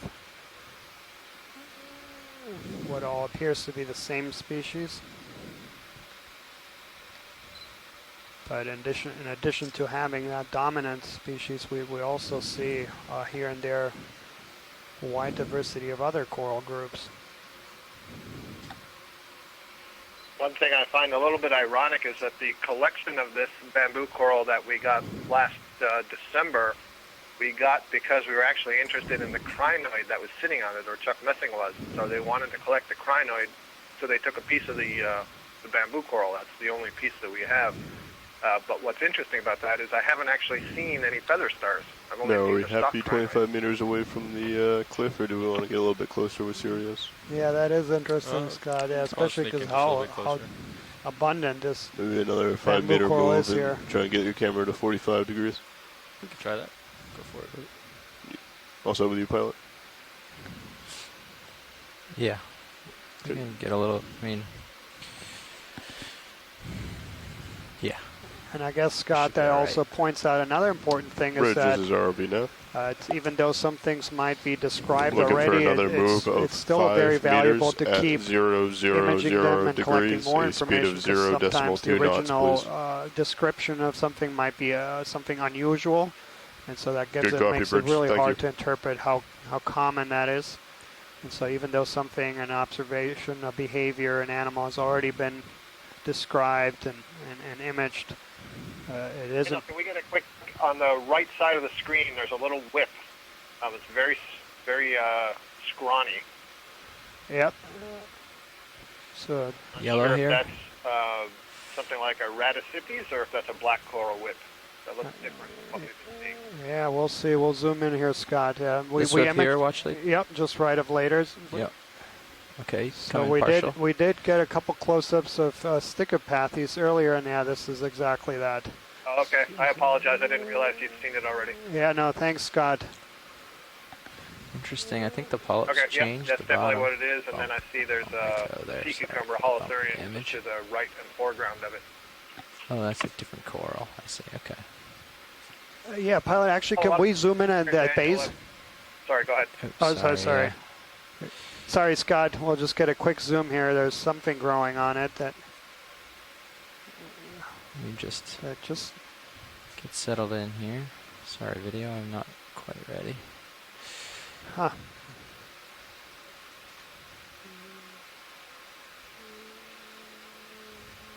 Just got caught there. Sorry, Scott. What were you saying? Oh, I was just going to make the observation, follow up on what you were saying, that it's really valuable for us to get these additional observations of that bamboo coral. You know, we saw it last year. You get an estimate of what it looks like based on that Bridge. size, Thank you. but now we're seeing a whole lot more, so we'll understand a lot more about potential growth morphology, how it changes as it gets bigger, and then we will settle. what is the depth range over which it can be found, because the one we collected last year was quite a lot shallower than this here. So all these observations are really valuable. And I noticed there was a lobster there on the left as we were zoomed out. Yeah, roger that. Thanks, Scott. Yeah, and actually that's going to be interesting over the next 2 or 3 days. We're going to be diving this general area. Video. Happy when you are. And Co-pilot, we'll try to basically the face of that at transect the entire depth range of the escarpment that starts around 2,900 and then flattens out at 2,000. So we'll see if we can, over multiple days, basically cover that bigger depth range. So,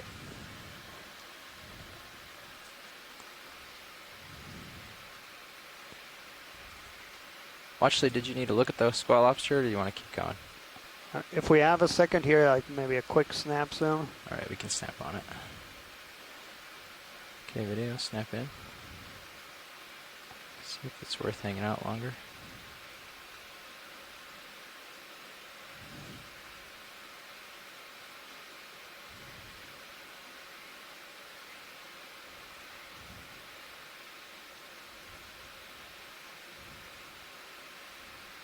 Okay. That cliff face looks like I'm lined up about 340. 340, copy that.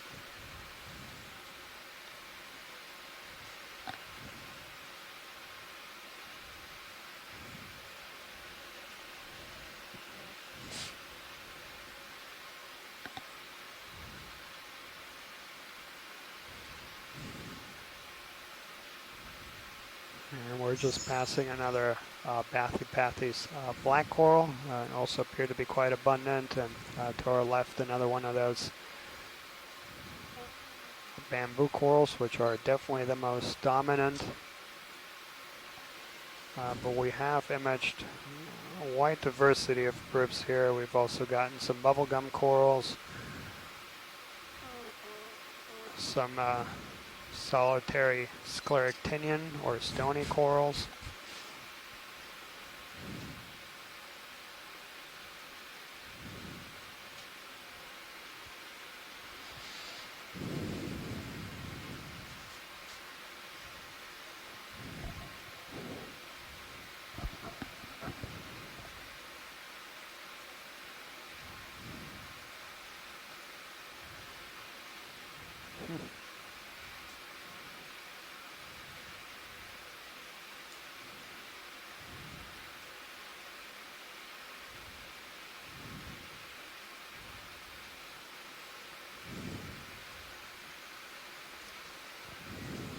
Yeah, and on the overhead Sirius image, you can get a sense of appreciation here for the terrain. So it is really steep.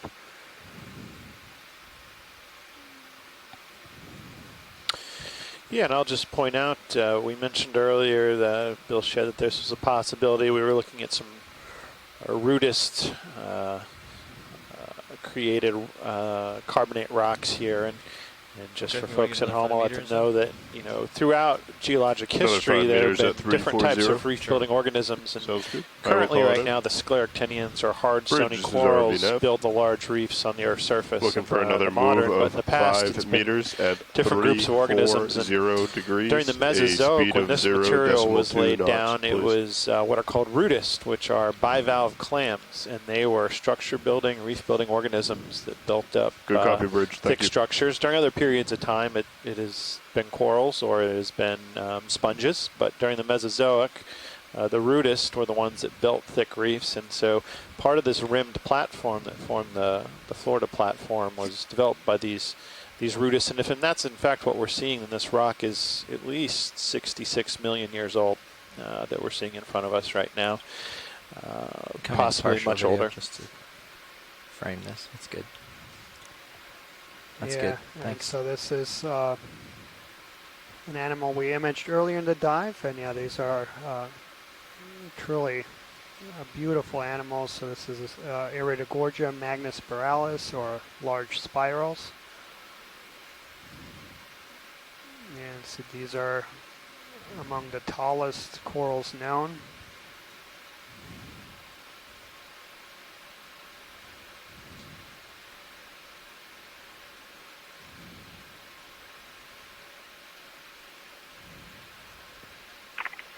Gets this really unique shape because all of the branches are arising from one side of the axis, of the main axis, but then that main axis twists, and so it gives you this really cool spiral effect. And then if you look at each one of those side branch pinnules that are coming off, you see that all the polyps are also on just one side of those pinnules. Thanks, video. It's a very regular and attractive pattern. Off we go. Yeah, Scott, and thanks for pointing that out. So yeah, this is a really unique adaptation to feed. So basically, you have that main stem that's flexible, and that will then move with the currents, and then it basically will act to funnel flow along the main axis and through those spirals. And that is basically then as the current then touches the polyps, it will spin off eddies, and anything, any particles that are in the water column will then be able to preyed upon by the coral.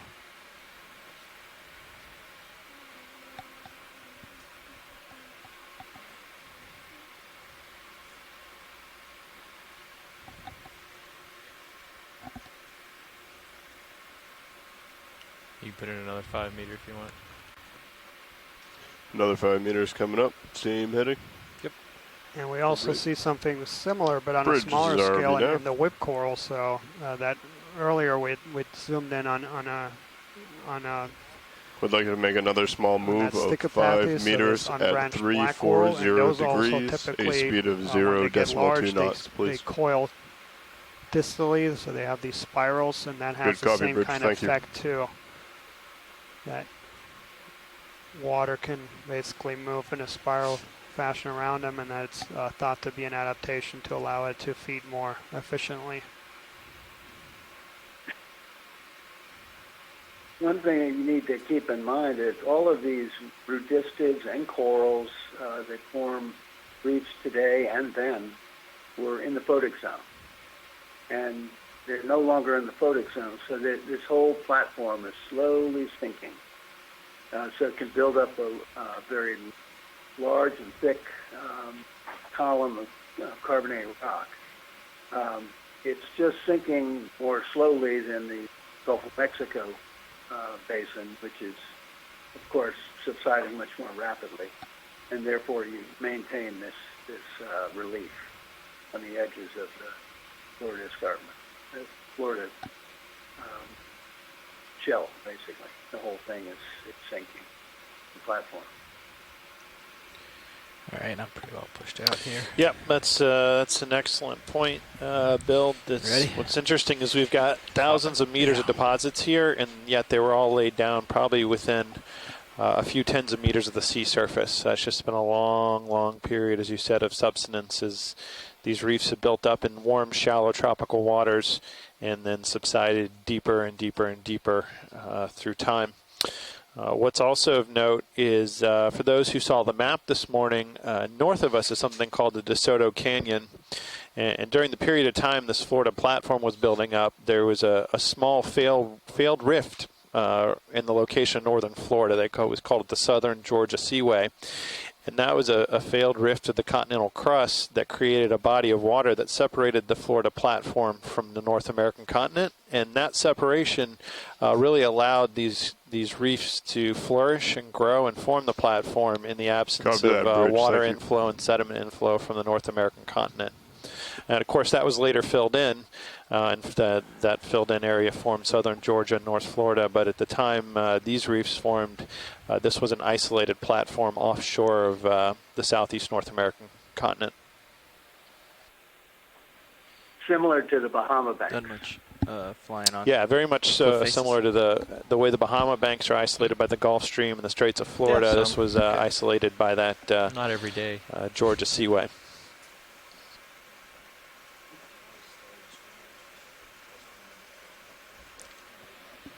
Yeah, I think we're good right now. I've done a couple that were steeper than this.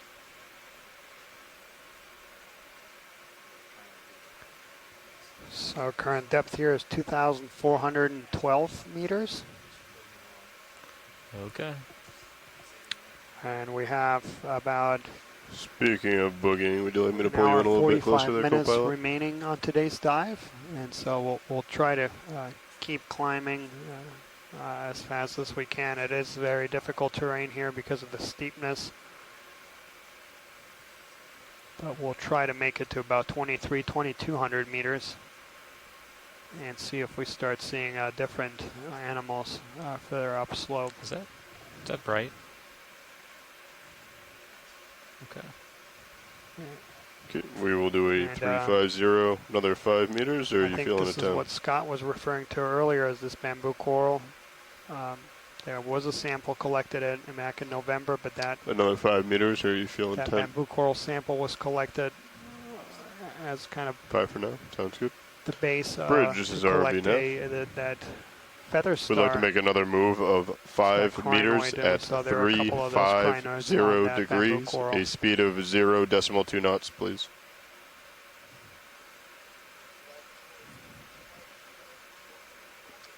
Good copy, Bridge. Thank you. And Nav, could you bring my sonar in?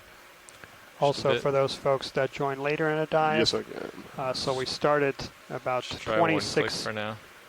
2,600 meters, so we've climbed about 200 meters in vertical relief.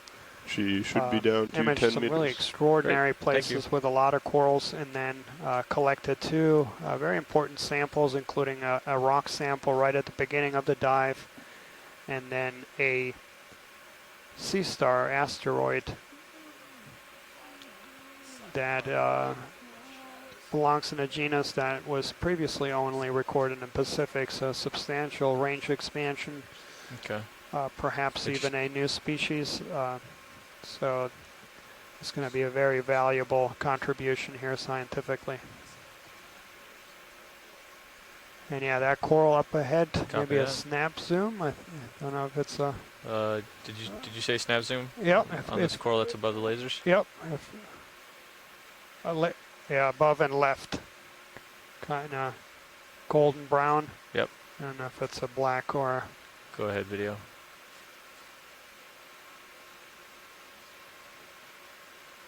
And so yeah, this is also something new that we haven't imaged before today's dive. So this is going to be in the genus Paramaricia. So yeah.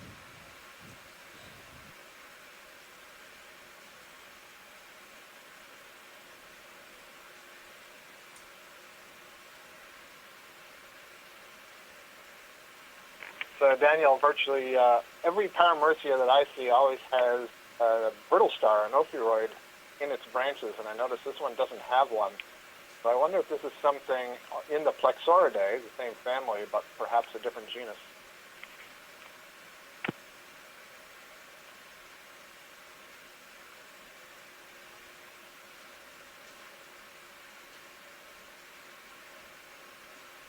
Am I drifting back? Yeah, I mean, I'm looking through previous images from this area, and yeah, it's been called Paramercia. Of course, that doesn't mean that that's exactly that.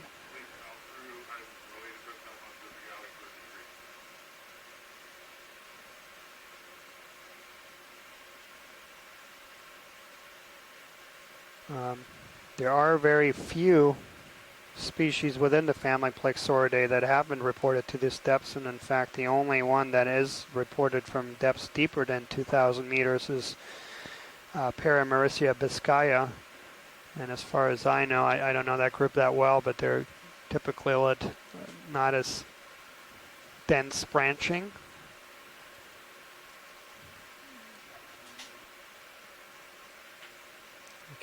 I don't even think the experts of Paramercia, including my former PhD student Janet Toma, can tell apart the different species in situ. Yeah, and I know a couple of really renowned experts that on purpose stayed away from this group because they're so difficult.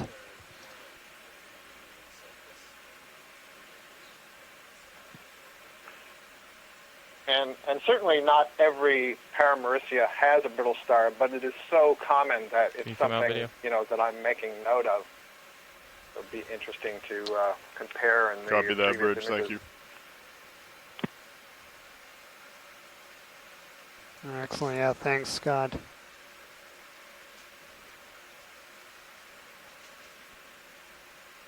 So watch this. Do we want any close-ups of that, or? No, we're good. Thanks so much, great. Pilot.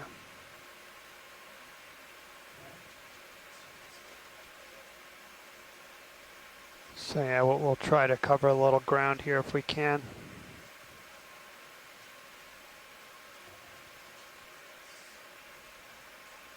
Copy that.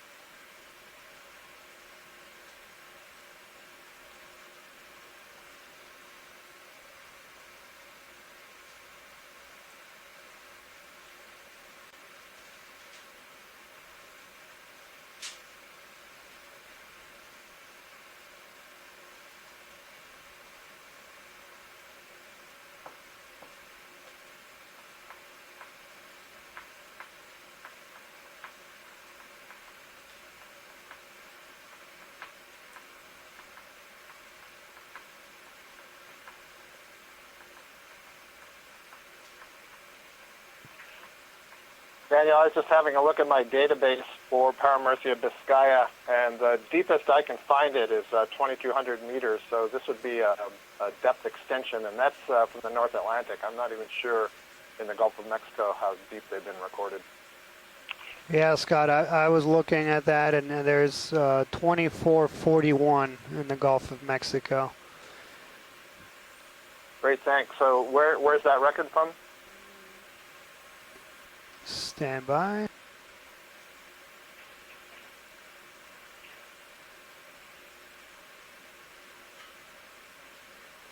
So that's by Andrea Quattrini, a couple papers. Excellent. Thank you.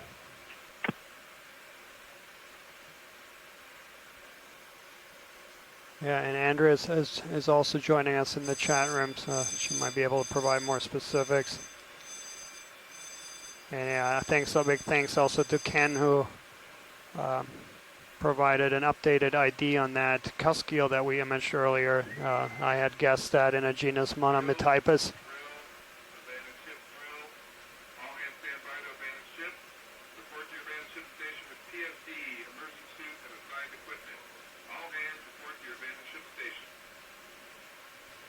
And yeah, thanks Ken, who thinks that this is in a different genus, most likely Basizetas. So thank you, appreciate that, Ken.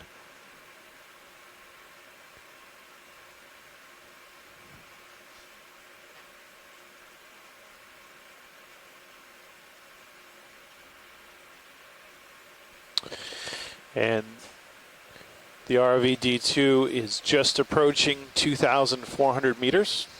So we've come up quite a bit from our initial dive depth of 2,635 meters. And as Daniel mentioned, we're going to be working our way up towards 2,200 meters, where particularly dense abundances of coral have been observed. So we'll continue to explore as we move up the slope. And you'll note the slope now is once again returned to almost sheer, smooth rock surface. So we're into a very high slope, steep environment once again.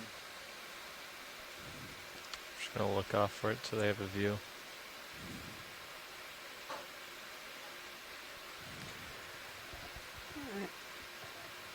Quick question for you, Scott, since we've seen a few of these unbranched bamboo corals. Could those be perhaps in the genus Bathygorgia too?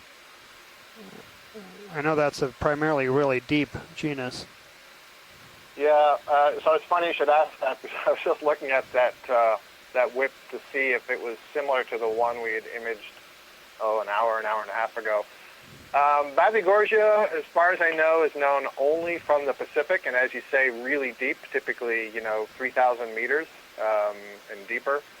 I believe we did see one in the, somewhere between 2,600 and 3,000 on one of the Pacific cruises, but I don't believe it's ever been seen in the Atlantic.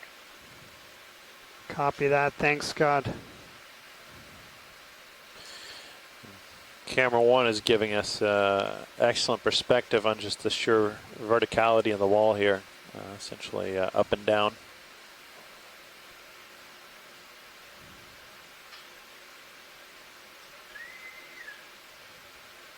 Attention on the Okeanos. The closest point of land, southwest pass, Louisiana, at a bearing of 295 true, 296 magnetic, at a distance of 108 nautical miles. Again, southwest pass, Louisiana, bearing 295, distance 108. So yeah, big thanks here to Andrea Quattrini, who has chimed in on that discussion about that plexaurid. There's one actually now just bottom right of screen. And she also thinks that is Paramaricia biscaya. Of course, also pointing out that is a difficult group and you can't be 100% certain without a collection. So Pilot, there's a coral I think that we haven't imaged yet that is right of lasers and then just above it. Maybe about a meter right and then 20 centimeters above. Is it right here? Yep. Right above this one? Yep, right on the lasers. Oh, right on the lasers. I believe that's going to be Chrysogorgia. 10-minute move 350. Copy that. Bridge, this is Observed, RVDF. Looking for another move of 10 meters at 350 degrees, a speed of 0.2 knots, please. Go ahead on in video.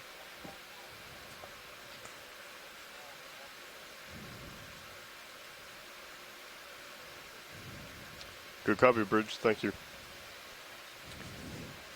Yeah, it looks...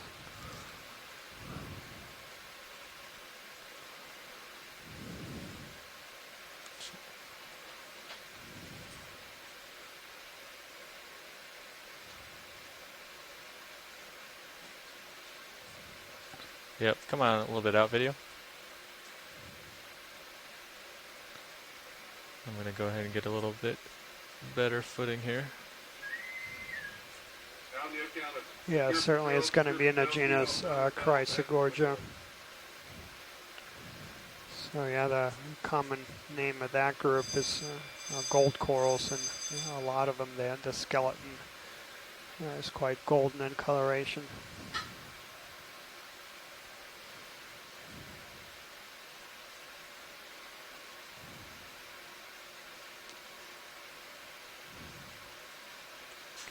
Okay, if you want to come back So in video. I've been like checking off here. I made a list based on everything that had been reported from this general area before, and we have recorded almost everything, and actually have added a few additional genera that were not recorded from this area. The only thing that we're missing is the coralliums, Anacanthogorgia, and those are, we'll see if we see them further up. Acanthogorgia is, of course, a shallower taxa.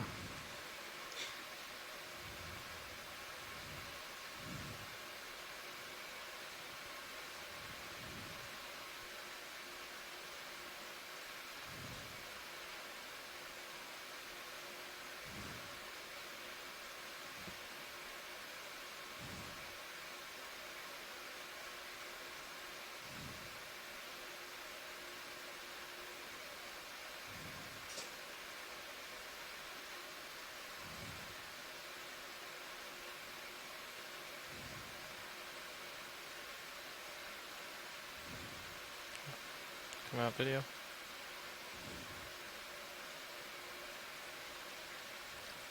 How far all the way? Also, No, it's perfect right now. Watch this. Do we want to look at a particular part of this for better identification?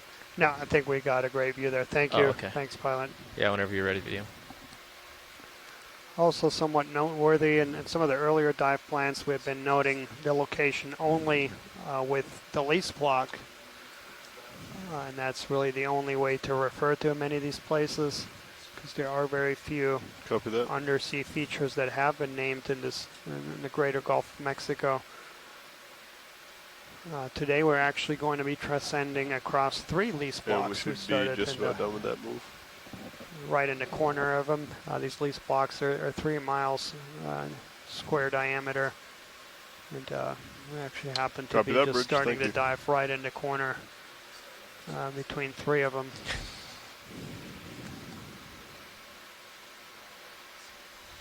Yep. Which one you got coming on? Oh.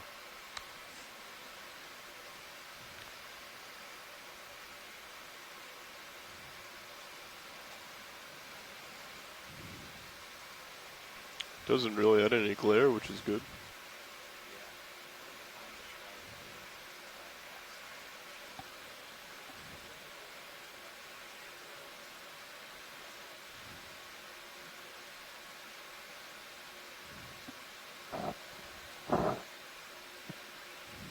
Daniel, another thing about Babigorgia is I believe the main skeleton is very, very straight, and I noticed these ones wiggle a little bit. Either way, with and you I've been guys telling myself that want these are in probably video. in the sea clade of Keratoicidum bamboo coral. Have we attempted any stills today?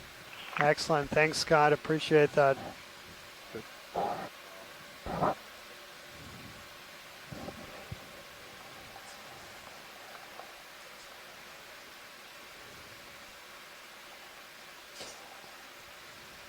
So there we see again in the foreground another Stichopathes, an unbranched black coral. In the background there, that fern-like colony, that's Bathypathes.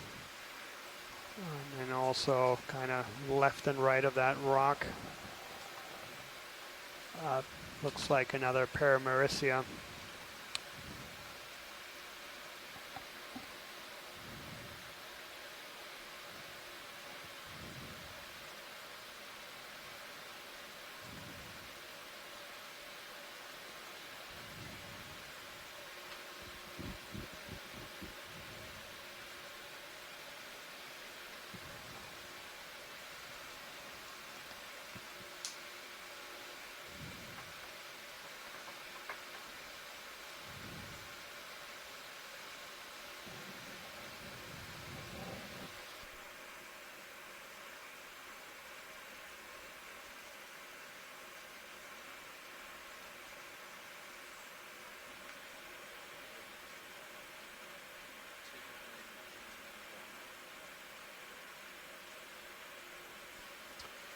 Yes, I believe we have 4 waypoints in total. Or, excuse me, 3. We are almost to waypoint 2, about slightly over halfway from where we started at the base target. And then we have waypoint 3 over yonder. What is also interesting, I've been talking quite a bit about the previous dives in this general area. Of course, this exact area has never been dove on before.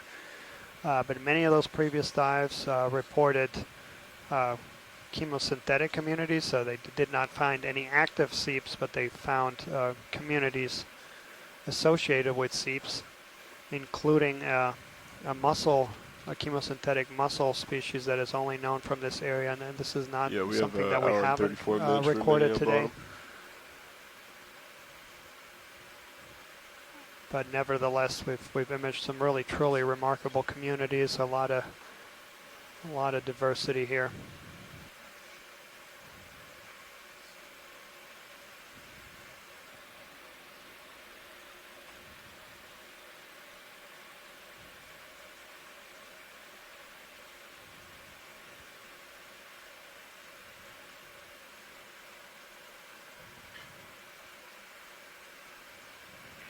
Interesting thing about whip-like corals is they can fool you. I noticed as we went over that one that there was a small little branch at the very base, which suggests that either this is actually a colony that is capable of branching but would otherwise grow as a whip, or perhaps doesn't start growing. We should be able to get there in an hour and a half.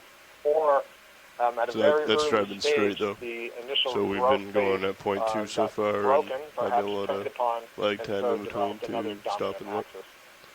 But we definitely can make it. Yeah, However, and that's an excellent point there, look around. Scott. In a lot of these taxa, some of the more conspicuous characters visually have been used kind of as the characters to distinguish these groups at a coarser level. But oftentimes you don't see those characters until a colony is bigger and has started to branch. Center that guy up for a specific still shot. Or it might be somewhat more plastic that they can branch under certain circumstances, and so that's really changing in many of these taxa the way we are approaching classification. Those 2 new lights as well. Oh, nice. Okay.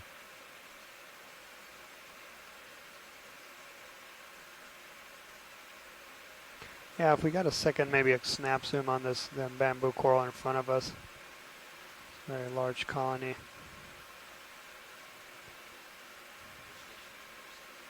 I'll try a stationary one. Oh. Okay, go ahead, video.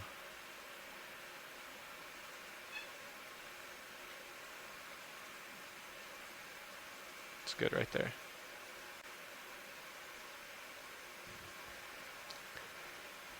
So Scott, is this the ecnomysis you were talking about?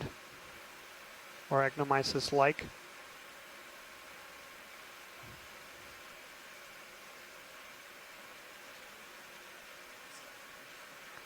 The fan size? Oh yeah. Let me attempt that. Keep an eye on my swing arm if you would.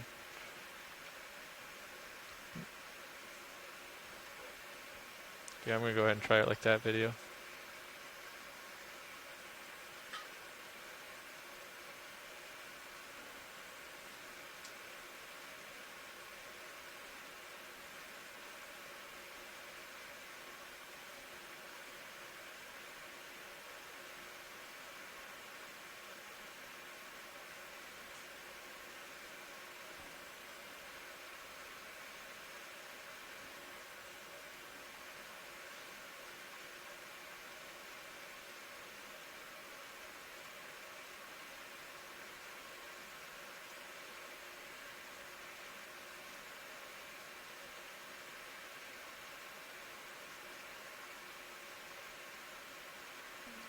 So yeah, we can see it's clearly bamboo, and it looks like branching is right above the node, just slightly above it.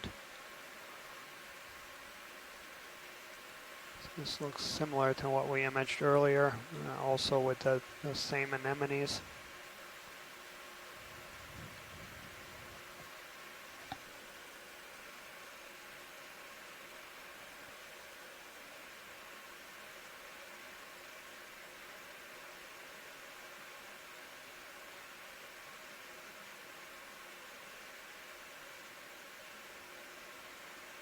Excellent, thank you. All right, video. You can come on out whenever you're ready. Looks like we got some good stills of it too.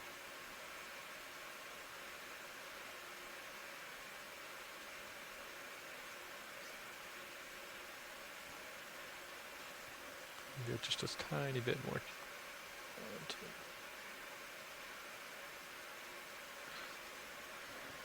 Great.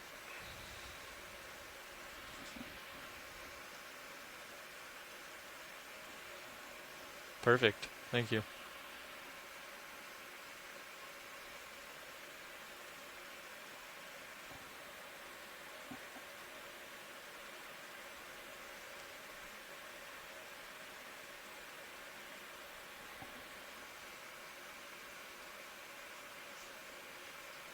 Copy that. Look at this guy, he's coming way forward.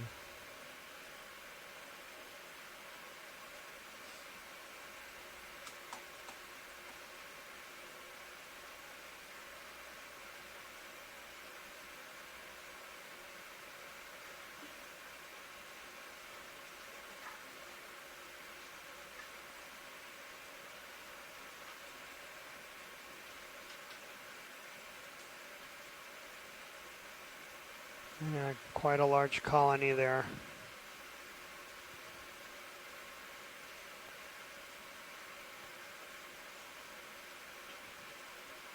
So again, we have a black coral there to the left. That's going to be in the genus Bathypathis. Next to it is a unbranched bamboo coral. Then to the right is a glass sponge. And that's going to be in the We're looking genus for Hylanema. 10 meters with a heading of 350 degrees, a speed of 0.2 knots, please. Where there's little depressions, we do see these kind of white Good copy, Bridge. Thank you. And every time we zoom in on them, they are pteropod shells. Go for it.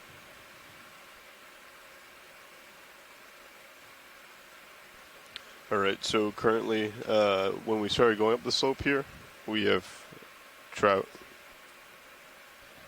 copy that, Bridge, thank you. We have traveled at a rate of 1.2 meters so per our current minute. Depth here is 2,000. If we continue at this pace, we're only going to get about 40% of the distance to the next target, or to target 4. So we've climbed about 250 meters in vertical relief. Pretty much we either need to we'll speed up a little here. bit. We have about an hour and 15 minutes or not make it all the way left on today's dive. We'll have to we'll come probably off pick up, bottom and around, you can talk to watch leads as well if around 3 o'clock. It becomes a little closer to the time. Gotcha. Find out what's their most important priority. Sounds good. But just like Jess said, generally when it flattens out, we pick up speed. Sounds good to me. And so yeah, in this remainder of the dive, we'll try to cover some ground. How far is the move? Trying to get zoom-ins on things we haven't seen yet, but we do want to try to cover as much of the vertical relief as we can. Copy that. We do have another 2 days here dedicated to dives that are somewhat similar in terms of the depth ranges. And so we'll try to, over those 3 dives, cover the entire 1,000-meter transect on different portions, of course, of the West Florida Escarpment. And also we should start seeing that turn to a darker color as we get a little bit higher, correct? It won't be as it's not as hard. Yeah, as it's not like angular and jagged.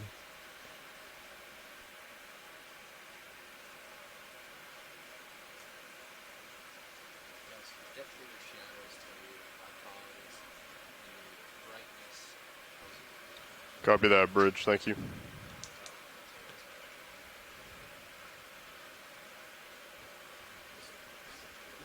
Gotcha.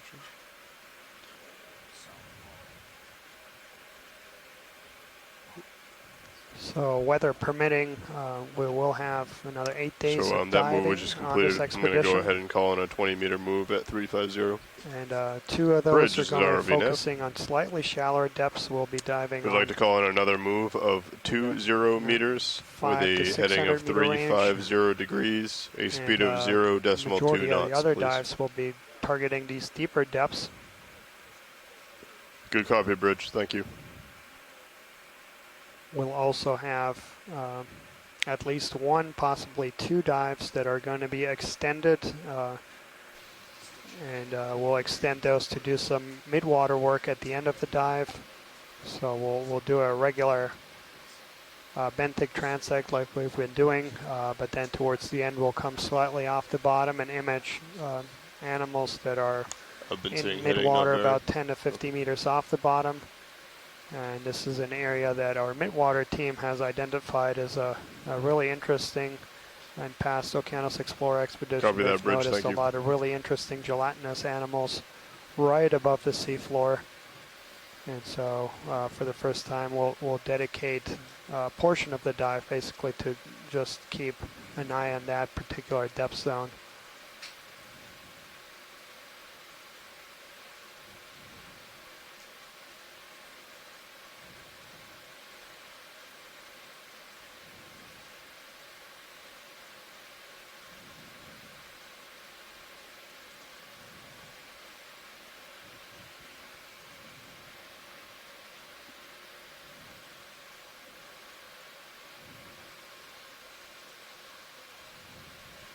There we see another squat lobster. Well, actually, this is Nav.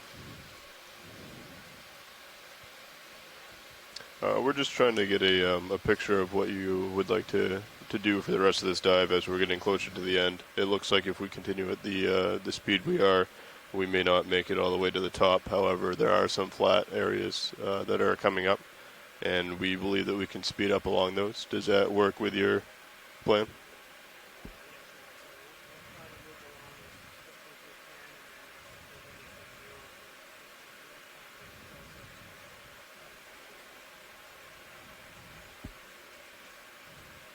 Excellent. And we can go as slow as you'd like. We'd just like to make sure that we do make it to the top if that is the intention of the dive.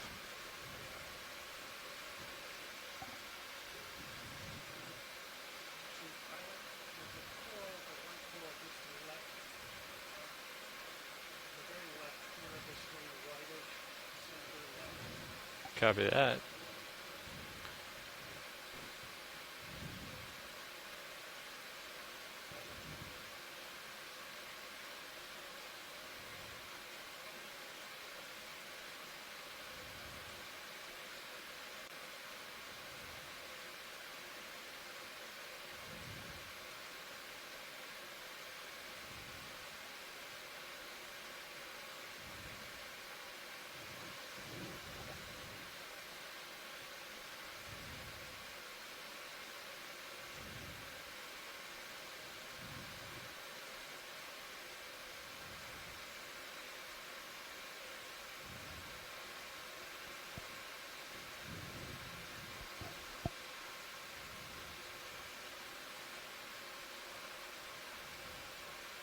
Go ahead on in video.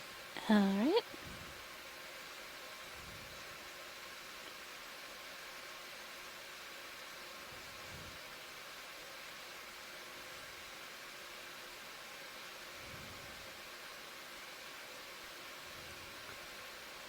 So this is a piece that broke off. So that's a partial. I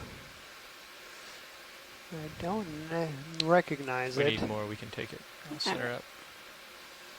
That's full. Definitely been dead for a while. Yeah, no idea. Yeah, that's hard. The feel of that skeleton to Copy me that, is Bruce. Thank you. Paragorgia or Sibogagorgia-like, but it's hard to say. It depends how long it's been sitting there denuded. That last move has just been completed. Are we looking for another 20? Let's go watch leads. Gotcha. Copy that. Come on out video. All right. Yeah, I Thank you. agree, Scott. Very, very difficult. It just caught my eye as something different that we hadn't seen at all.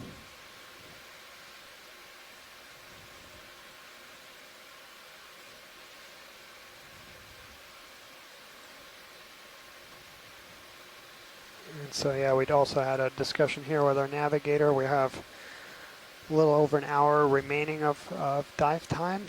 And so we'll try to cover some ground here in the last hour. We'll, of course, if we see anything different that we haven't imaged before, take our time to image that in detail. But we do want to cover a little bit of ground so we can say something about this environment and characterize it.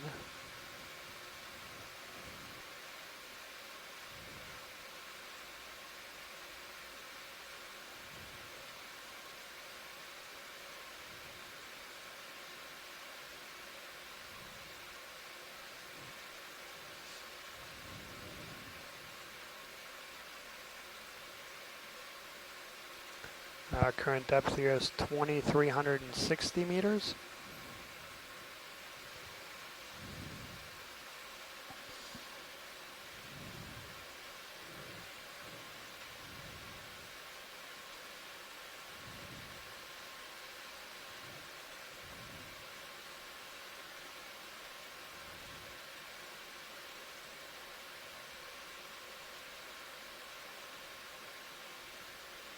We have another Hylanema glass sponge, and we've seen a few of these throughout the day.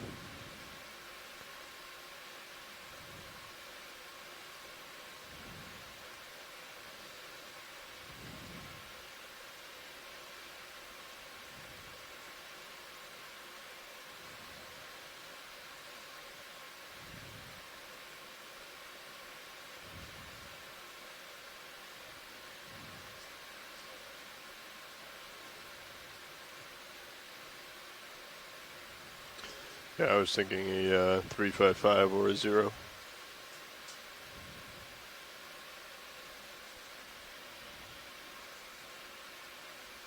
agrees with what I see.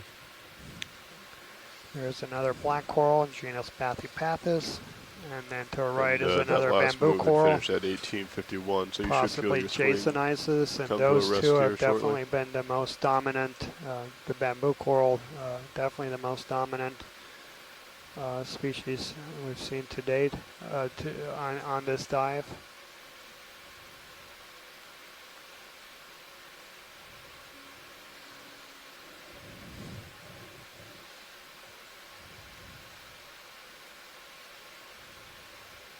And yeah, just important to keep an eye on just the size of some of those. So that coral that we just passed on the right, it's probably about 4 feet tall, and we've seen bigger ones than that today. So does that give you a sense So of Daniel, I'm its not age? sure if that's what you were asking about earlier in the chat room, if that was ecnomysis. So it's either ecnomysis or jasonisis, but that sheer planar appearance suggests to me that it's a jasonisis. Yeah, Scott, what I put in the chat room was we had a close-up of what looked like an ecnomysis, but yeah, obviously the very dominant one, I agree, it looks more like the jasonisis, and there looks a little line there. It's artificial. Yeah, maybe some debris there, maybe some monofilament that's come down from above. Around the base of that Paramaricia. Yep. Yeah.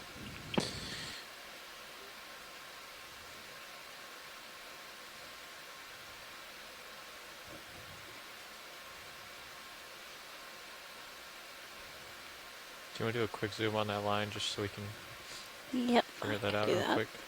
If that is line, you can see how Yep, that kind of definitely. loose debris can have an impact on corals by potentially dislodging them, and like a tripwire. Video.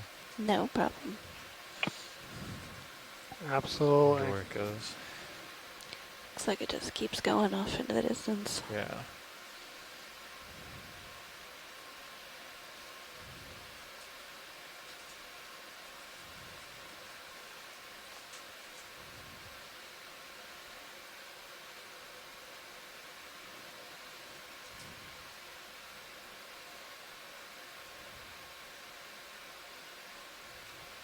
And here we're starting to see a lot more sponges. And Bill Shedd had noted that earlier in the dive that for the first portion there was very little marine snow, and here we do see quite a bit.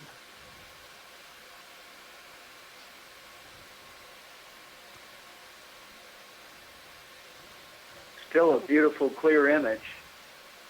Yeah. You can clearly see the snow. A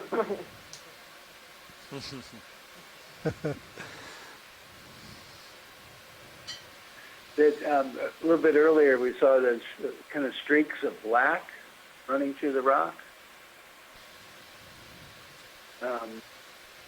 Curious what that was. It's very distinctly black compared to the surrounding rock. Yeah, I've noticed some of those darker exposures. I don't know if that is just areas of heavier crust or oxidation on the outside of the rock, or if it's actually a mineralogical difference in the rock that we're seeing. It's not easy to tell. Like it trended over to the left and then went down. Bridge is RVNF. And then, like, we'd like to make a move of 20 meters at 000 degrees, a speed of 0.2 knots. Ah, okay.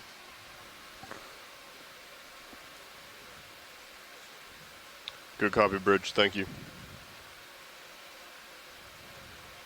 Go ahead, watch lead.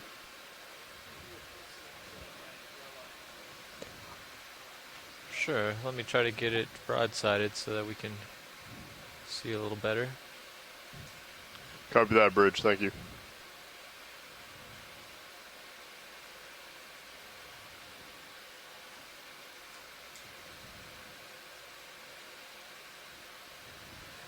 And I see Tina Molodtsova has joined us all the way from Russia. Tina, an expert on many groups of black corals, and also specializing on many other deep water taxa, including work on anemones and cerantharians. So thanks for joining us, Tina. Floating one here video, so go ahead. Daniel, at a convenient time, doesn't have to be now, can you get another close-up of the bamboo coral colonies that are widely spaced branching? There's one just below this black coral. Again, it doesn't need to be now. But I'm trying to compare the ones that are curling at the tips after they branch and the ones that aren't, to see if they're both branching at the node or if they're not. That is, are they keratoisis and the S1 clade, or are they both S1 clade? Copy that, Scott. Yeah, and so we did image this black coral earlier. I thought it was something else, so this is going to be Stauropathes. And so, Pilot, yeah, whenever we're happy there with video, there is a colony just below of us, sparsely branched bamboo coral. Well, video whenever you're happy there. And for listeners, I'll clarify, the reason I ask that is if we use these videos to try to quantify the density and the biodiversity along this transect, we need to know from a distance what is the coral we're looking at. And we're seeing two bamboo corals that have some similarity. And so I just want to be sure we know which one's which. It looks like this one, as we zoom in, the polyps look kind of like those ones that I said look like little umbrellas with a very short polyp, in which case I would predict this is branching not at the nodes. So this would be that unusual keratoisis, the one that we collected with the crinoid. I see there is a crinoid on this one. So it's interesting to me to note that the branches, it's very sparse branching, meaning the density of branch points. Okay, go ahead, video. There's a lot of space in between each point where a branch comes out. And then the skeleton stays thin, and so you get that kind of coiling of the skeleton itself.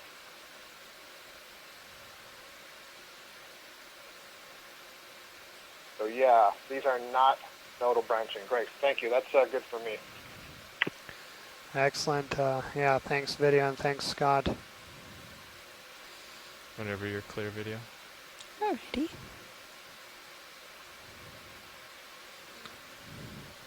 Anything else in this immediate area, watch leads? No, I think we're good here. Thanks, Pilot.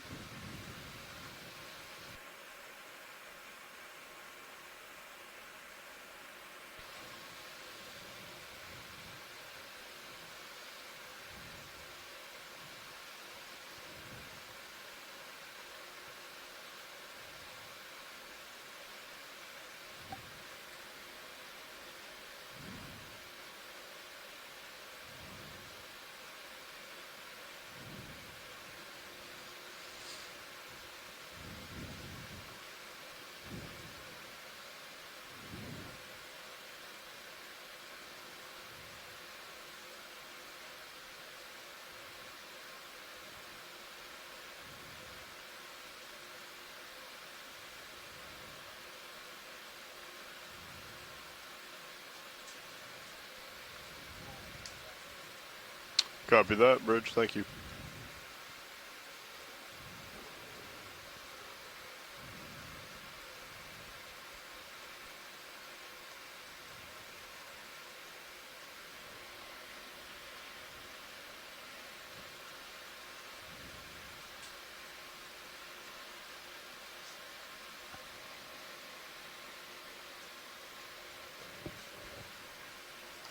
So just to orient our viewers here, we're now almost directly pointed north.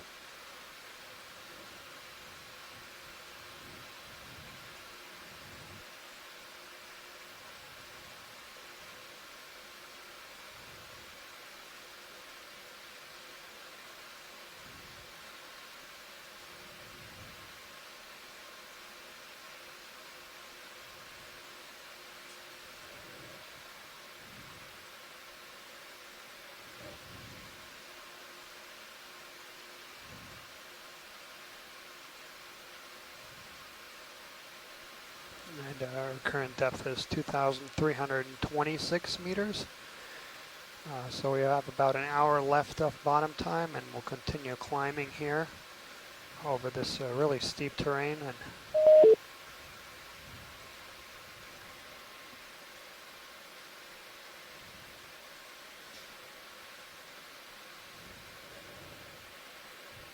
yeah, we keep seeing those bamboo corals. They're definitely the dominant species, and we see these black corals also. So Jasonisis and Bathypathis respectively.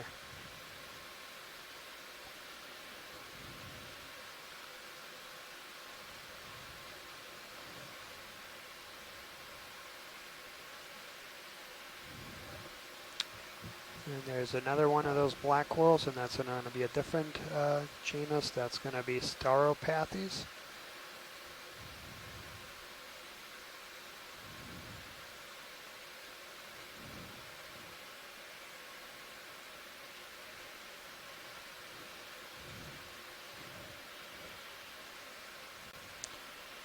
I think we found a local high. And we're right above another topographic high, and this is typically where you see also the I would highest agree. aggregations, the highest densities, and we see here a whole bunch of whip corals. Are you ready for another one? Most likely Stichopathes Yeah, black look corals. around. You can bump me out too for this one. The sonar. Yep. Yes, please. And so it looks like 5-0. we've now completed the second one of these major steep ascents. You're at 5-0 now? Yeah. Okay. So as we come across, there should be another flat kind of plateau, and then there's a final major climb that out there. Goes all the way to 2,000 meters, but we probably won't have time to climb that, but we'll cover some ground here.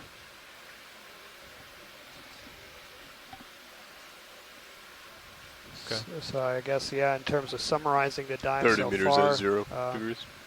More like 10. Dominant species have definitely been Jasonisis, bamboo corals, and Bathypathis black corals. I will call it in. Actually, you want to make very it 15? patchy distribution. We've seen a few places where there's looking at 15 now. A lot of them all clustered together, and then 10. interspersed places like the one we're imaging now where they don't see as much. We're looking for a move of 30 meters with a bearing of 010 degrees and a speed of 0.2 knots. Genera of corals. Good copy, Bridge. Thank you.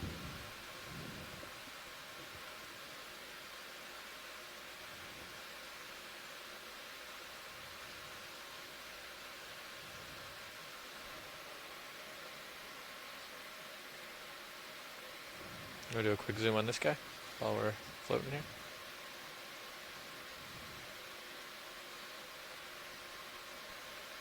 Copy that, Bridge. Thank you.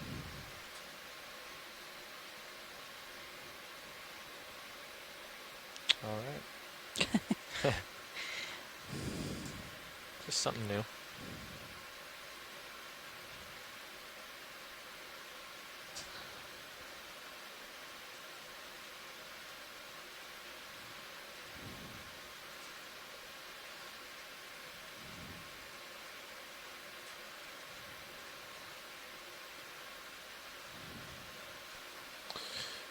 Pilot, can we do snap zoom to the lower left, that white patch on the seafloor? Am I looking at this guy right here? Is that what you're seeing? Watch this. Yeah, right there. Just a quick sec zoom. I think I know what it is, video. but want to check.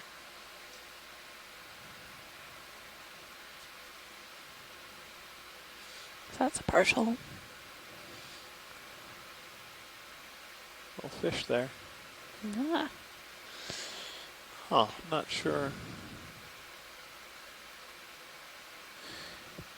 It looks like we've got some white, just white rock underlying some much darker colored rock there in the subsurface that I was seeing.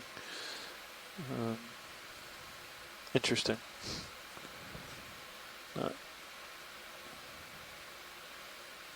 Okay, thanks, pilot. We can pull out. Okay, copy that. Go ahead, video. That's funny because there is a white stock and a fish. So you, of course, were going right to the geology. I like that. I know. We can go back in if we want to look at this real quick, video. I believe this is where we first zoomed in.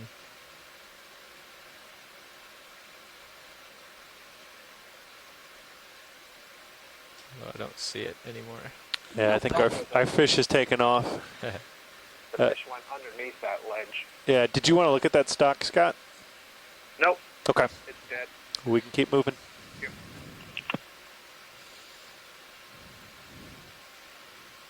I'm just going to move forward and come down a little bit more here, co-pilot. Copy that.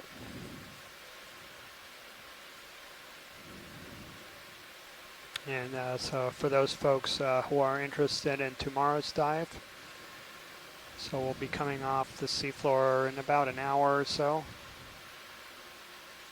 We'll have our pre-dive call about 15 minutes after that.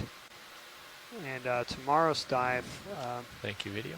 is in an area thank you.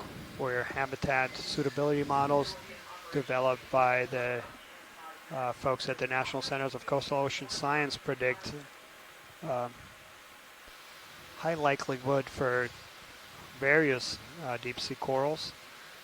So we'll be diving in this area to kind of help ground truth those models, and at the same time also just conducting very basic exploration, because this whole area of the northern part of the West Florida escarpment is Can we do a quick zoom there? very, very poorly surveyed. And so there we have a couple things. There's another one of these Bathypathes black corals to the right. And then there's an unbranched Stigopathes coral to the left. And then inside that hole, it looks like a sponge, or a couple different types of sponges.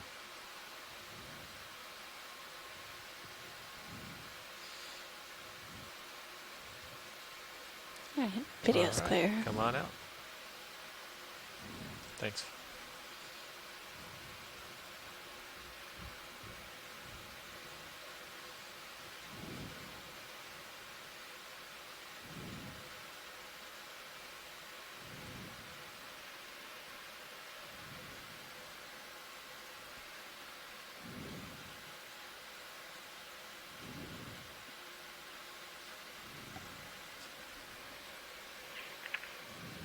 By the looks of the skeleton here, I'm predicting there's a well-fed sea star on the loose.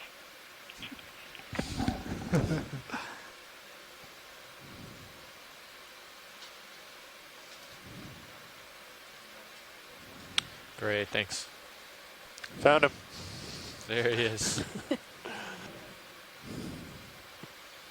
Don't let him get away. Scott, every time you say something, it just shows up. Yeah, I got to put this to better use. I know.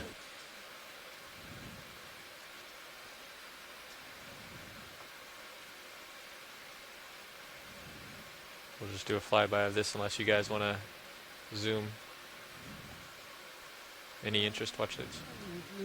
Yeah, I think just course, yeah, we don't need to spend too much time there. So, yeah, it's gonna be in the... Looks like it has one of its arms flung back, kind of like, why did I eat so much? Okay.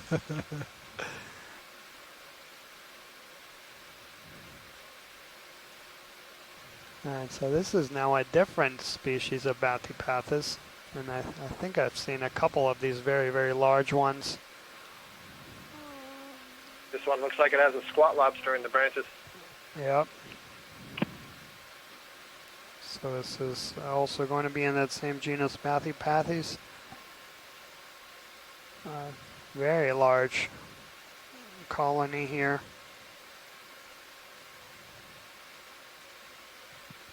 This looks like, I think, what they call in the North Pacific dendropathes or dendrobathypathes, something like that. Yeah, I think Tina is with us and she knows that group much better.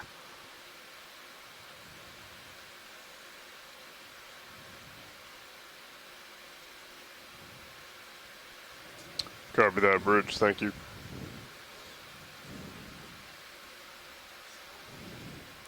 We do have a commensal squat lobster on there.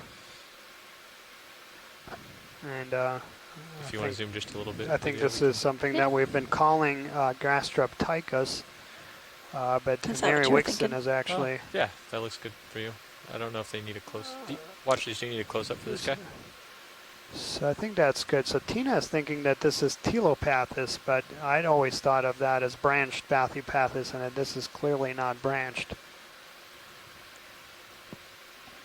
Yeah, I mean, it could be that it's pre-branching, but I agree. It doesn't look, the axis doesn't really look thick enough. It just, I'm not convinced that's Telepathes. So, yeah, I mean, I can ask here, I don't know if this is something that is worth a collection. I know Tina would know much better than I. Let me get some footing here. Okay. I'm going to have a quick look at my database.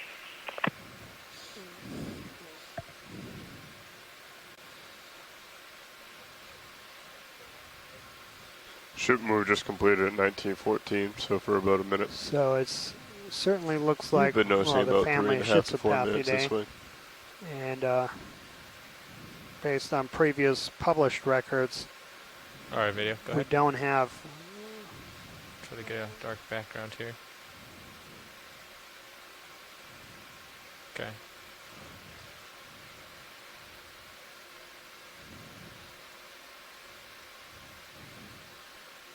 Yeah, so this looks very, very much like something that is also called Tarantipathes from the North Pacific that we had collected several times. And if I recall in the sequencing, I better look to see where it actually falls, but the genus name never got changed.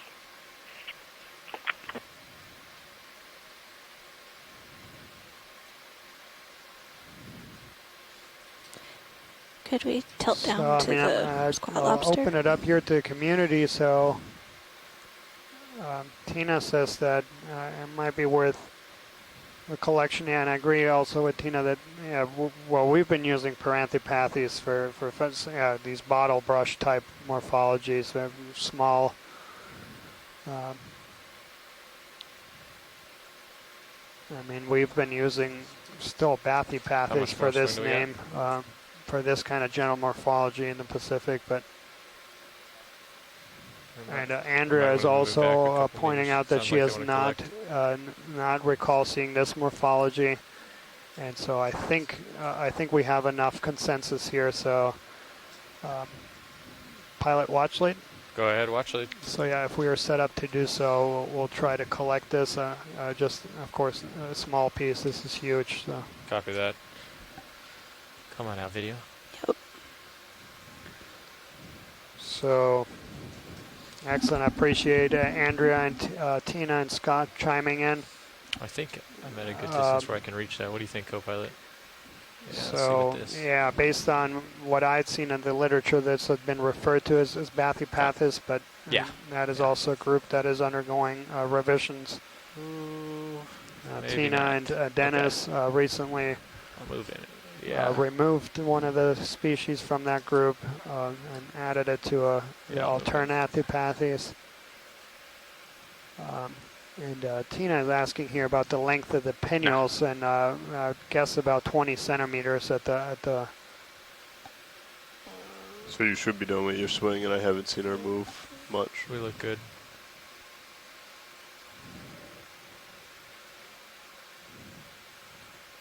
And so, yeah, the request is for the sample to be at least 10 centimeters, which will at least, yeah, we'll definitely do that. So it'll be a distal portion.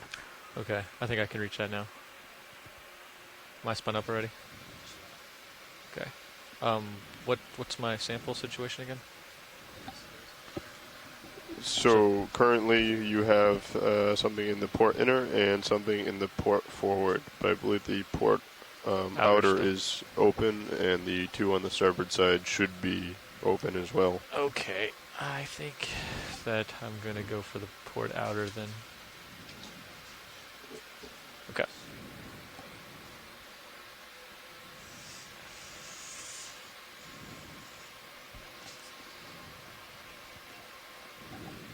Oh yeah, for sure. Thank you.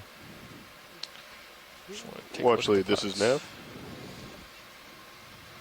Okay, Do we remember what the bio collection that we already took is?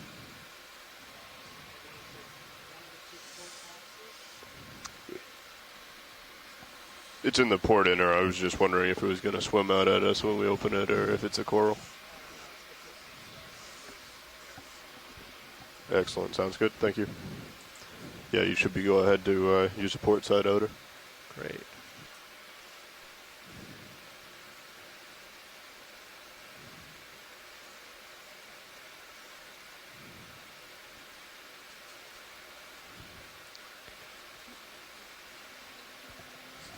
Yes, please.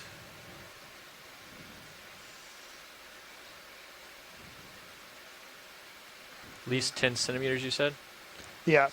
Okay. So that. I think that'll do. Yep.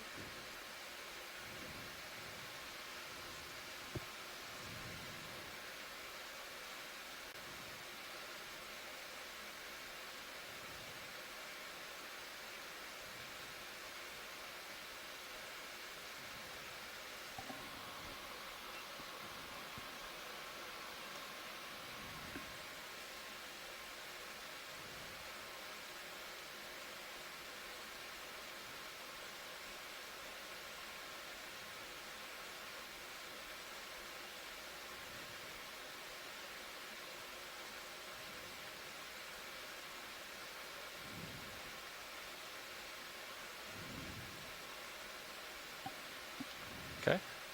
Yes, please.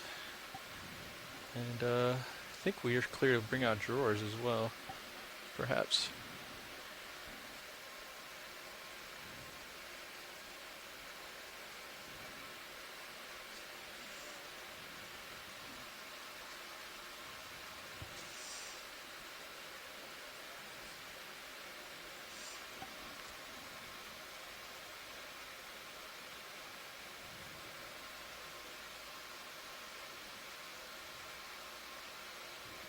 Okay, great. There we go. Thank you.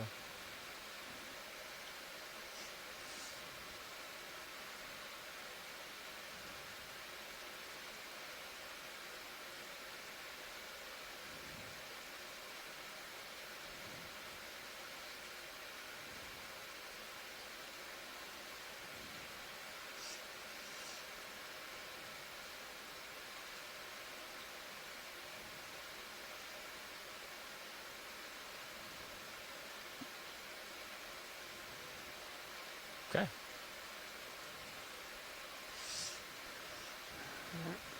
Excellent. Another wonderful collection event here.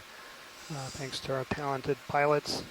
We've just secured our second biological specimen. So this is going to be Dive 08 Spec 03 Bio. And tentatively ID'd as Bathypathes. And so yeah, after we're done securing here, there is a request to try to get a close-up from the other side of this colony just to get a good image. I think I'm clear over there. Yeah, look good. And just a note here about that commensal squat lobster. So this is something that we've been referring to as Gastroptychus, but Mary Wixton, who has been advising us and helping us with a lot of these. Did you hear what they wanted? I didn't hear the second. So just to come around it? Yeah. Okay. I got plenty of.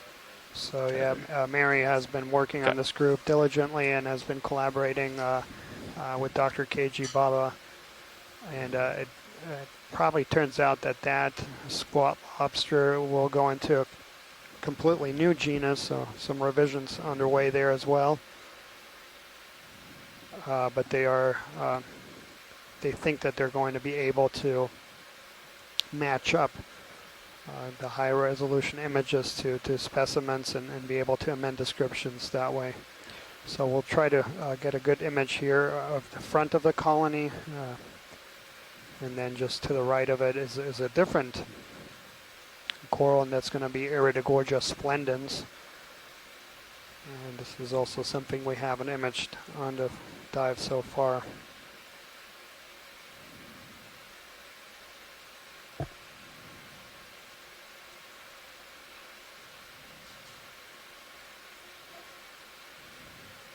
I'm going to land so that we can get both of these videos. So sounds good. One moment. Okay, come on in. So yeah, if we can slowly pan down. Copy. Oops, a little too fast. Trying to get to the base? Yeah. Okay.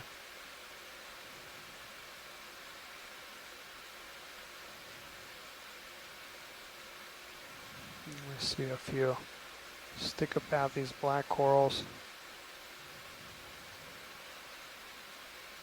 Yeah, and if we can get the lasers on, that'd be great. Okay, we might have to zoom out slightly for these. So video when you're ready. Yep. So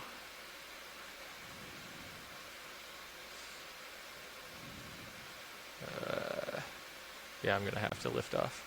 Excellent, thanks, pilot. That's wonderful. Here's a better shot of the lasers here. Perfect. On it. Maybe. Yeah, we have enough that we can freeze that. And okay. And you said to the lower right there's something else, correct? Yeah, yeah, the but close we coral. got a good image of it. Yeah, I okay. just wanted to point that out. So we good here? Excellent. Yeah, thanks, pilot. All right. Video when you're ready. All excellent. Right, I think we're good.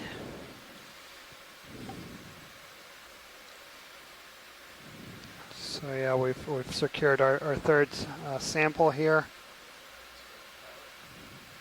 We do have probably about 40 minutes remaining on the dive, a little over that. Thank you. And we'll just try to cover a little ground, of course, imaging anything new. At 6-0, where were we moving? We're earlier? at depth of 2,325 meters. So we've effectively climbed about 300 meters. Okay. And here is what we had pointed out earlier, is these dense aggregations of animals, typically at the topographic highs.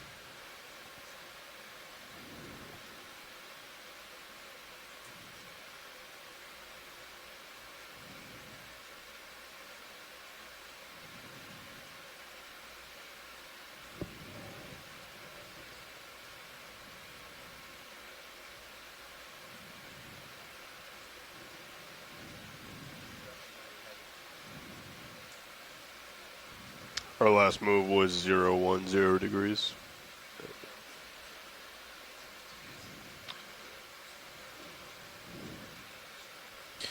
And as we approach a bit of a terrace here in the slope, we're seeing one of our larger expanses of sediment we've seen on this dive today. Again, this is likely about pelagic biogenic sediment that's fallen out of the water column, shells and hard parts of planktonic organisms. We're going to move across this area and continue to work upslope with the time we have remaining on the dive. Bridge, this is ROV nav. And Scott had pointed out that black coral colony that we just collected actually looks somewhat similar to something that had been imaged from the New England seamounts at similar depths. So this, if that's indeed the case, that would be a substantial range expansion. based on published records of that genus from the Gulf of Mexico. There's nothing in that depth range here, so this is most likely, or at the very least, a range expansion or substantial range expansion of a species, and perhaps something new. And copy that, so Bridge. again, Thank you. a very valuable image. Oh, excellent. And Scott is pointing out that that specimen that looks similar from the New England seamounts had actually also been collected and sequenced. So the sample that we just collected will then make it a lot easier to make that determination. Which is, yeah, outstanding.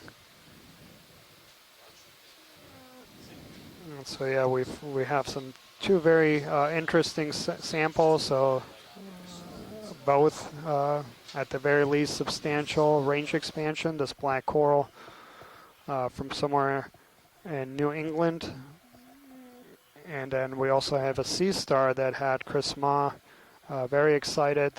That looked like a genus that had previously only been recorded from the Pacific Ocean.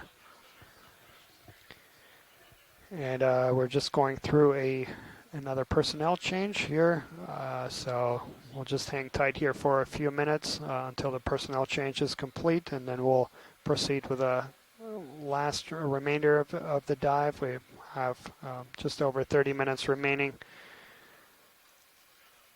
And while we're waiting, so we're about halfway in terms of the dives that we'll be able to complete during this expedition. We've had some really remarkable dives. So this is our 8th dive, and we've covered a wide diversity of habitats and depth ranges. So we've gone from as shallow as 800 meters to past 2,800 meters, and also dove on some very different environments, including 2 shipwreck dives, 2 dives on mounds, a dive on a ridge, a mud volcano, and a deep canyon also. So, and we've also collected 20 samples so far, and these are going to be really, really valuable. But for the last week here of the expedition, we'll change our focus both geographically and then also at the same time a little bit in terms of the environment, as we'll be focusing on the West Florida Escarpment, and this is a different feature geologically, and so we'll come across some very different terrains, so more rocky, bouldery terrain. So that we'll have about 5 or so dives focusing on this. And we do have 2 dives also targeting a little bit shallower depths, and those going to feature. And what was the heading, Nav? Some coral mounts that are in shallower water, and there's north 350. 350. Okay, copy that. All right, I'm going to push ahead. So there's a few places off West Florida where extensive aggregations of Lophelia stony coral reefs have been reported, and so we'll dive on a couple places targeting those.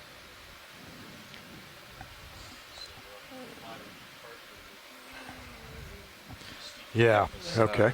And so, yeah, we talked in the earlier part of this dive that today's dive is going to be focusing on an area that's currently being considered for potential inclusion into the Flower Garden Banks National Marine Sanctuary. So it has direct management implications. We'll also have 2 dives. I mentioned the 2 Lophelia dives. Those also have potential management implications because the Gulf of Mexico Fishery Management Council is currently evaluating proposals for expansions of habitat areas of particular concern, including some that would restrict fishing with bottom contact gear in some of these areas. I saw that this morning. A couple of those areas to help. Video, you want to go partial on that fish, please? By decision makers to manage this area effectively. And so here we have a halosaurid fish. Just about done with that move, co-pilot. At this depth, And, though, I would. I made a comment about that earlier, that it seems to be when we go over rocky terrain, we see a lot of corals and sponges, but no fish. And then when you go over soft bottoms, you see fish, but no corals. Yep.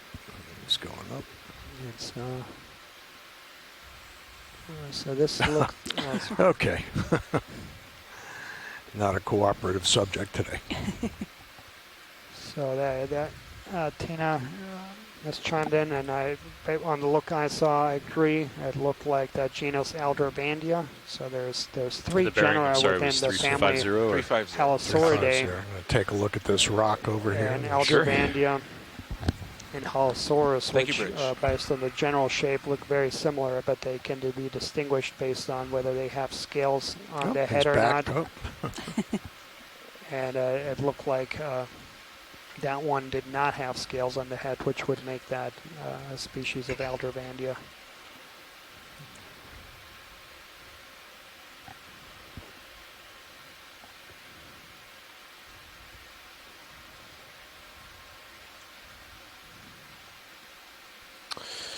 And worth noting that this blanket of sediment here in the terrace is relatively free of large burrows. So in our previous dives, we've seen a lot of excavation burrows and bioturbation really of the seafloor. Yeah, it is by right now, isn't it? infall Yeah. organisms. And we see a relative lack of that, at least at the larger scales here in this area. Looking at 50. Copy that. Yep. This is a really nice contrast to the slope that we've been climbing for much of the day, to show how important the relative steepness of the topography and the amount of sediments that are being deposited, the currents, etc. So what's our, I assume our bailout direction is south? We can see. Southeast. Southeast. Southeast. Yeah, what direction yeah, are the that's a forces great right now? point, Scott. We And have a little bit of wind on the bow. The current for is those actually that mostly, kind of followed into the slope now. last It's coming 7 from the dives, southeast. and you heard Adam and myself talking a lot about But with the wind, I'd say they're looking about for the balanced. steep places with hard substrate. Okay.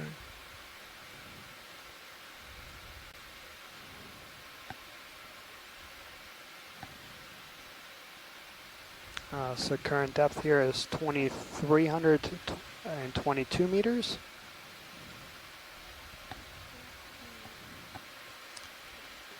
Okay, get back on that heading again. And Andrea Still swinging. Quattrinios chimed Copy in that. here, potentially suggesting some more hard bottom there. A species level Something. identification, Yep, Aldervandia you oleosa. see it up over here. Nice. Yeah. Okay. Species that was that may be described the by start Ken of the slope Sulak in again. the 70s. and And there's interesting note wet about coral there or about something. that species is that it has a parasitic copepod that lives in the vent, and it's always, or the appears to be an obligate association.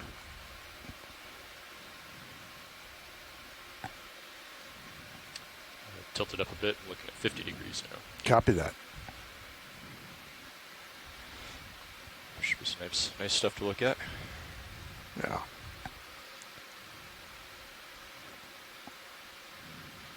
Let's saddle over to the starboard here and take a look at this one.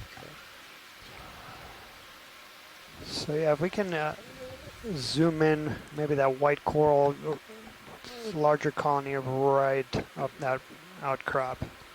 Copy that. The one coming into center now. Yep, yeah, the All largest right, one on yeah. that rock. Why don't we get another 15 meters? Okay, still 350? Yeah. Sure. And that'll just give you more tether as I move ahead. Okay, video, you want to give me a partial on that one there, Yep. please? Bridge, nav. Still coming in.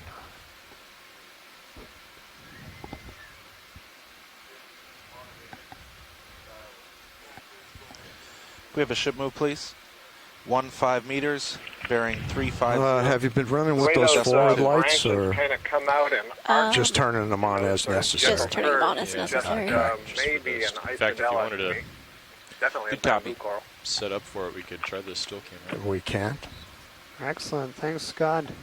Let's see, what were we shooting for? About 8 on the You can also tilt? see that the polyps are fairly thin and somewhere tall. where we are right They're now, really right? And different from the ones that we were seeing put the sample lower on where the right. slope Well, that, this one is off were the really bottom short though on and then that rock. extremely Yeah. wide. Pilot, Yeah. why don't you bring that up on monitor 12, the still cam? Yeah, once there's, I think, okay. Yeah, so I think, Excellent. so just based on level forward, Yeah. you can see you're flying, Yeah. a meter off.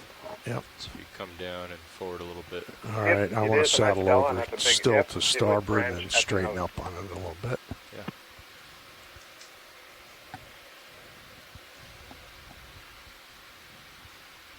Outstanding. That's another genus we're adding here.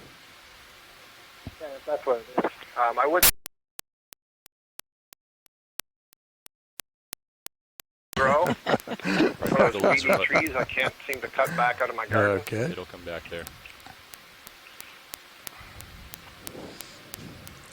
Still Yeah, and Yeah. And Tuna is pointing Do out you that have black those? coral. Yeah, Yeah, it's that's on. Heteropathus. Okay.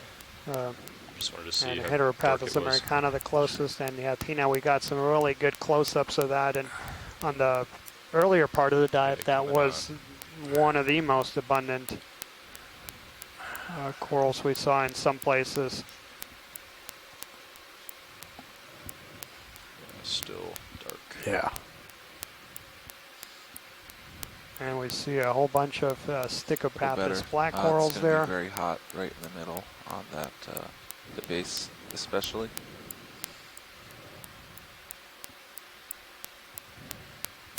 That's looking maybe all right. Okay. You want to try pushing forward? Yeah, a little bit more. Yeah, all right.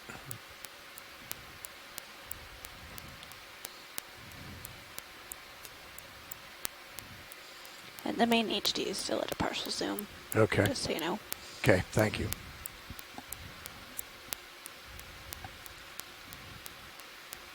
All right. So you'd maybe estimate you're just like a couple meters between the camera and the coral, right? Yeah. At this point. Okay. It's nice framing. You can see it there. Can I try it then? Sure, it's on. Okay. Oh, okay. Huh. You can see it on realize, the yeah. Well, how about turning those lights on then? They are on. Oh, really? Yeah. So we got to increase the exposure a bit. Yeah, okay. But we can do that later. Okay. Oh, yeah, they are. Huh. All right, video, go ahead. I'm sorry. Go ahead and go in. All right. Okay, I'll go ahead and turn it off.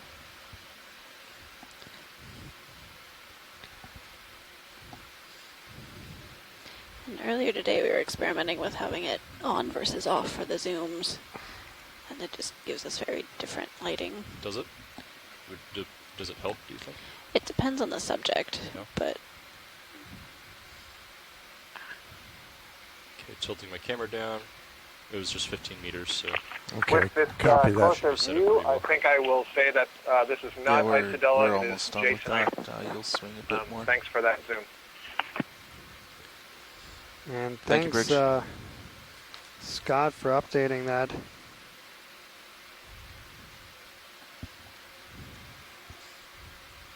Right, that sounds like That science is, of course, clear. Yeah, okay. Whenever you're clear, based video. on this visual image. And one of the things I'm Okay. using to make that identification is the relative milkiness or opacity of the polyps. The genus Jasonisis has lots of very small, Go in partial on the scale-like, bubble gum there. I guess they've got a sclerites lot of embedded in stuff the on tissue, that as which well, makes it right? harder for the light to penetrate, so the polyps don't appear to be as transparent. I'm gonna try bringing the lower Excellent. swing arms up Thanks, to- Scott. Okay. Yeah. Now into view is a bubblegum coral, that pinkish red, and that's going to be in the Cibogagorgia cauliflora. And there's also a Paramaricia biscaya Okay, video, if colony. you need to go in any now further, you not can. it's maybe over to the right. We see several black coral species here. So again, on this rocky outcrop in the middle of a heavily tip up. sedimented area, we have everybody hanging out. It's kind of like on a rainy day, everybody's scrunched up on the bus stop underneath the... All right, I think video's good. Okay. So Yeah, beautiful view here of the aggregation of all kinds of different. Is that a holothurian on the backside there and, that I see? One thing that's important to point out is On the that now we bottom. use the term coral. It's a common name, but it refers to Yep. groups that are not necessarily It's that odd looking. closely related to. A lot of these are very diverse. You see something big there on the Yeah, I'm floor. going to go over there and take a Highlight. look. And yep, the white thing on the let's on take the a look at seafloor. that. Yep. I don't know if that's It looks man-made. almost. I Maybe don't like know. a sponge that fell over. Looks or like a something? yeah. That's what it looks like to me. A sponge that fell over. We should be about done moving, co-pilot. Okay. Yeah, this sets us up nicely for him to look at stuff in this Good. area.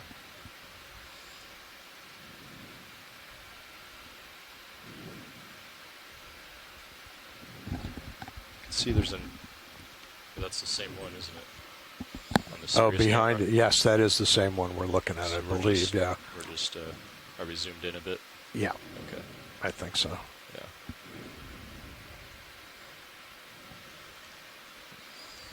All right. Kick it ahead. Looks like the current's pretty strong on this flat area. Go partial on that video. Oh, it's a. Is that an? It's a No, paper no. Nautilus. Really? Yeah. Wow. That's what it is. You can actually just push forward. And Yeah. that's something we don't see often. Mm-mm. Is that a paper nautilus shell? Yes. Yeah, that's what it looks like. Is Video go wide nautiloid again. shell. See where I'm at here. Yeah. Okay. Well, I'm not sure if it's a nautiloid because I think those are only in the Pacific. Oh, okay. But a paper nautilus is an octopus that forms a shell that's a lot like a nautilus shell, except Gotcha. that it's very soft and it's only used for brooding the eggs. I'm not sure if that's it. It looks kind of large and hard. I mean, it looks a lot more like a nautiloid shell. I just don't think they're in the Gulf.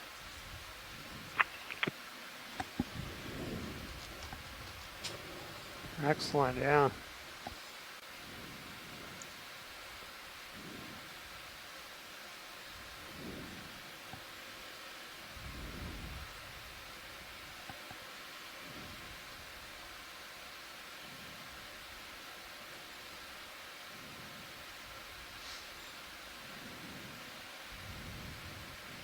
Okay, video. You want to go in on it a little bit more?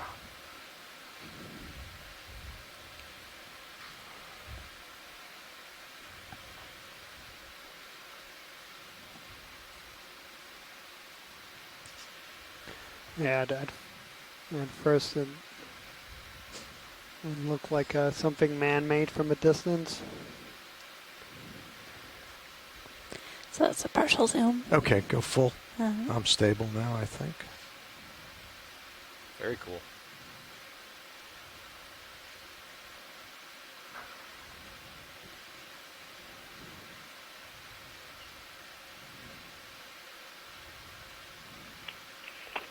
Yeah, I think I'll stay out on a limb here and say that that's the paper nautilus, or some people in the chat room are calling it an argonaut.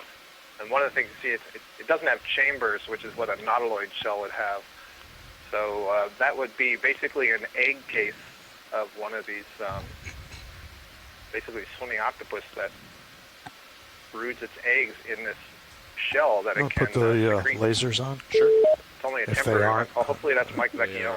Tell us That more. is Mike Vecchione. All right, Mike. I'm not sure how far behind I am from you because I've been watching on an app on the phone, so I might be a little backfoot. But I was calling in about the Argonaut shell.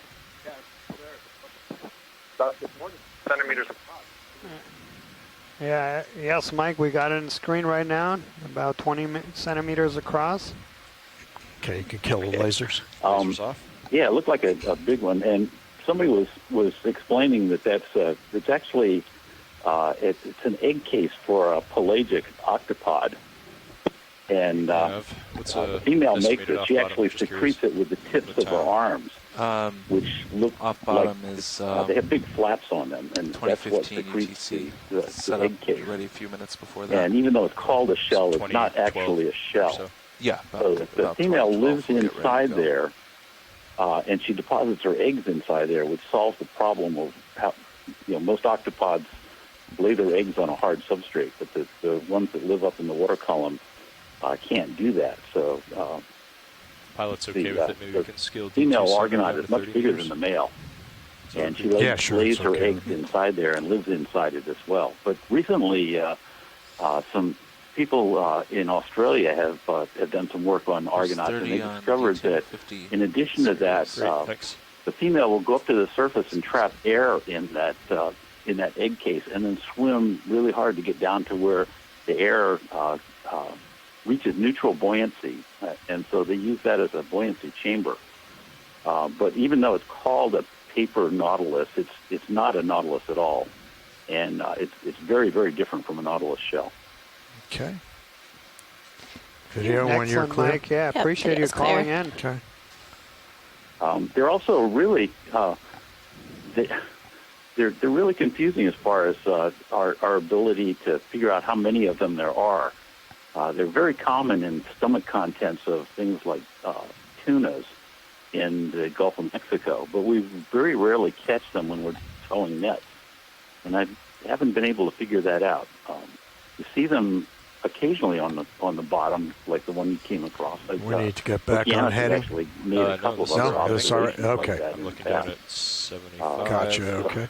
They're really interesting organisms. Yeah, explore those I might rocks mention left. another thing about them, that the males are really tiny. They're dwarves. Okay.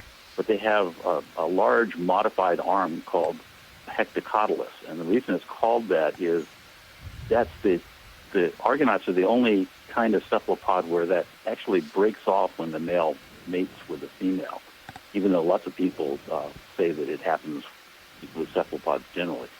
But when a female that had been mated was first described in the scientific literature a long time ago, back in the 1800s, they found this worm-like thing wiggling around inside of her, and it was described as a new genus of worm called hectocotylus. And obviously that was incorrect. It's actually a piece of the male that breaks off. But as a result of that, the modified arm on cephalopods has been called a hectocotylus ever since. Interesting. Unfortunately, I can't watch and talk at the same time, so unless you got any questions about it, I'm going to go back to watching. No, I appreciate you calling in, Mike. Watch lead. Any interest in what we're seeing here, going in close? No, or you want to just keep on moving? Yeah, let's keep on moving. Copy that. Yeah. So, yeah, thanks so much. That was Mike Vicchione from NOAA's National Marine Fisheries Service and at the Systematics Lab at the Smithsonian. Our expert for everything octopod and mollusk related, and actually a lot of other pelagic groups. So I really appreciate you calling in. We just thank you, Bridge. Came across here another outcrop with a whole bunch of Paramaricia corals, and Scott was making a comment about this, about the brittle stars that are, most of the time you have one, and they look like about half of them had that brittle spar and half of them don't. And the colonies we imaged earlier in the dive, most of them did not have that. All right, so I'm looking 350. Yep, I'm going to come around here. Let's push ahead a little bit. Okay. Come looking up. Looking down 90, so you can All just right. come forward. Yep, coming forward and up.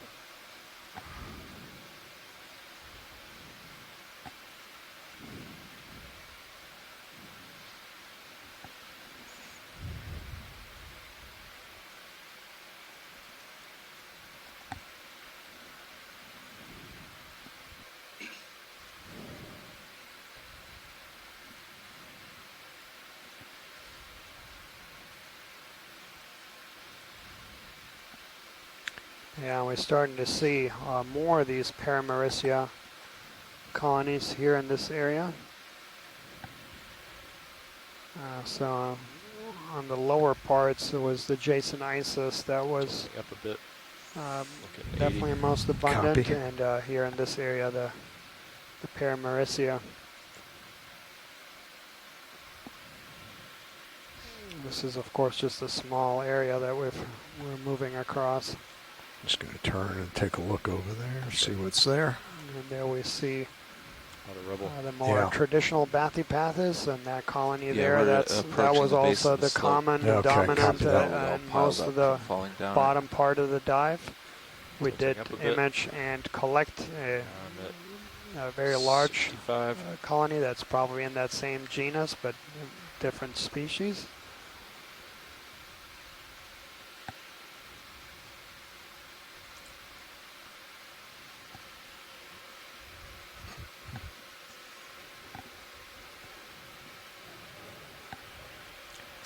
Should we go ahead and get like another 20 meters and be a few minutes till we feel the move and then?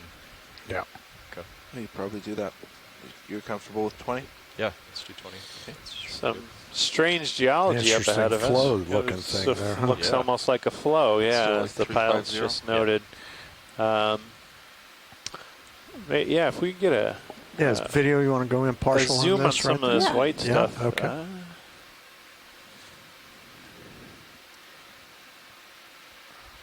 Bridge, nav. Yeah, it certainly takes on that appearance of have another flowing material. Range 20 meters, bearing 350 degrees, speed 0.2 knots. Doesn't appear to be an evaporite deposit that has flowed. Good copy. Not sure. Maybe if Bill Shedd and his colleagues are still on the line, they have some thoughts on what we might be seeing here. Video, you want to go in some We're more? still on the line, this but white? we're baffled. Okay. That'll probably help them. Glad it's not just me. Some It very. looks like it does have the appearance of flowage. It does, yeah. Evaporites don't really flow. Salt flows under high load pressure. High load, but deep yeah, in the wouldn't be what we had here. Yeah. Yeah, maybe sample a rock at time. Yeah, if we can find a broken off piece of this lighter colored material, it might be worth a sample. Yeah, the greenish too. I think they're so Sure. closely, Video, can you go back wide so we can look around for a piece? Yep.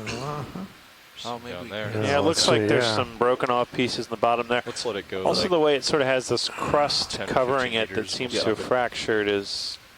It makes me think it might have been disillusioned, but again, I don't know. Yeah. See, it might be better off going mysterious. around the other side, huh? Or maybe I can get in there and reach down. Well, it certainly broke the monotony of all those other rocks. They were pretty similar, so yeah, we'll see if we can come around and sample one of these white rocks. But that would be interesting to see what we get there. Yeah. Yeah. We were noting earlier that those patches, big patches of sediment, were sort of a relief after all those rocks, and all those other days where all we were seeing was sediment looking for rocks. You know, oftentimes in these carbonate rocks, you can get dissolution features that then collapse. That's how we get things like sinkholes up on the carbonate platform. And this has almost an appearance of that to me, that there's been a collapse here. But it is mysterious. Got him up, Dan? Yeah, lowers It are does fully appear to be a stopped. pretty big gap underneath that one ledge. Yeah, So I should be able to Whether reach these there's pieces in here, no? There's something missing. Some Like this dissolution big there. one in the middle But or some of that I'm just rubble? What do you trying to think? Yeah. think Yeah, you about could. what would be dissolving. that. No, I'm looking at the one That's down about lower. 10. Co-pilot, I'm It's gonna hard to ask get him to fresh stop water here. at this water depth. Yeah. It would be pretty deep for fresh Bridge, water nav. discharge. Yeah. What do you think? Can we hold position here? Yeah, that's fine. Yeah, I think you could get that. Thank you, Bridge. Back up just a bit. Uh, It's pretty good. Looks like you're kind of just nestled in there, which is nice. Think so? the joy lock on. Yep. Yeah. So I think, if possible, we want to aim for that lighter colored rubble to the lower right. Yeah, roger that. If I'm we just can. trying to get a good spot to sit. Absolutely understood. Okay. Yep.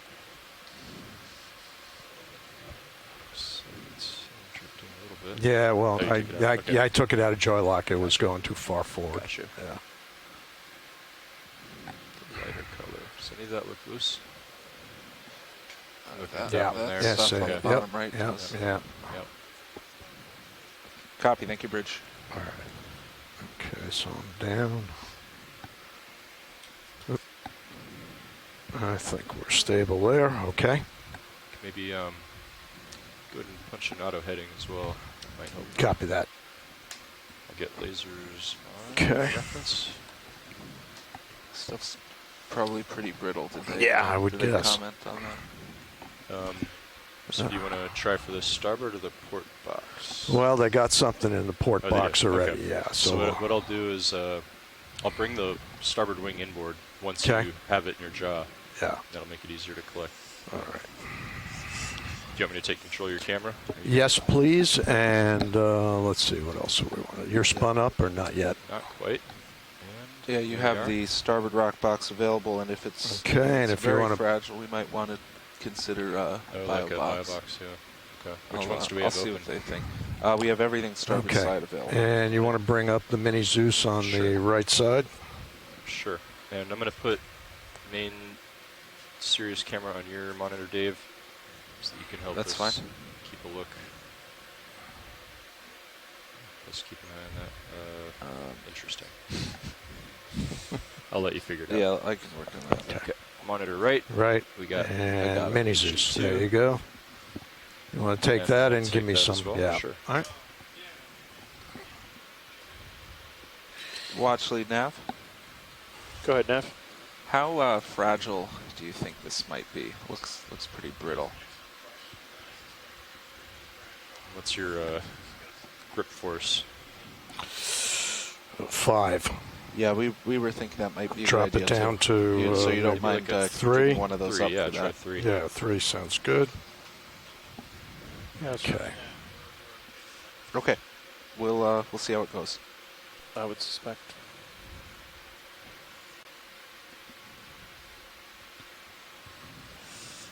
Yep, pilot, co-pilot, BioBox would be fine if we think it's warranted. Okay.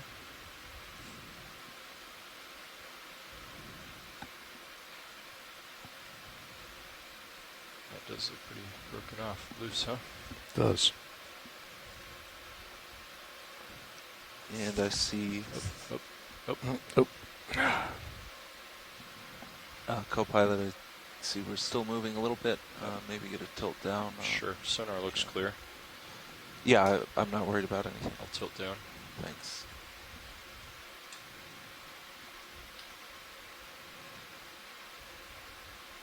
Oh, that is fragile.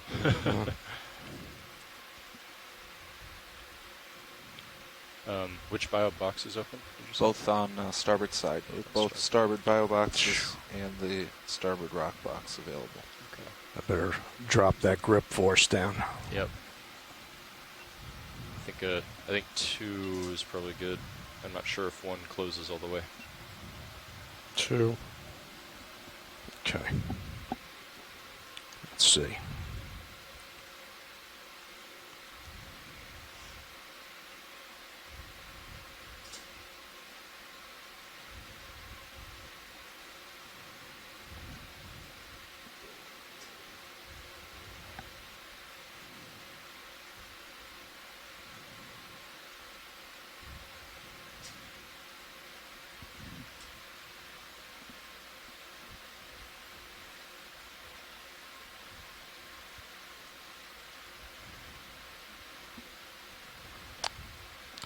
It just crumbles.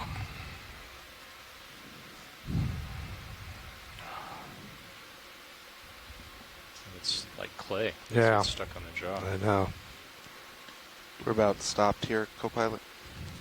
Looks good. Thanks, Nev.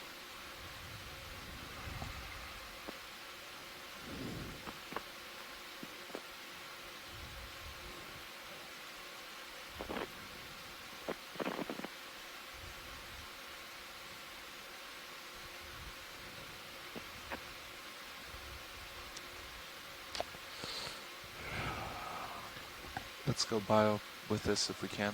Yep. I'm going to slowly bring the drawer out, and we'll see if it bumps into it. I don't think it will, but we'll see. Do it slowly. No. No? Okay. The bit on your jaw might actually be good. Yeah, if we could get it out of there. Yeah. No. How about, let me spin. I'm going to come up here. Okay, that's off from second, and spin a little bit and see if there's another piece worth grabbing at. Okay.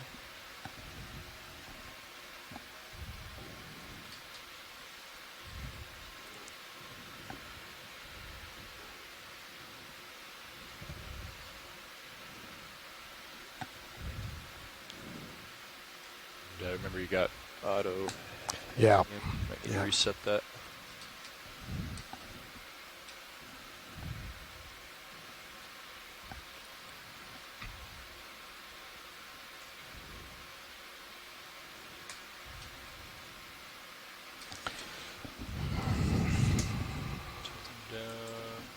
Sirius, nav. 90 degrees down on Sirius nav. Okay. I've recalibrated. Okay. Okay.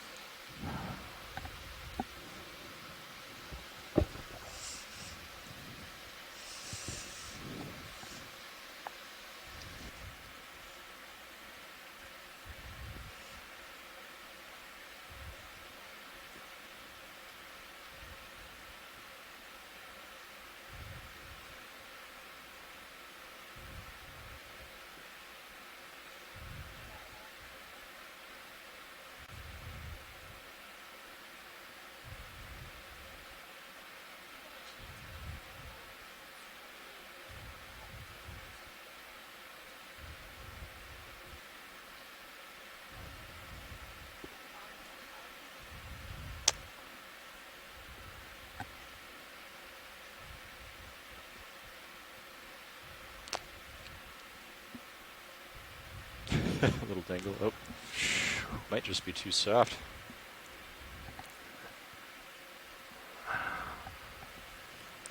Yeah, it's just crumbling. Yeah. Yeah, I think if it's too soft, we'll just have to to move on. Okay. It's good information to know how resistant it is. That's good to know. So clearly a very soft material there we're dealing with. Okay. Well, Yep. We'll go ahead and stow it then. Good shot. With a try. I'll tilt over on tilt up and. Yes, thank you, pilot. Excellent attempt there. Yeah.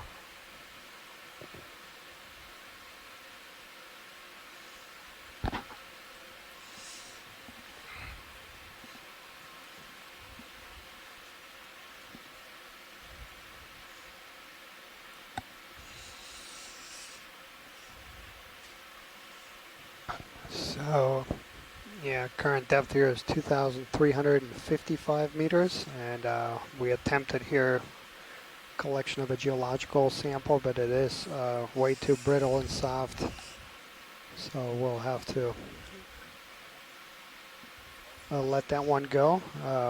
We still have a little under 10 minutes probably on this dive, so we'll just finish. That looks pretty good. Moving here up as much as we can.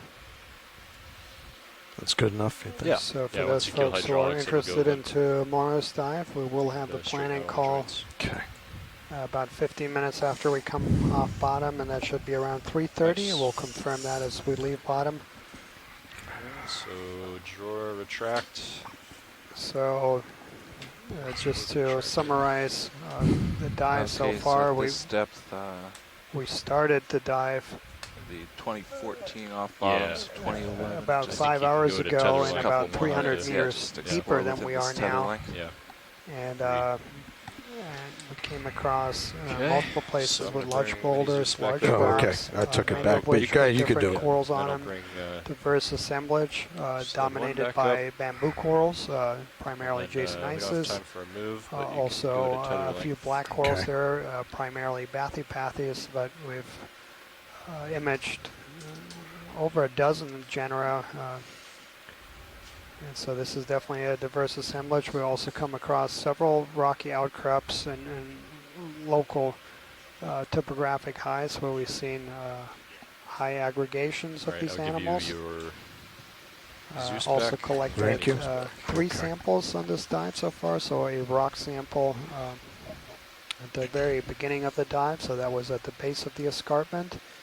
And then further up the slope we collected a sea star, and that the best guess for that is a genus that only had been recorded from the Pacific Ocean, so a substantial range expansion. You and then more starboard wing in at all? Most recently we collected a black coral. Closest guess for that is a species that had only been recorded from the New England seamount, so again a substantial range expansion.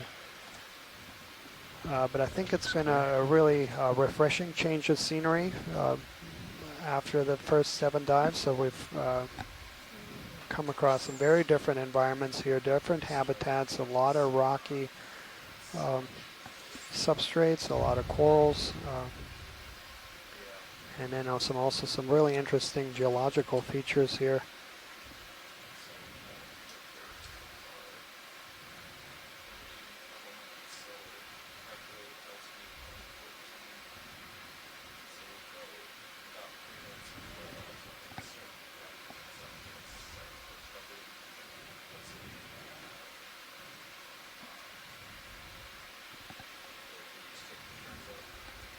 And I think today's dive is also a good way to gauge how much we can cover on future dives at this depth.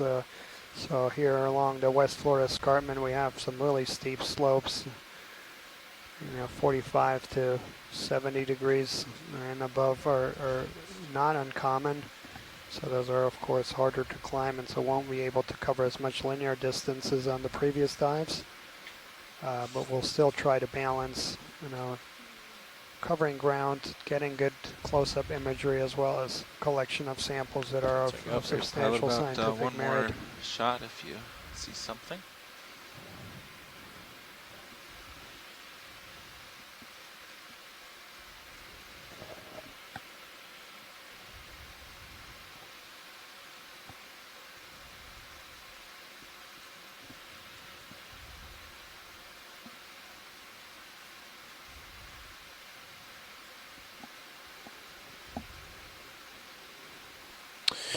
And we're seeing some more of this white, powdery, soft rock, and then interspersed with these darker rocks, these oxide covers that are likely downslope movement from above. Will we start packing up? Not sure if this is what exactly the source of this white rock is.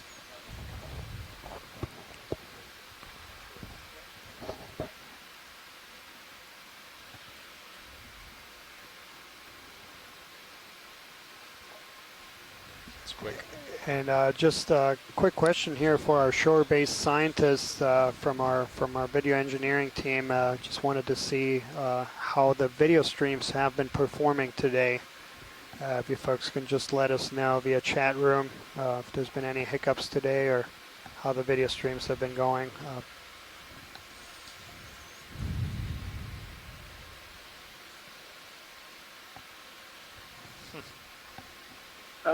Every few seconds, we're getting. I mean, most of the time we're getting very clear imagery, beautiful imagery. But it'll go, vertical striping and distortion patterns. And it's time to leave the bottom, Nav.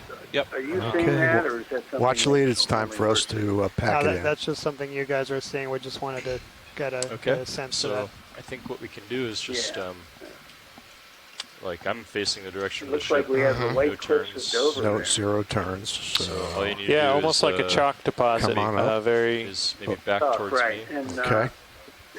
they look like little burrows in the side. Yeah, really burrowed or a lot of dissolution. Yeah. So you can come right back. But very below different me. from what we were seeing all day up Then to I this guess point. coming up a little, or what do we got? Delta 15. Okay. Yeah. So as you back up, I can. Yeah, okay. I can come up. All right, backing down on you. Okay.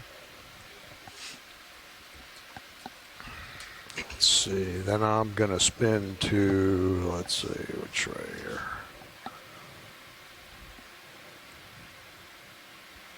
So you've got a positive half. Yeah, so I got to spin to port. Yep.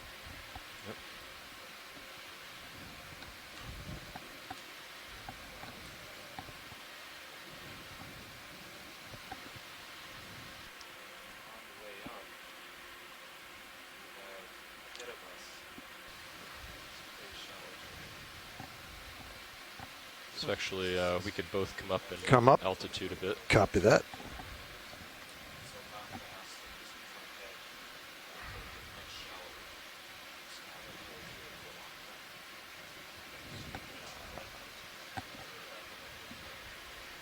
And it looks like we're just ran out of bottom time there. So final depth here is 2,315 meters. Why don't you go into auto depth? So auto just head. want to I got auto head in already. Perfect. Yeah. Okay. thank everyone, 20 meters above you. particularly our So you piloting can and start with video auto head team in, for a really and your set extraordinary point. dive today with a lot of really Yep, spectacular the imagery. reciprocal of you. Also some Okay. really valuable specimens that were collected. And also, of course, want to thank all of our shore-based scientists for participating and hanging in throughout the day. As mentioned before, for those folks who are interested in tomorrow's dive, we're going to be exploring similar depths just east and south of here.